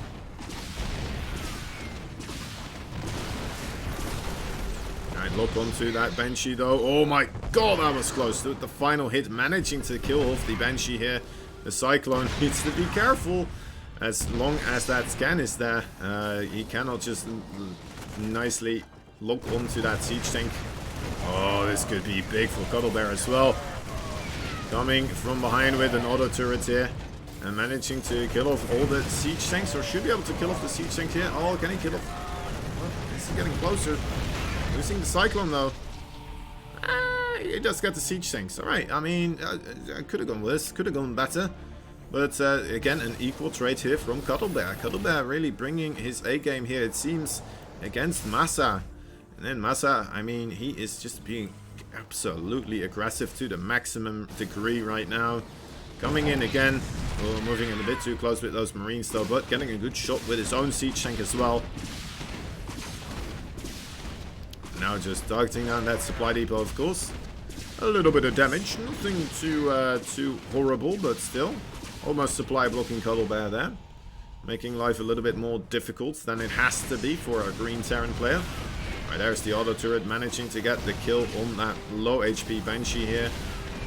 Putting Marines into the bunker. The bunker is gonna go down though. A little bit too close in range for the siege tank. Too close for comfort. And you know what, this Banshee managing to get quite a lot of work done as well. Killing off quite a couple of those Marines. But with a Viking now joining in the fray, should be able to push back the aggression of Massa. Massa, where is your 3rd base? Okay, so the 3rd base for Massa has finished up. 3rd base for Cuddle Bear has been producing SCVs for a while now. So he's at 54th versus 49 here. He's already flying over that orbital. Oh, but the Banshee coming in again and gaining even more value here. This is an incredible amount of value for a Banshee that has been spotted for a while now. And even when your opponent goes for the Cyclone and a Raven as well. It's kind of like the ultimate counter that you can get against those Banshees. But you know what? Still, Massa managing to find so much value with those units. It is a little bit ridiculous. Even now, coming in with even more Banshees. Is he still making Banshees? Oh, yeah, okay. I think he stopped now, but he's gonna get another siege tank here. Absolutely amazing play there. Needs to be careful though. Okay, Cuddle Bear scans the army, knows that this is coming his way now. Doesn't want to lose another siege tank here. That could be the absolute end of this game already, if that happens. Another siege tank at the same location though.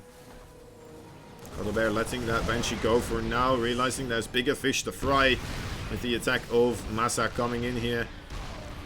That Banshee not going anywhere. Oh wait, I wanted to do this side. There is not that much happening here.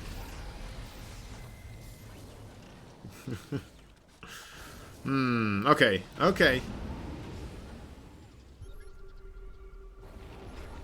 Is he gonna see the Banshee here? We did trying to catch it with that Medevac. Was trying to go for a drop there, I think, but after he got spotted, he decided to go for a flank setup to potentially catch Massa off guard. But I think Cuddle Bear is completely aware that all these forces have retreated now. Coming in from this side again and seeing, yep, alright, nothing's there anymore. 3rd base for Massa has been deployed as well, and Massa's great macro shining through once again. He is at a reasonable work count. He is at that 3rd base. He's got a sensor tower up. And his army supply is slightly ahead as well. Just with a 1, well, actually 5. Make that 5. Make that 3. Something in that ballpark. It's not that much, but you know what? Still nice to see. Especially considering that he didn't have the greatest of openings here against Cuddlebear. Cuddlebear definitely had the advantage there for a little bit. Let's take a look if we can still see that. You know what? Yeah, we can kind of still see that, right? Now, Cuddlebear going for the drop. Unfortunately, he is going to fly right into those Banshees. So, this drop has been spotted immediately. He is aware, though, of course, especially after getting shot there as well. Good scan coming down from Cuddlebear. Seeing this army maneuvering on the map here. Marine coming to scout. More Marines actually coming across now. 2 Banshees. Again, gaining so much value here. He's still producing Banshees, isn't he? Let me take a look. Where is this? Okay, he finally switched this around to a reactor. But this is getting a little bit ridiculous. Okay, now, with 3 Vikings, you should... Yeah, okay, he gets it quite easily. But, this attack, though, from Massa coming in quite hot. Is it gonna be enough? He's just gonna run into that natural base. It's quite open here. It is quite open. Maybe he doesn't want to leave his siege tanks behind too much, because though they are quite vulnerable as well. If those get picked off, that would be pretty massive too, of course. Let's take a look. The armory does fall, so that is going to give a big upgrade advantage later on to Massa, most likely, as he is getting +1/+1. Cuddlebear only getting the +2/+2. Cuddlebear only getting the +2 armor for now. More Marines did join the fray. And Massa, look at this army coming through, marching across the map. A parade push. Well, not really a parade push, more so like just another big push coming in.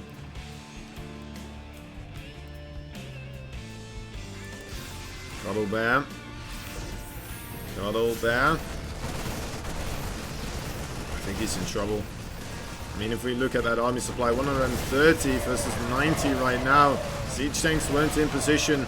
Cuddlebear is just getting flooded by these Marines right now.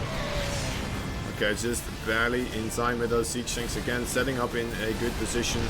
Having the Viking spot for him as well. Okay, this is a pretty good one. Marines coming in here. Shooting down a lot of those SCVs. Needs to target more down. There we go. Okay, lovely stuff. And yeah, that's a good amount of damage there from Cuddlebear. Cuddlebear kind of stabilizing here. Did he remake that armory though? Yes, he did. Okay, so the armory's back. These siege tanks in a little bit of trouble. Maybe one of them is going to go down here. Yes, he is. Okay, good job. Viking trading for a medevac there as well. Probably a good call. A drop from Massa, apparently. Not really finding too much. That medevac getting shot down quite quickly by the 2 missile turrets there. Massa now needs to be careful. Cannot afford to take more bad engagements here.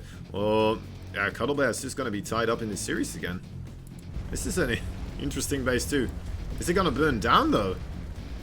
Oh my dear lord. That would be a waste. Cuddlebear, like he did drop a mule here, but he's not repairing it. This is probably not something you're going to really... Okay. Whew. He did look back at that planetary. Very nicely done there. Managing to save it. Okay. There's no SCV Union in Cuddle Land. No, there is not. They just get to do whatever they are ordered to. So 3 medevacs coming across the map right now. There is a planetary fortress here though, so it's kind of difficult to really get anything done. There's a little bit of dead space around here. The edges, of course, where you can potentially still do some damage. Massa right here. He's going to be confused with seeing there's no base here. Oh, the Marines, they're not spread out that well. And yeah, needs to retreat here. He does get the siege tank though, so now he might be able to position himself in that dead space underneath here. And he's going to go for it. There we go. And so more economic damage there being dealt by Cuddlebear. As Massa still has no idea about this base in the top right. He's trying his best still to get damage done though, but perhaps he's going to feel more comfortable thinking he doesn't need to do too much here, as he is ahead on basis according to him. But then again, he isn't. Unaware to him. Oh my god, he's losing so many SUVs again. Look at this. Cuddlebear on an absolute tear. The Cuddle Beast strikes again. 19 workers getting picked off here, and he has a massive siege tank line here on his 3 base. And he's still just happily mining off of that 4th base there, hidden in the top right side. 3 upgrades though is about to finish up for Massa, and then it's going to be a big deal. It's going to be very difficult for Cuddlebear to take any marine on marine action here. I don't think there's a marine union either if that's going to happen with that +3 versus +2. Cuddlebear taking himself another base here, as well as Massa, both moving forward closer to one another. Counterattack's going to be a lot more volatile because of this, of course. As soon as somebody takes a bad trade on the offensive, Massa is going to go for it regardless, though. Wants to take out his base and massive stim forward. He has the +3 weapon upgrade now, also the +3 armor upgrade. Takes out this base quite handedly, as a lot of D-forces fall. Cuddlebear still on the other side here. And Massa gotta feel quite comfortable with this amount of bases now being ahead. And you know what? Army supply again, very much in Massa's favor. But that's a big Liberator, actually. Let's see how many siege tanks he's gonna be able to pick off here. There's quite a couple of them. Another one still in the range of that Liberator. Another one goes down. That's like 4 siege tanks getting picked off by that Liberator there. And Massa trying to retaliate by doing some medevac drops here. But yeah, I mean, the army of Massa is slowly going down, but it's still ahead by quite a large margin, though. A lot of it is on the other side of the map, though. We have to keep that in mind, too. Cuddlebear gonna try to bring the pain back on the other side as well. Massa smartly realizing there's an incredibly tough siege tank line there for Cuddlebear. Moves back, doesn't want to commit to that location. Cuddlebear wants to save these marines. Ooh, only gets 1. Okay, alright, there's the +3. Finally, it's halfway in the production tab. He desperately needs this. He really does, and upgrades for the weapons, for the vehicle weapons upgrades. There we go. I can still talk. It again is in favor for Massa here. He is really on top of getting those upgrades. It looks like Cuddlebear has favored just getting a couple of other units out instead, favoring the forces instead of the upgrades for his siege tanks. This is a massive attack here. I don't know if Cuddlebear has enough siege tanks. Okay, he has 4 of them right here, but that's a lot of marines. Target fire needs to happen. 2 more siege tanks just waiting there. That's a big clump of marines just rolling down into the siege tank line of Massa, getting absolutely obliterated. And all these marines for Massa now also dealing damage on the natural base. This could very well be the attack Massa has been looking for quite a while now, as he is getting, oh my god, getting the engineering bay for +3 armor as well. That is not a good thing. And yeah, this is an incredibly difficult position now for Cuddlebear to clean this up still. He could attempt to do medevac drops, but I'm not even sure if he still has medevac medevacs to drop with. He has 1. That's all he has. And yeah, these marines, there's no siege tanks in the main. I think that's it, guys. I think this has to be it. GG is called. Cuddlebear taps out. And Massa takes the first victory here against his opponents. And we're going to go into game number 2 between these 2 players, with Massa in the lead, which is quite rough for Cuddlebear. Massa probably already the favorite here. USA, yeah, both are USA players. I'm not USA, to be fair. I pretend to be sometimes. I'm not, though. I'm not American. I am American. No, I'm not. I pretend to be American sometimes. Anyway, yeah, Cuddlebear versus Massa. Game number 2. You feel torn? I feel torn too. These last games are juicy. Yeah, I mean, they are bringing some A games here.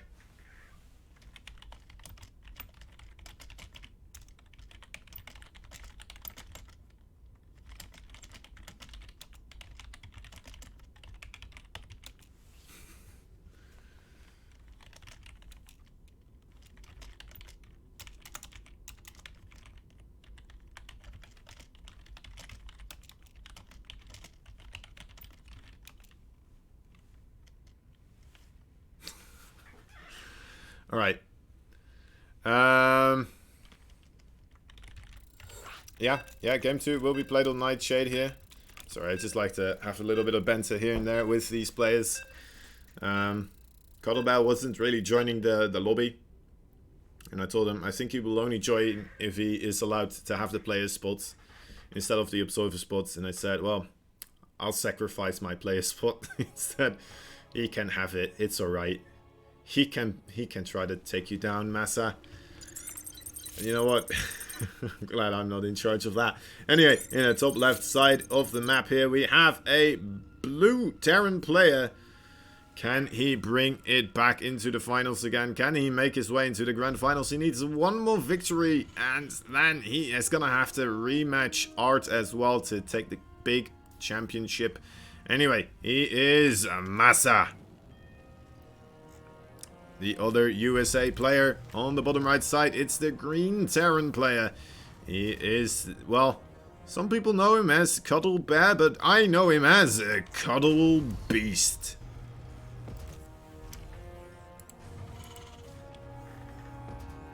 We're all part of the Americas. Yeah. we've all been captured. All right.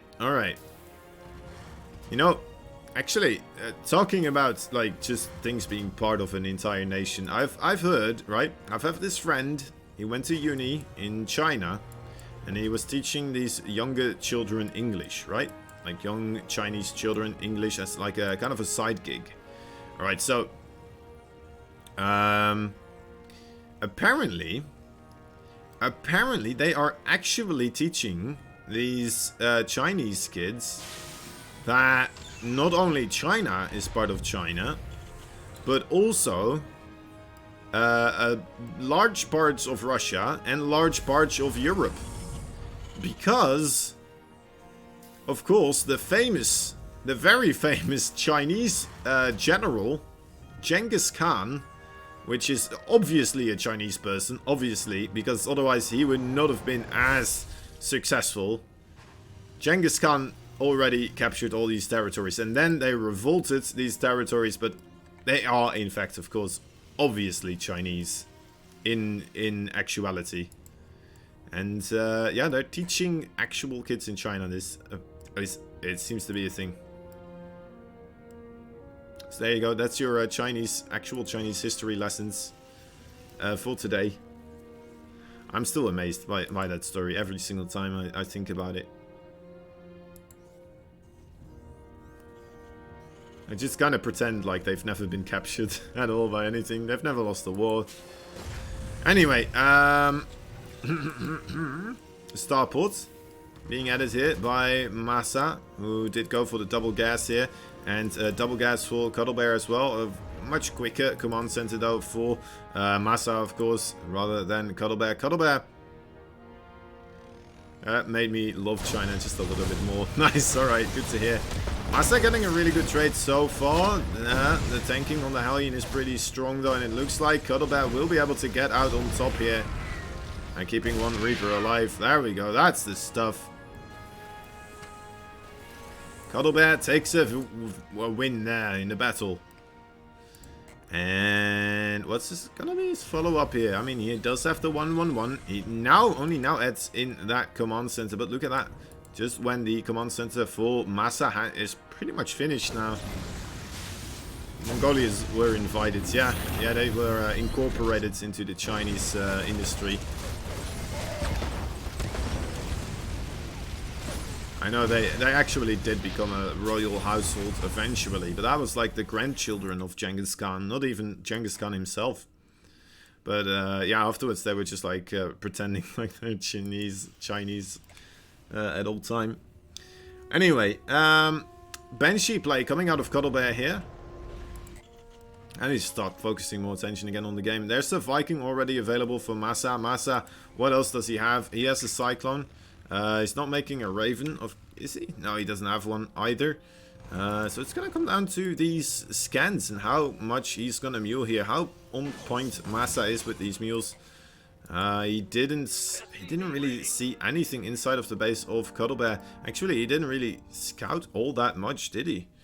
Alright, anyway. And Medevac also coming across them now with a siege tank and 4 marines. Might be able to get a good position here. There's no siege tank available for our blue Terran player. Oh my dear lord. How is that possible? Right in between the patrolling 2 units, the Cyclone and the Viking. The Medevac manages to get through, and the siege tank now in the middle of nowhere. Well, I say nowhere. It's in the middle of the blue base. It's gonna get picked off though. But that was a commendable effort. I kind of like that one. That was an interesting one. Anyway, the Banshee now is gonna be the second wave of the attack. That was after they conquered them many times over. Yes. The Banshee, I'm kind of surprised he didn't target down the Cyclone here. Instead, he's going to go for the attack lab. Raven is about to pop out here, so that is going to be a big deal. And yeah, that's a dead Banshee. If only he had killed off the Cyclone there. A missed opportunity for Cuddle Bear. How did he lose 7 workers here? What happens? Wait, what? What did I miss? A Liberator. I think it was a Liberator, right? It must have been a Liberator. Alright. I think that might be the reason why he didn't really focus down that Cyclone as well, because he was busy with that. Oh, no. Another Banshee gonna fall here. Cuddle Bear not having the best of times right now. And a third base for Massa as well. Gonna get created rather quickly. Cuddle Bear moving across the map here with a army, but the army isn't really all that tough right now. No, it was a Liberator. It was a Liberator. Alright, that was a really good siege though. Managing to get a good shot on those 2 siege tanks. They are low, but unfortunately Massa with the quick retreat doesn't get hit another time. And kind of secures his lead here in the army counts even further by keeping those siege tanks alive. It was a good effort though by Cuddle Bear. Being sieged up in a weird location like that. A preemptive strike. Do Terrans Widowmine drop other Terrans? Yes, they do sometimes. It's just, it doesn't happen all that often. Because there's just all these other units that you kind of need from the factory, right? Especially the early parts of the game, which is where the Widowmine drops usually happen. So you need Hellions to kind of help out against those Reapers and the other Hellions. And then you're gonna need the Cyclone to really kind of stop the Hellion Reaper era. And then you're gonna need siege tanks. So like that's just not that much time to also then get Widowmines and the Medevac which you would need as well at the same time. Because the Ravens again very useful, very potent, and Vikings as well, just very potent, very useful.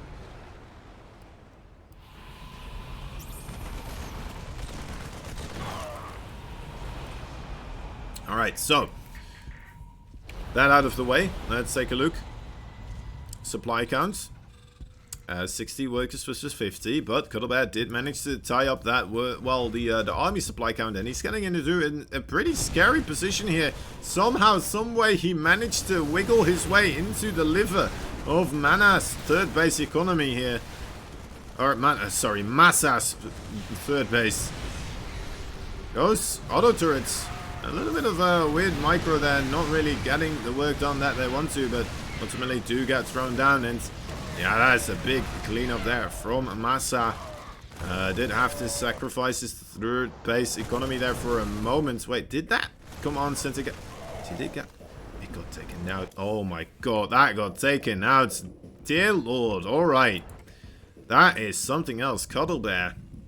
Turning up the Cuddle Beast to 11 again.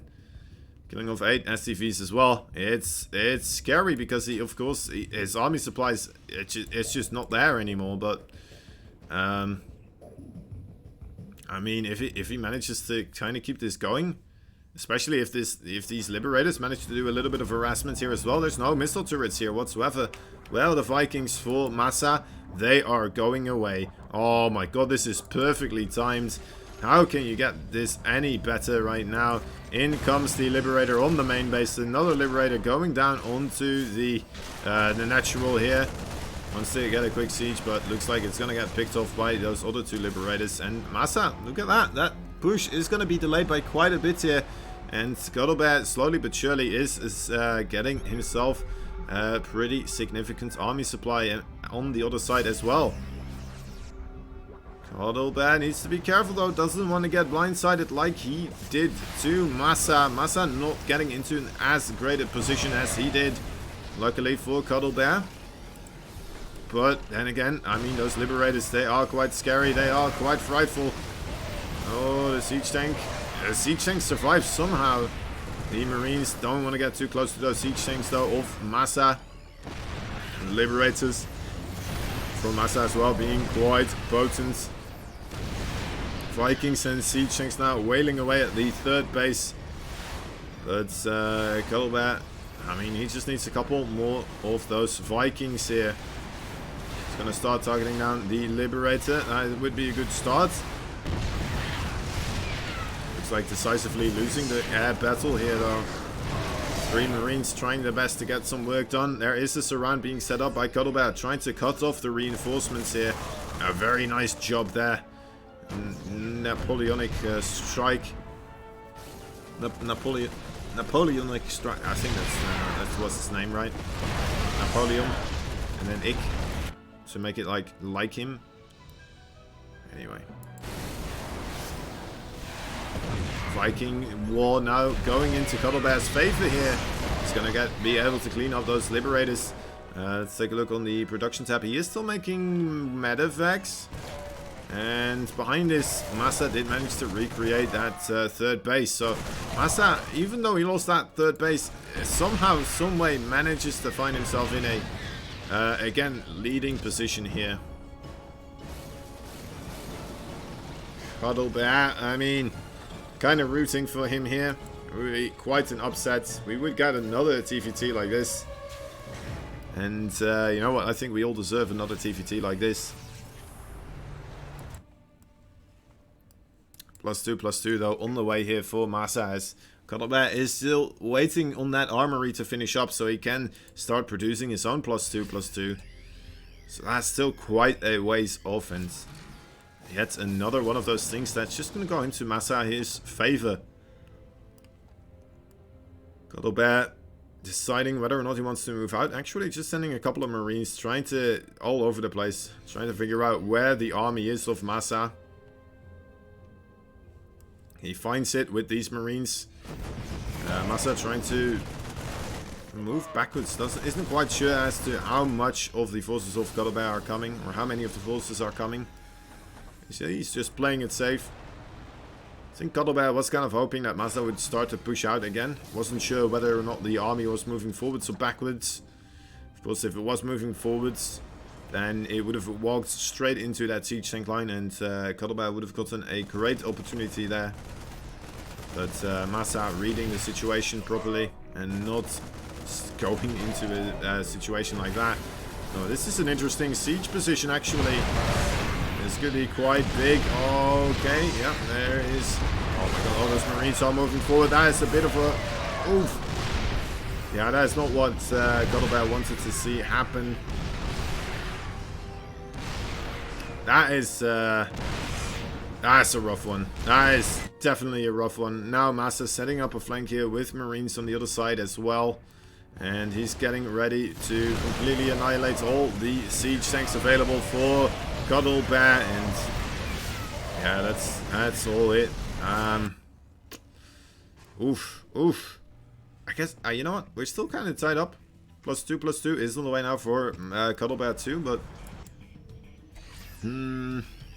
Massa starting up his fourth base. This is a rough one to call, honestly. I think Massa is still ahead, right? Just looking at the supply here. But then again, maybe he's just going to push across the map, walk into siege tank fire, and lose a big portion of his supply again. I want to see the units lost count here. Well, that's kind of equal. I guess, yeah, Cuddlebear definitely having lost a lot more gas-intensive units here. Which I guess are the more important ones. Alright, Massa putting on the hurt once again. 2 siege tanks only capable of shooting down a sensor tower though.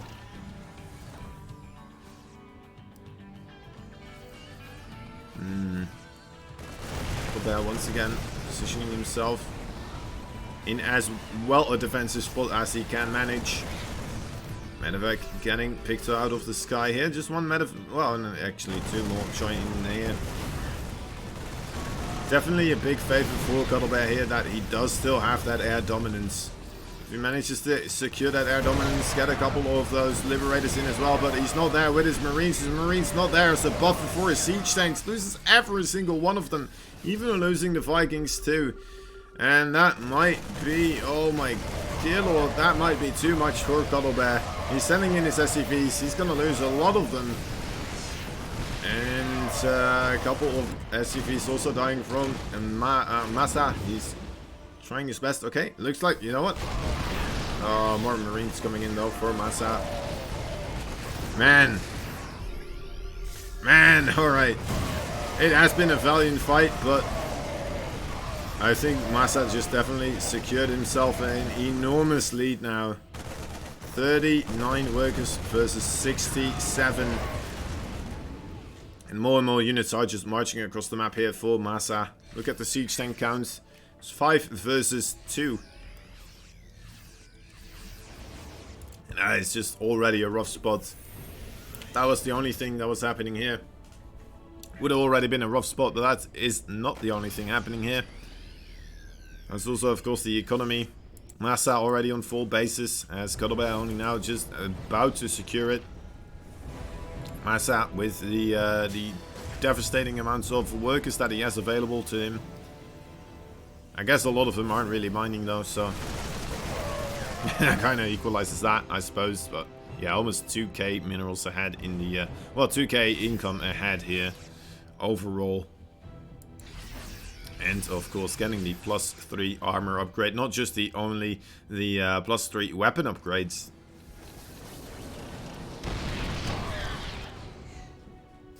Okay, Cuddlebear unsieged here. Looks like he is not falling for the siege or the pre-sieged kind of aggressive positioning there from the siege tanks.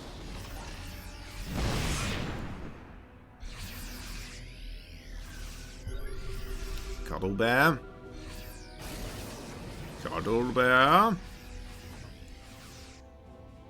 Needs to take a amazing fight here. What is he? Okay, I guess he realized there's only one siege tank. He wants to grab it. It does get picked off, but at what cost? So many of his Marines did die there. And now he is getting out-rotated as 2 more... Well, actually, yeah, 3 more siege tanks are available still for Massa. There's even more coming in here. 5 now available. Actually 4. Make that 4. Just barely in the nick of time. Cuddlebear is here securing the line with those siege tanks. Not allowing anything else further access here, but jeez Louise, this is getting rather scrappy here for him. More stuff just coming across the map every single minute or so, even half a minute. Massa is just sending enormous groups of units continuously over into the meat grinder here, and ultimately it's gonna be, well, maybe decided very quickly here. Massa does have a lot of Marines. Does he have enough though? I love the way that he micros, stimming a little bit forwards and splitting up as well as he can. GG is called. Cuddlebear has to tap out. Massa taking a 2-0 lead. Well, I say lead. A victory over Cuddlebear here. Very well played there by Massa. Gonna get himself back into the grand finals here. And in the rematch against Art. Art has been waiting. He's been anxiously waiting to see whether he's going to be playing Cuddlebear or Massa. And it has been decided. It's going to be a best of 5, guys. And with Art already having 1 point on the board, of course, due to him coming through the winner bracket here. And USA, yeah. Again, the USA wins that one. Alright. Alright. I mean, that was definitely a rough game there for Cuddlebear. Was going downhill for a couple of times there, but ultimately hearing just little bits of glimmers of hope that were still happening. it wasn't enough. It just wasn't enough. And that means that, again, like I said, Massa is going to be the person moving on into the grand finals versus Art once again. The rematch. Alright, as they are doing the vetoes, let's take a look at the brackets overall. Who we all got to see play from these two guys. Alright. Let's take a look. Let's take a look. Why is it not switching? There we go. Okay, thank you. Thank you. Alright, so Art, what was your run? He went against Fequels. He went against Justice Simon. He went against Asuna. He went up against Cuddlebear. And he went then up against Massa right here in the winner bracket finals. That was a crazy series for sure. We're going to get that rematch. And Massa, he had a good run over here. He went up against Mr. Dead. He went up against Tokum, Rodzin, Vindicta. And then having to fight his way back from the loser bracket finals here. As the final person to drop down there against Cuddlebear. Managing to beat him. And getting himself a spot in the finals. Apparently Canada is USA to as Mongolia as to China. Yeah. Yeah, pretty much. Pretty much. Right, okay, yeah. I forgot about this. Of course. But then again, I am European, so you know what? It is, oh god, the lobby is no longer available. Oh, it is, okay. Thank god. I got scared there.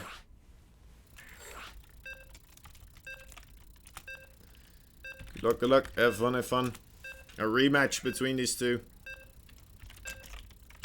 I didn't really have the time to tell him that. Art, of course, does have the 1-0 lead. My apologies to all you Canadians out there. I always forget you exist, honestly.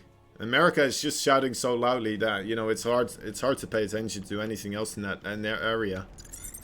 I think that's just gonna blame it on that. Anyway, in the bottom right side we have the one and only the pink Polish Protoss. He is Art. And the the US of A. The Canadian, the blue Terran player, he is Massa. This kind of shameless appropriation just makes me sad. Several esports champion.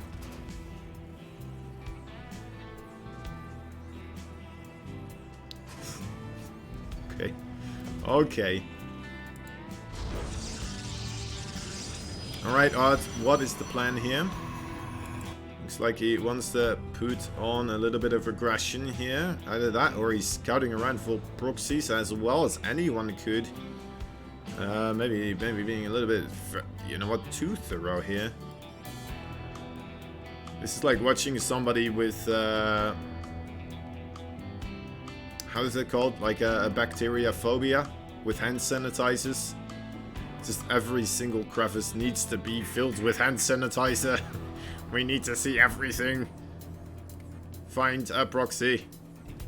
It's not there though. He's not being proxy this time, and it's gonna allow Art to go for that quick nexus here before he gets himself a cybernetic score.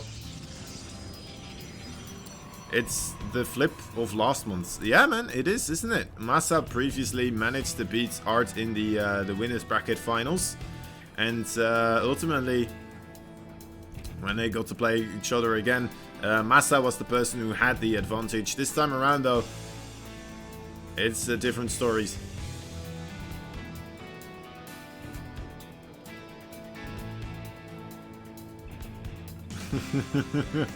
Yes, exactly. Exactly, Xeno. We've, you know what? Canada has been adopted by America, just as Genghis Khan has been adopted by China. Exactly.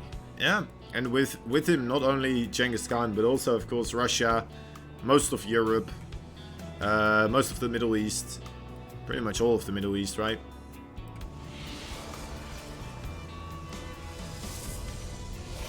Is this me or is there a sound issue? What kind of sound issue is there, Miguel? I've not been having anything so far. He owes me.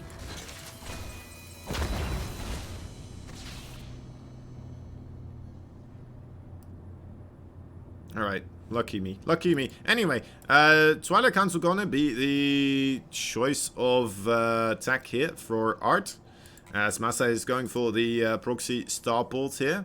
On the other side, adding in a couple of Hellions there as well. So, Hellion drop gonna be the choice here. And I love the wall of here for Art. That's gonna help out quite a bit against those Hellions, of course. But then again, I mean, Hellions, they're still gonna be jumping in over here. Might be able to be carried across as well. And even if they do come out, right, if they do manage to come around this area over here, the probes won't have that much area to run to. And that could be a little bit of a panic there for Art. I mean, Cousin sounds European, but I think that's normal, yeah. His normal American accent is better, alright, alright. Anyway, alright, here they are. The Stalkers are already waiting. Trying to catch this one. The sentry did get picked off, though. That's a pretty big pick off there. I have a weird sound issue where the caster sounds Dutch. Alright, well, I mean... oh my god! Art making a full wall of here as well. That is crazy. How often do you see a Protoss full wall off against a Terran? It doesn't happen that often, does it? And Massa transitioning into a Banshee play. Oh, wait, 4 more Hellions managing to get in here. And, yeah, I mean, Art just kind of has to keep these probes working because, you know what, if he tries to panic too much and pull too many of them, they're just going to clump up. And those Hellions are going to be able to do an incredible amount of damage, but still, 10 workers getting picked off there. That is a good amount of value there from those Hellions. It took them a while to find it, but definitely it made it very much worth it after they did. And you know what, even more Hellions right now, 2 more actually, coming through as well. There is the first Banshee, waiting for that cloak to finish up here, and the second Banshee to come in as well. Going to be able to one-shot those probies. These poor little probies, they do not have a clue as to what is about to hit them. Oh, well, they might do pretty soon, though. Observer coming on through, and there it is. Art realizing what is happening here. And that is just so unfortunate for Massa, but you know what? Absolutely lovely here for Art. He needs this. He needs this to happen. Oh my god, he does have Blink. He does have Blink. He needs to get on top of these Banshees as quickly as possible. There it is. Okay, a quick blink underneath, and Massa, yep. That cloak's not really useful here.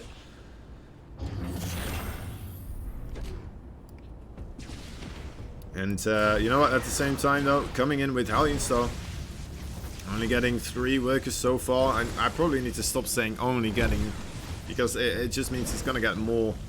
And yeah, 6 workers, now 7, oh, almost getting 7. I would still, yeah, a significant amount of workers though. Luckily for Art, he did somehow manage to get himself kind of up to a regular amount of workers here. But it's still like 43 versus 47 against the Terran player, and if we look at the income overall, that is not all too great. That is not all too great. Anyway. I love you too, Maniac. I very much appreciate the kind words. Alright, production tabs. They are useful. That's too much stuff for me. Alright, let's go to the unit tab. That's better. That's overseeable. Right, Blink Stalkers trying to get a couple of units killed here.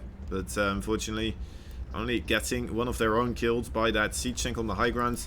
The starports also not really going to be able to get too much work done, of course, flying in the air.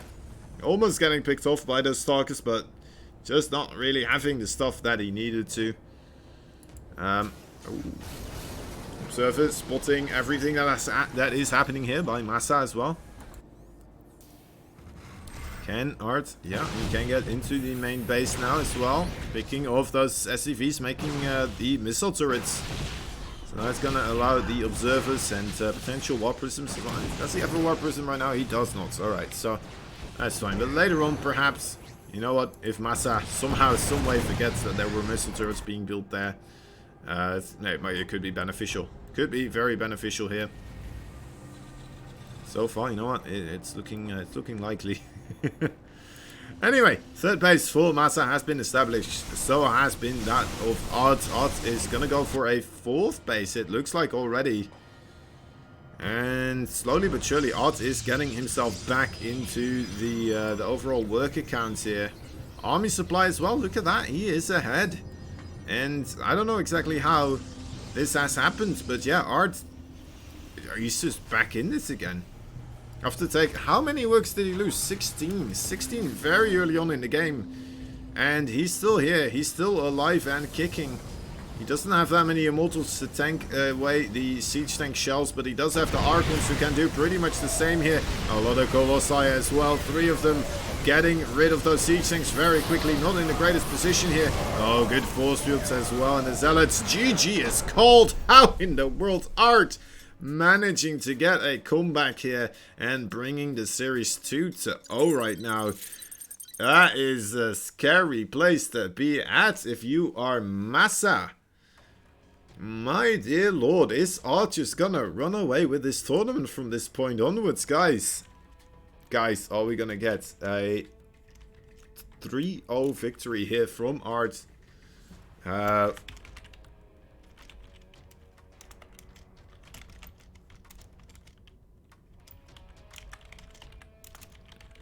I just want to quickly type out, of course, to our players that that Art is now on match points, right? I don't want Massa to be confused after the game. It would be better to be confused before the game. Although he should be aware because he did win through the winners bracket previous time himself. So definitely a good game there by Art, getting back. Oh wait, I need to go to Europe. I'm sure I'm fine. I'm sure I'm way on time here still. Knowing Art, his PC. Alright, there we are. We're switching back. I'm just gonna...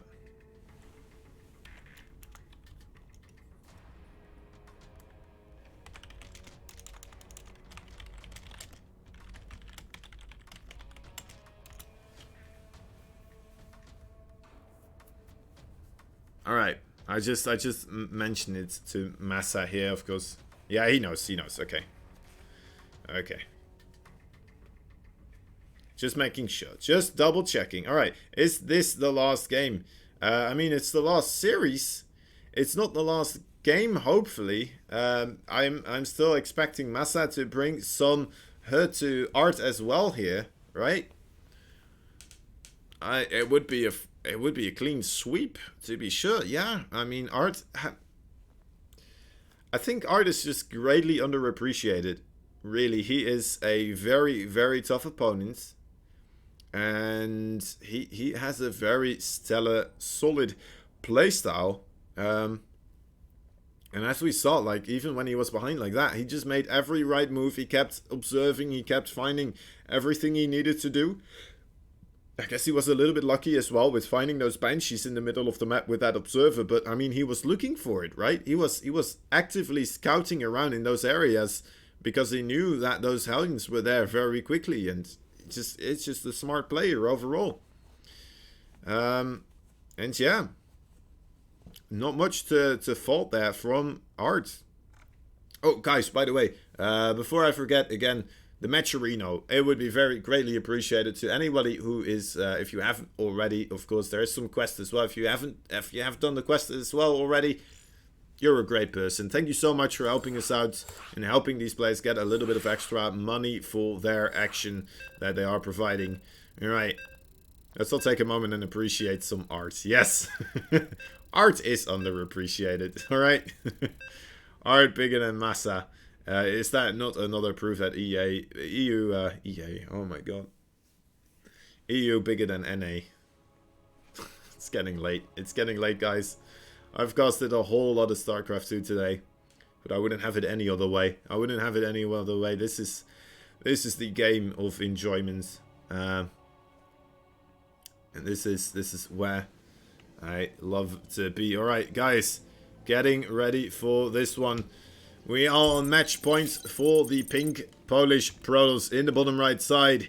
He is Art. the person or the thing we all need to appreciate. And in the top left side, he is not Maru, no. He is the blue Terran player from the, well, the US of A, but also a little bit from Canada. He is Massa.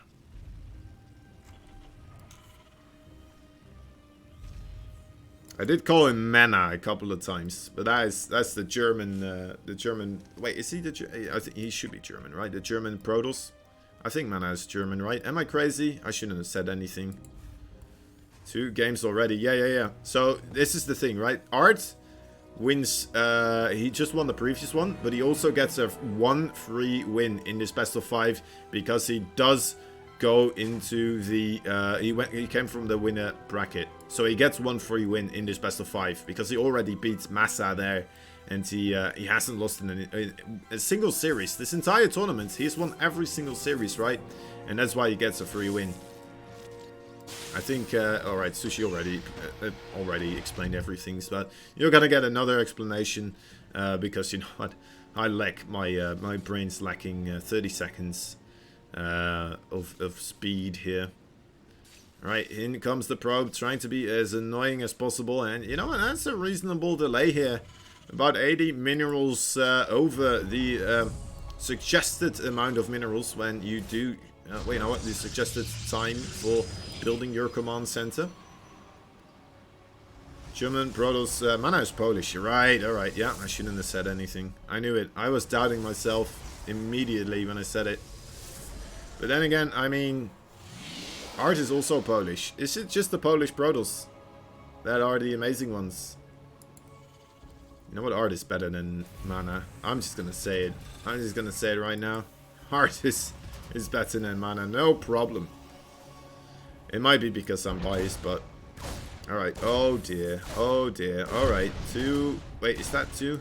It's 1, alright, just 1 probe so far, getting destroyed here. Good micro from Art, not losing too many, just losing the 1. And it looks like he's okay now.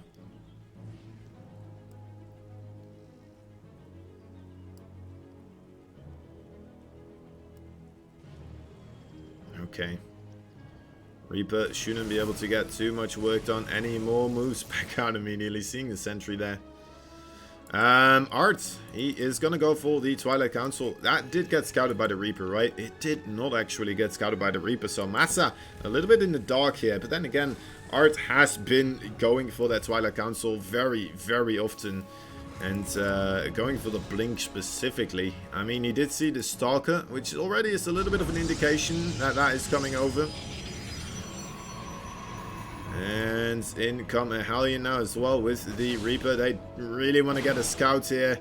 They so desperately want to get a scout, but oh, that body blocking from those 2 Stalkers. Is this Warcraft 3? Is something that people sometimes say when they see that stuff, right? Because that was some nice micro. Okay, the hallucination sees absolutely everything. And it's times like these where Massa is kind of hoping, you know what, why don't we have hallucinations as the Terran? He's going to have to invest a scan potentially to try and figure out what Art is up to. Or he's just going to have to go on a blind whim here and try to come up with what is happening. What are you doing actually, Massa? He's just going to go for... He's up to 1-1 now. Gonna add 2 more barracks here. But already attacking with a single siege tank and just a couple of marines here. The Hellion and the Reaper join in for good measure. Might as well, right? And this is still a pretty scary attack here. But then again, I mean, if it doesn't work out, this could be very dangerous too. Art. Oh my god, look at that. So far, getting quite a bit of damage already on that siege tank. And this is with Stalkers that do not have Blink yet. That medevac also, that's 14 HP, guys. That is not a whole lot. The Observer coming in as well. Gonna allow those stocks to be a little bit more perceptive. And Massa, you know what? He realized that he's just gonna get picked off here pretty soon if he stays around and gets killed. Well, before he gets killed, he moves out of there. Massa realizing that there is a third base now. That is a nice thing as well. And he's adding on more barracks. So Massa not going to go for the third base. He's just going to go for the aggression here. As Art, he is going to try his best to keep everything secure for now. And those Blink Stalkers should be able to get himself the scouting information that he needs. Right? Oh boy, that's a big shot from that siege tank. Okay, so the Stalkers are back again. Now, he needs to see that there's no third base there. That is a big tell. That Widowmine, what is that doing there? An interesting one, that's for sure. Okay, yeah, come on, scout that third base. You need to know that it's not there. He sees Marines here.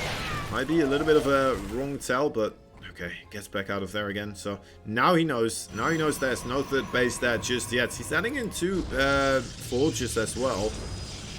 And a Templar Archives. And a bunch of gateways, I suppose, too. Oh, more fighting happening here. Jeez Louise, Art is so good at rotating these units continuously. Those medevacs. Oh, and one of them gets killed off.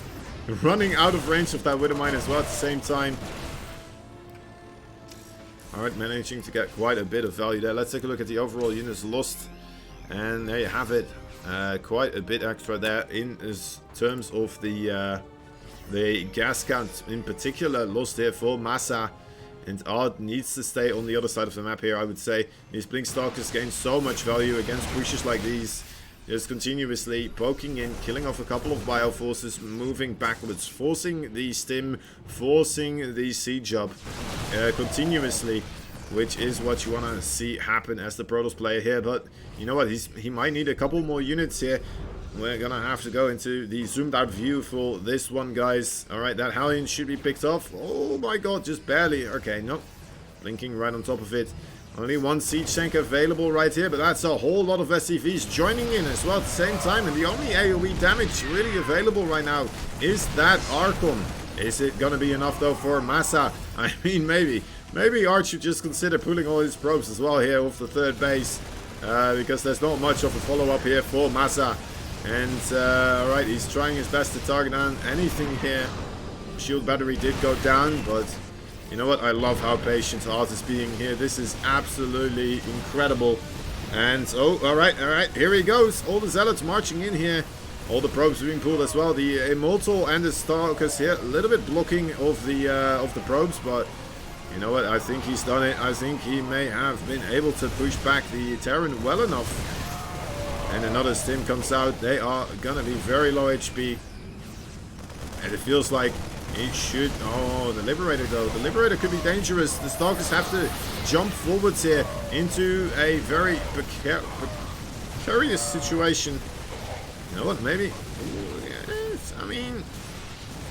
There's not a lot of Terran left, right? It feels like just 2 Warpins here. And Art should be okay, even with the Immortal just continuously going in here. I'm not sure if that's the right call. I would have loved to see him just kind of bank up more units, but he wants to save this third base, and he does. So who am I to judge here? 2 more High Templar being warped in, making them an Archon immediately. And the Immortal as well should be marching down the right side here at any time. There it is, okay. The Zealots with the Concussive Shell not getting too much work done, especially with that siege tank continuously just shooting. So that siege tank does get picked up by the Immortal. Alright, is this gonna be it though? Is this gonna still be Art being broken here? Or has Art finally managed to secure himself the MVP Cup against his opponent Massa? It's not happened just yet, but Massa, I mean... Massa can eat to it. Coming on in again, but has to pick up. Has to get on out of there. Trying to duke his opponent here. But I think that might be it, guys. I think Art may have been well enough in this defense.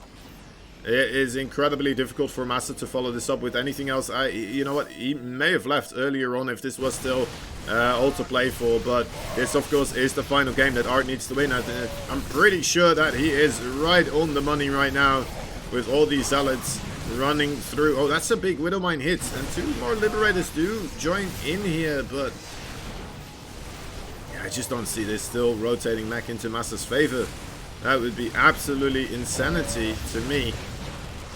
But I mean, maybe? No, no, no, no. No, no, no, no. That's gonna be it. I feel a GG in the air. I can feel it. Now especially after that is done. And there it is. GG is called. Art is our champion this month of February. And congratulations to him. A complete reversal of the rules of the last time. Art definitely bringing his A game today. And holding off all the weird aggression of Massa there. Absolutely amazing stuff. And GG's all around for everybody here. We were, you know what, fortunate enough to have some amazing games, some crazy games, and a lot of fun games as well. GG's, I should say. And yeah, great stuff there, guys. A lot of great games. Tomorrow, we will be back with the Ultimate Showdown. It's not going to be on this channel, but it's going to be on the Alpha X channel on the Afrika TV. It's gonna be Dream, Zaun, Sue, and Creator battling it out here. Well, there, I guess we gotta say right now. It's not here yet, but yeah, tomorrow, guys, we're gonna have those two. Well, those four playing. Sushi wants me to do something. He's telling me, hey. We raid Cranky Ducklings. Alright, we're gonna go raid the Cranky Ducklings, guys. Thank you so much for watching. I've been Kozen. You can check me out over here. This is my Twitter. This is all my stuff. I have a Twitch as well. I don't do that much on it, though. I'm gonna try to improve at some point. Anyway, I love you. Thank you so much for watching. I hope you had a good time. I'm gonna just crash right now after this one. After this, it's gonna be all done and over with. Guys, see you later. Thank you so much for joining us. Thank you for hosting this Shazam. I had a blast, and thank you for letting me cast it. Participation wheel, right? Participation wheel. I almost forgot about it. Jeez Louise, that is so much stuff to keep in mind. All right, participation wheel. Let me get this up. Hold up, guys. We're not done yet. There's 30-second delay. All right, don't worry about it. All right, here it is. Participation wheel of fortune. It's all been prepped there by Shazam.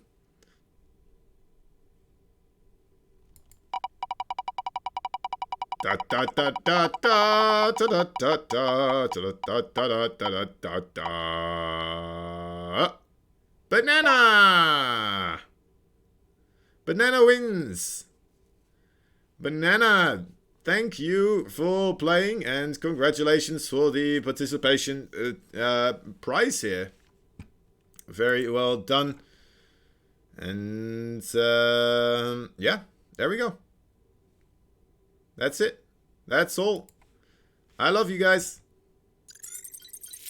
And see you all next time. I need to raid the Cranky Ducklings. Hold up. I need to find that Twitch as well at the same time. There's so much stuff to do. There's so much stuff in the air. There's love and absolute loveliness. Please stay here so we get a big raid going. Cranky Ducklings. I'm not entirely sure. Wait, I'm don't basically just trying to catch talk up to now. me. Other streamers, don't talk to me. That is not a Cranky Ducklings. I hope I am... Okay, I'm gonna need somebody to type this for me. These 30 seconds are killing me right now. Cranky Ducklings. Oh, that's them. Alright, I found them. Let's go raid them, guys. Let's go and say hello to those guys. I think it's this one. There it is. Alright. Bye. Love you, boys. Love you, gals.